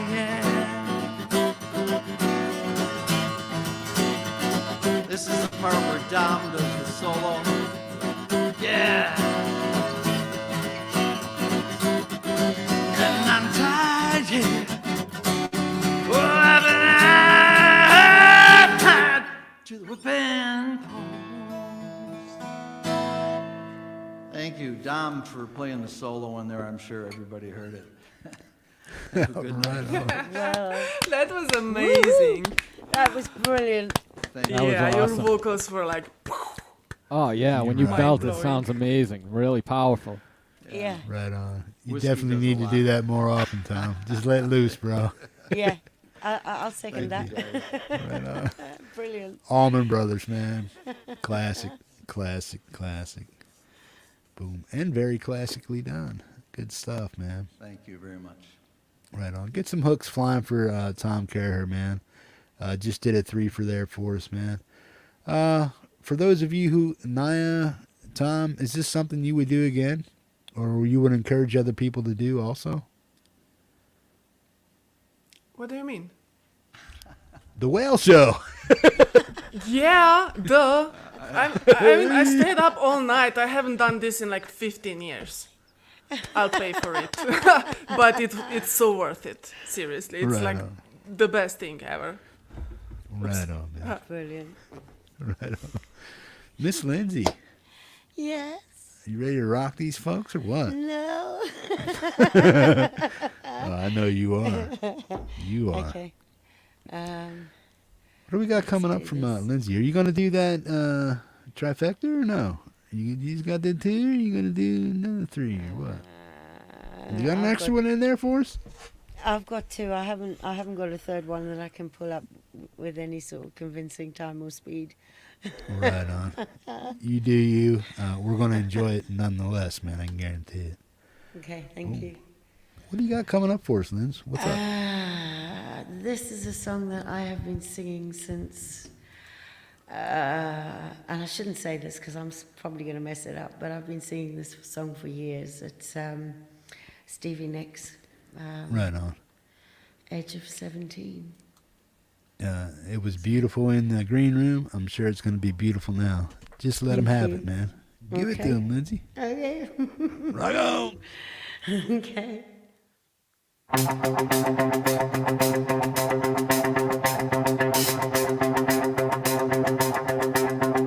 Just like a white-winged dove Sings a song, sounds like she's singing. Ooh, ooh, ooh. just like a white-winged dove, Sings a song, sounds like she's singing. Ooh, baby, ooh. said ooh. And the days go by in the strand, in the wind, and the world that is my own. I begin again. Said to my friend, baby, Everything's up. nothing else matters. He was no more than a baby then. Lazy, broken hearted, and something within him. At the moment that I first laid eyes on him, all alone on the edge of 17. Just like a white-winged dove, sings a song, sounds like she's singing. Said ooh, baby, ooh, said ooh. Just like a white-winged dove, sings a song, sounds like she's singing. Said ooh, baby, ooh, said ooh. Well, I went today, maybe I will go again tomorrow. Yeah, the music played, well, it was hauntingly familiar. Well, I see you doing what I try to do for me with the words of a poet and the voice of a choir and the melody. Nothing else matters. Just like a white-winged dove, sings a song, sounds like she's singing. Said ooh, Baby, ooh, say ooh. Just like a white-winged dove, sings a song, sounds like she's singing. said ooh, Baby, ooh, say ooh. the clouds never expected when it rains, but the sea Changes color, but the sea does not change.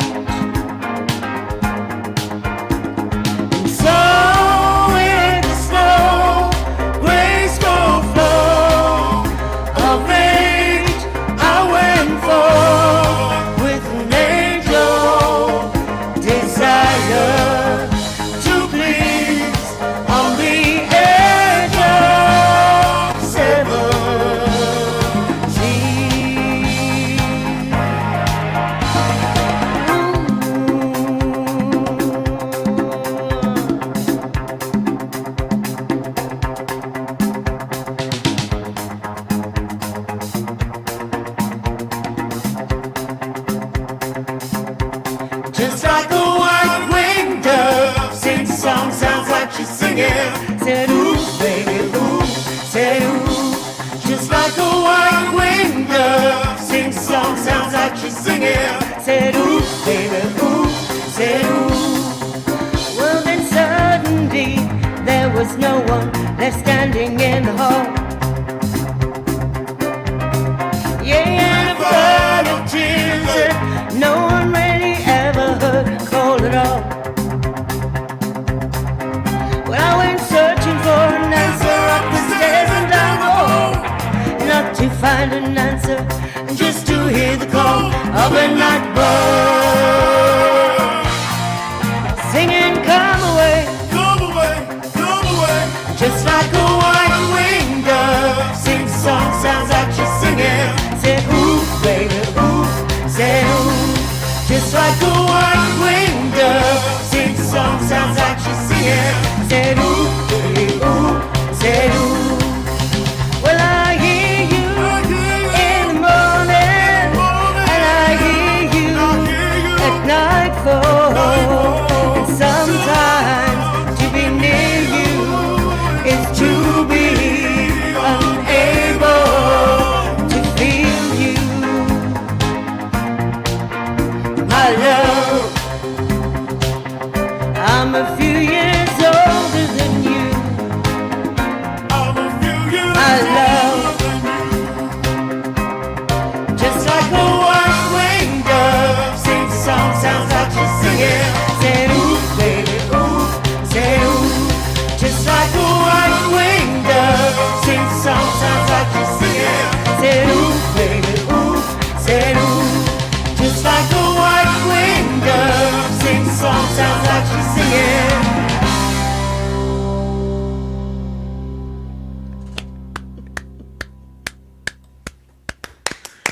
Hell yeah.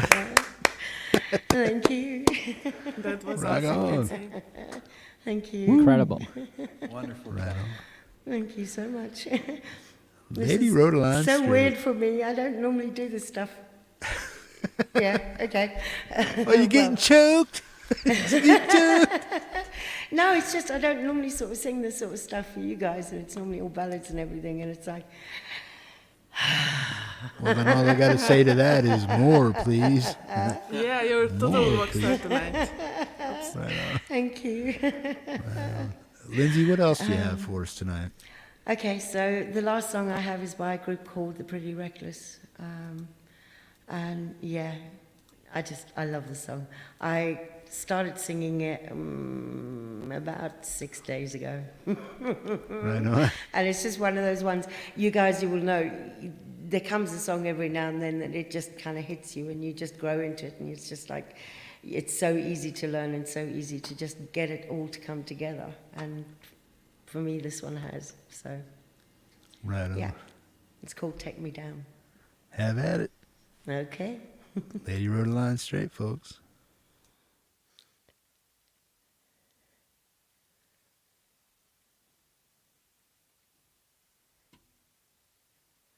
Sorry, just muting up and unmuting others. Okay.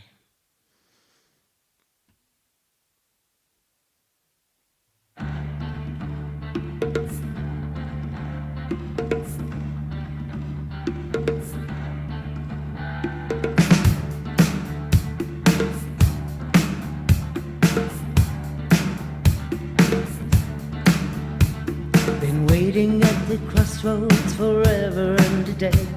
No guide to buy my soul. I've spent all night and day. How much harder can I play? You know I gave my life to rock and roll. Here I go. Mama begged me please, don't you get down on her knees. Said you'd burn in that Mississippi sun. But I'm the only one that's standing here, so mother, don't you have no fear. Me the last door I've already won. Here I go. Take me down,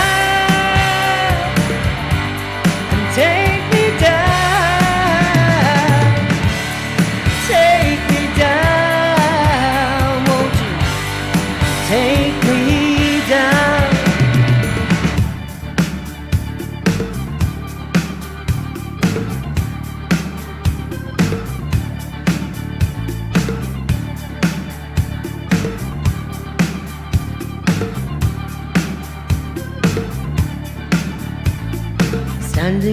crossroads would draw a pen in hand. The conversation went like this. Tell me your desire while you pulled me from the fire. We'll seal the deal with a kiss. Don't wanna waste a day. Find a note that I can shred. I scroll my cards on my walls. Don't care what happens when I die, as long as I'm alive. All I wanna do is roll, roll, roll. Take me down, take me down, take me down, won't you? Take me down.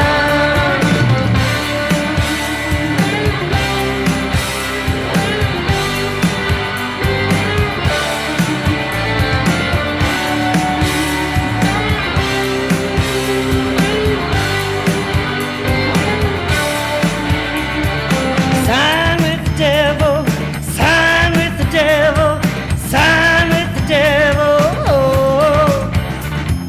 Sign with the devil, sign with the devil, sign with the devil. Oh.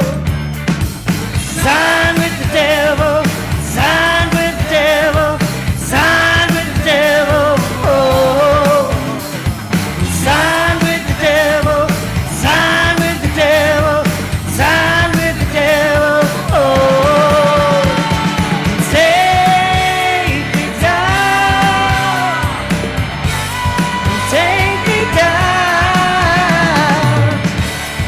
take me down, won't you?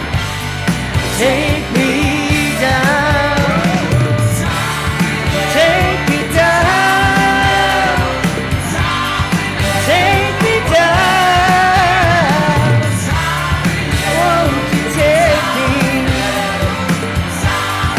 take me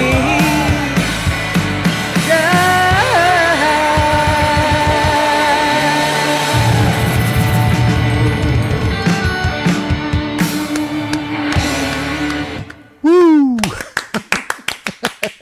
Wow. That was amazing. You made a part. Holy actually. That was awesome. Thank you. I so love that song. Oh, thank you very much.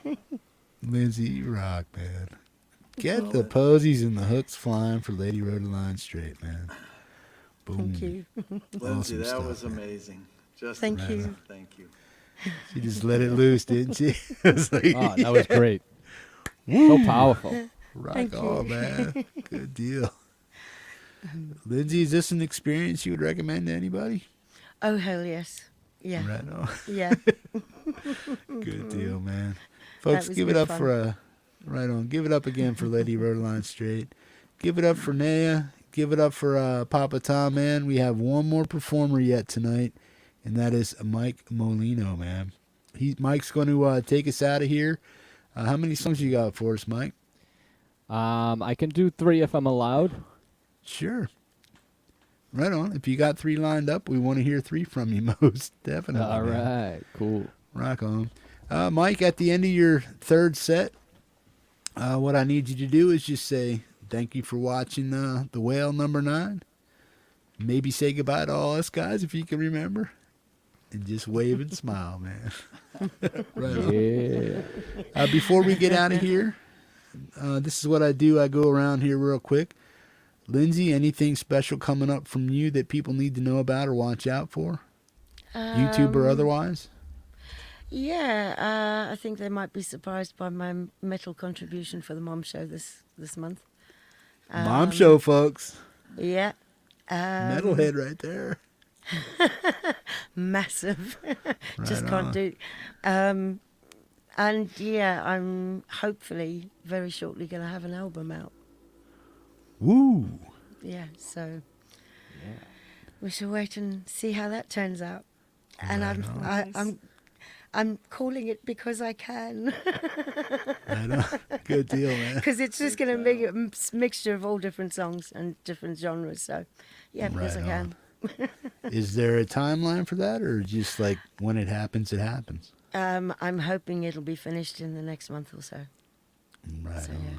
Awesome stuff. Folks, give it up for Lindsay, man. Lady Rodaline Strate out of the UK. Awesome stuff. Tom, what do you Thanks, got guys. coming up? What can people look for? Yeah, I've got Thank you, Lindsay. can you hear me okay? Yeah.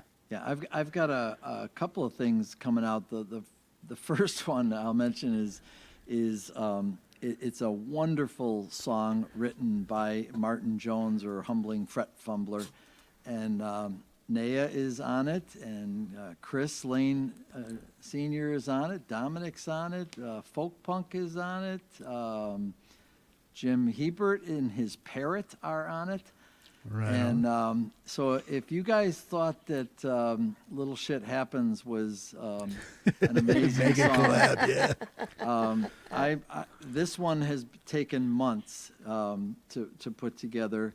So all of those good people that I just mentioned are on a train, and the train is moving while we're singing, and I have no idea how I even did it. And it's that should be coming out maybe in a week, hopefully. The video in itself is a piece of art, right? It took a lot of time to learn how to do it.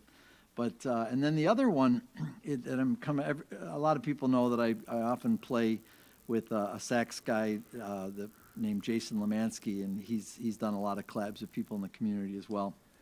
And he wrote a song which we produced and performed on, but I'm working on that one. He plays an iwi, which is a digital electronic saxophone, and this one it's called Full of Shit, and it's basically the backstory of all of us musicians who get told by producers in the community that we're no good.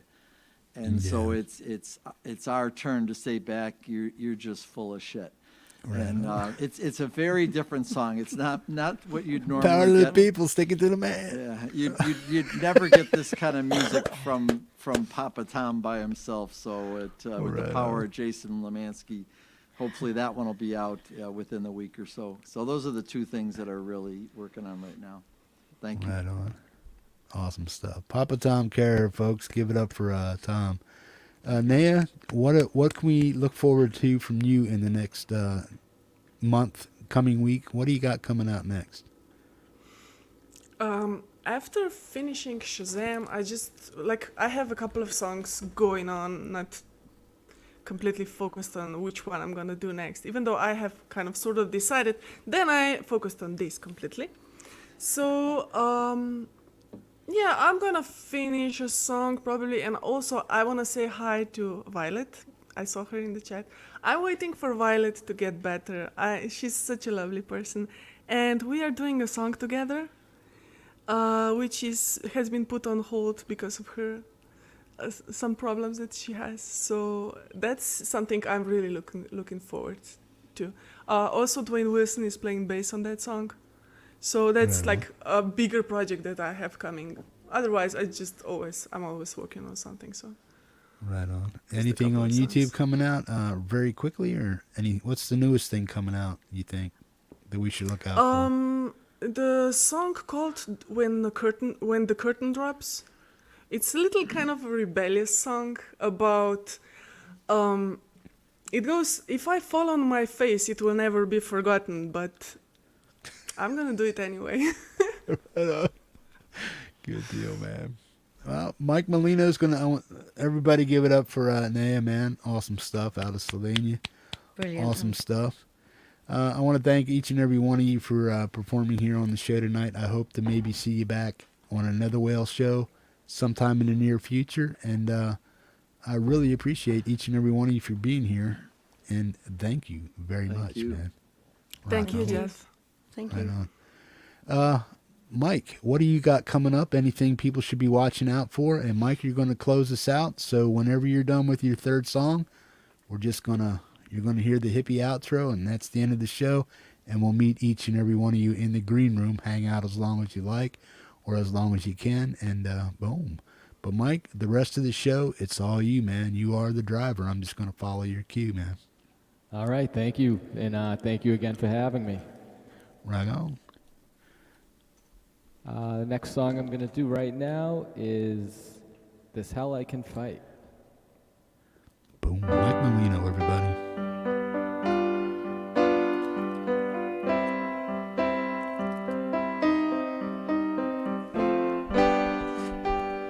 It's almost delightful despite the spiteful, unrightful. I write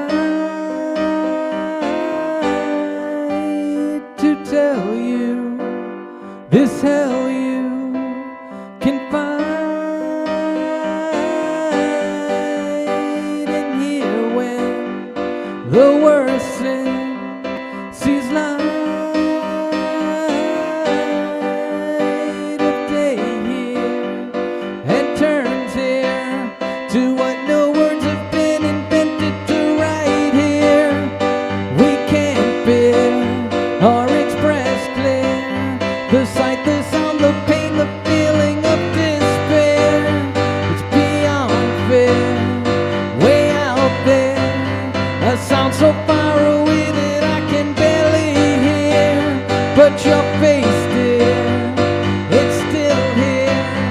It's all that I can see, and now everywhere, dear, you're all I care. Every word swear is not enough to express all of my anger 'cause of a stranger, a scumbag stranger. Oh yeah, right. This hell I can fight.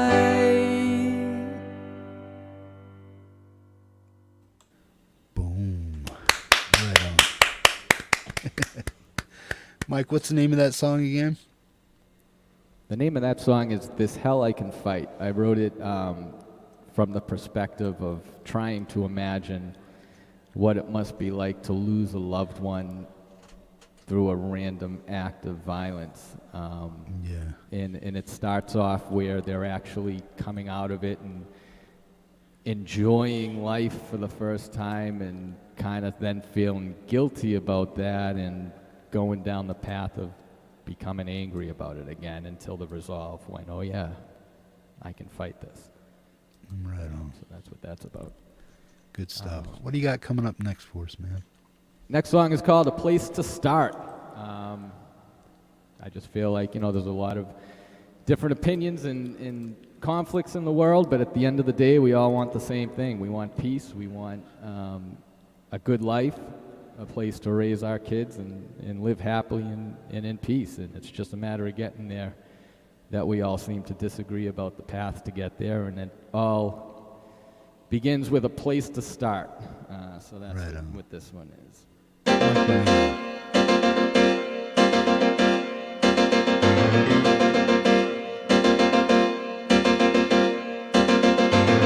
He was the only one who had a plan. Nobody else knew where to go. Care without fear of popular demands. That's what a leader's made of. But now we're moving backwards. I can see you coming again. Look around and soon you find your enemies, your only friends. Does anybody remember laughter? Was that carefree child really me? Did you get what you were after? What was that and how did I turn to me?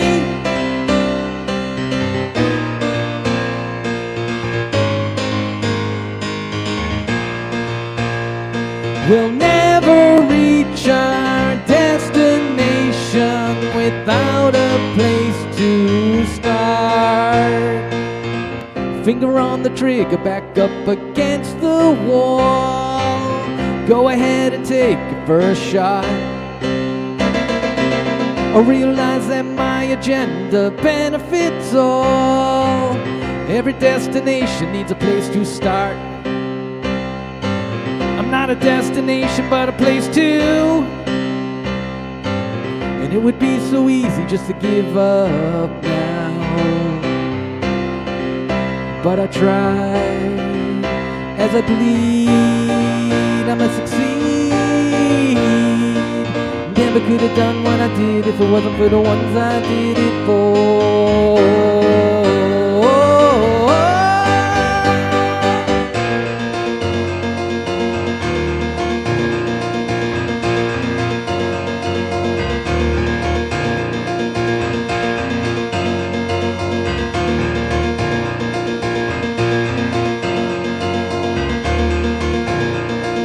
Every destination needs a place to.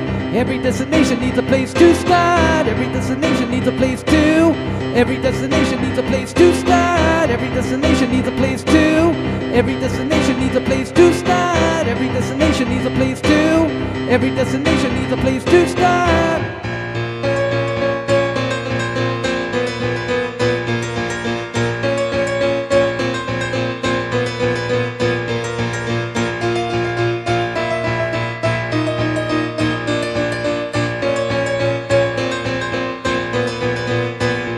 Hey, Mr. Sister, why so much enraged?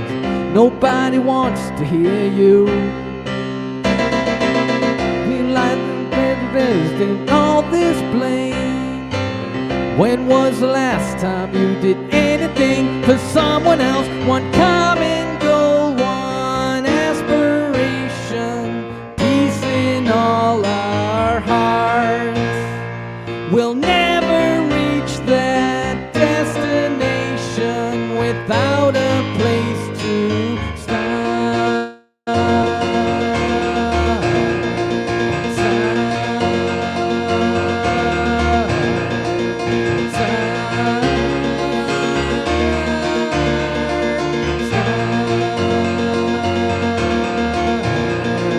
Every destination needs a place to. Every destination needs a place to start. Every destination needs a place to. Every destination needs a place to start. Every destination needs a place to. Every destination needs a place to start. Every destination needs a place to. Every destination needs a place to start. Everybody needs, everybody needs, everybody, everybody needs, everybody needs, everybody, everybody needs, everybody needs, everybody, everybody needs, everybody needs, everybody.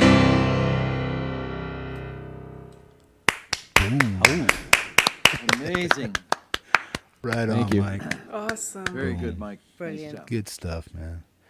Folks, here's where I want to Appreciate thank the panel again for showing up, suiting up, and sharing your great and awesome talents with this community. And to the community, I want to say that thank you for showing up. Everybody in chat who participated in the show tonight, you're way hip, slick, and cool. Friday's show is the 907 Global Music Co-op, where it is all original music. If you would like something played, just send me an email, metalheadhippie@yahoo.com. Make sure it's original and put Friday in the subject of the email, man. Again, I want to thank every one of you for showing up and participating. Lindsay, Neja, Tom, Mike, I want you to take us out of here with your song, and don't forget to say goodbye to these fine folks at the end, man. Mike Molino, take us out of here, man, for the WALE number 9. Rock on, man.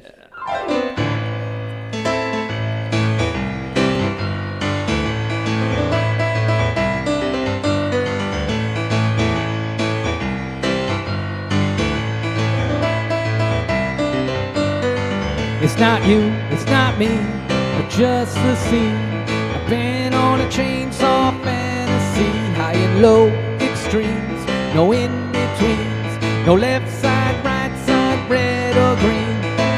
So long, you tired blues, so long without the strength to choose who to be, what to see.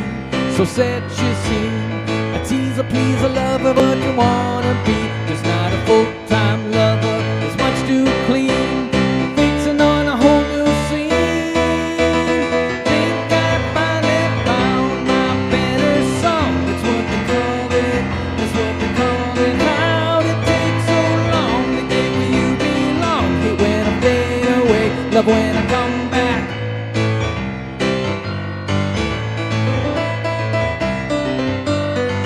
Not a crime to live out fantasies.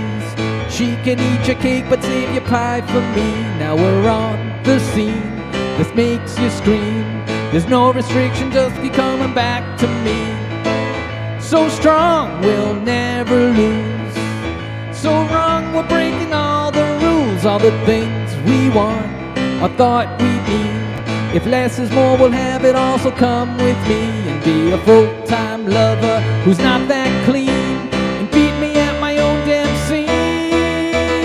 Think I finally found my better song. That's what they call it, that's what they call it. How'd it take so long to get where you belong? Hey, when I fade away, love when I come back. Think I finally found my better song.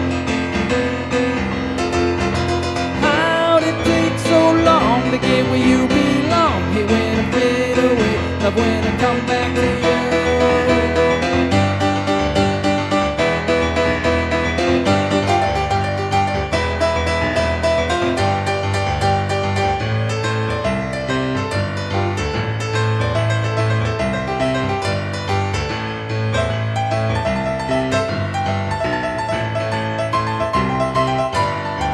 You're not a full-time lover, not that clean, fixing on a whole new scene.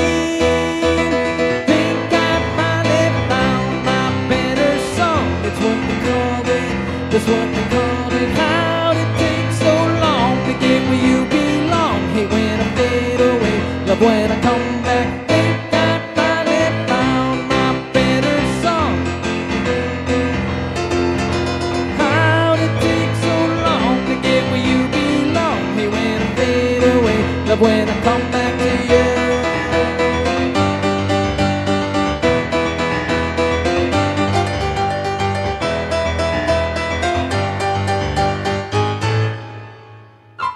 All right, thank you everybody. Thanks for watching. Thanks for sticking around. This has been the WALE Show number 9. Tune in for number 10, 12, 13, 138, all of them. Good night, all. Thank you.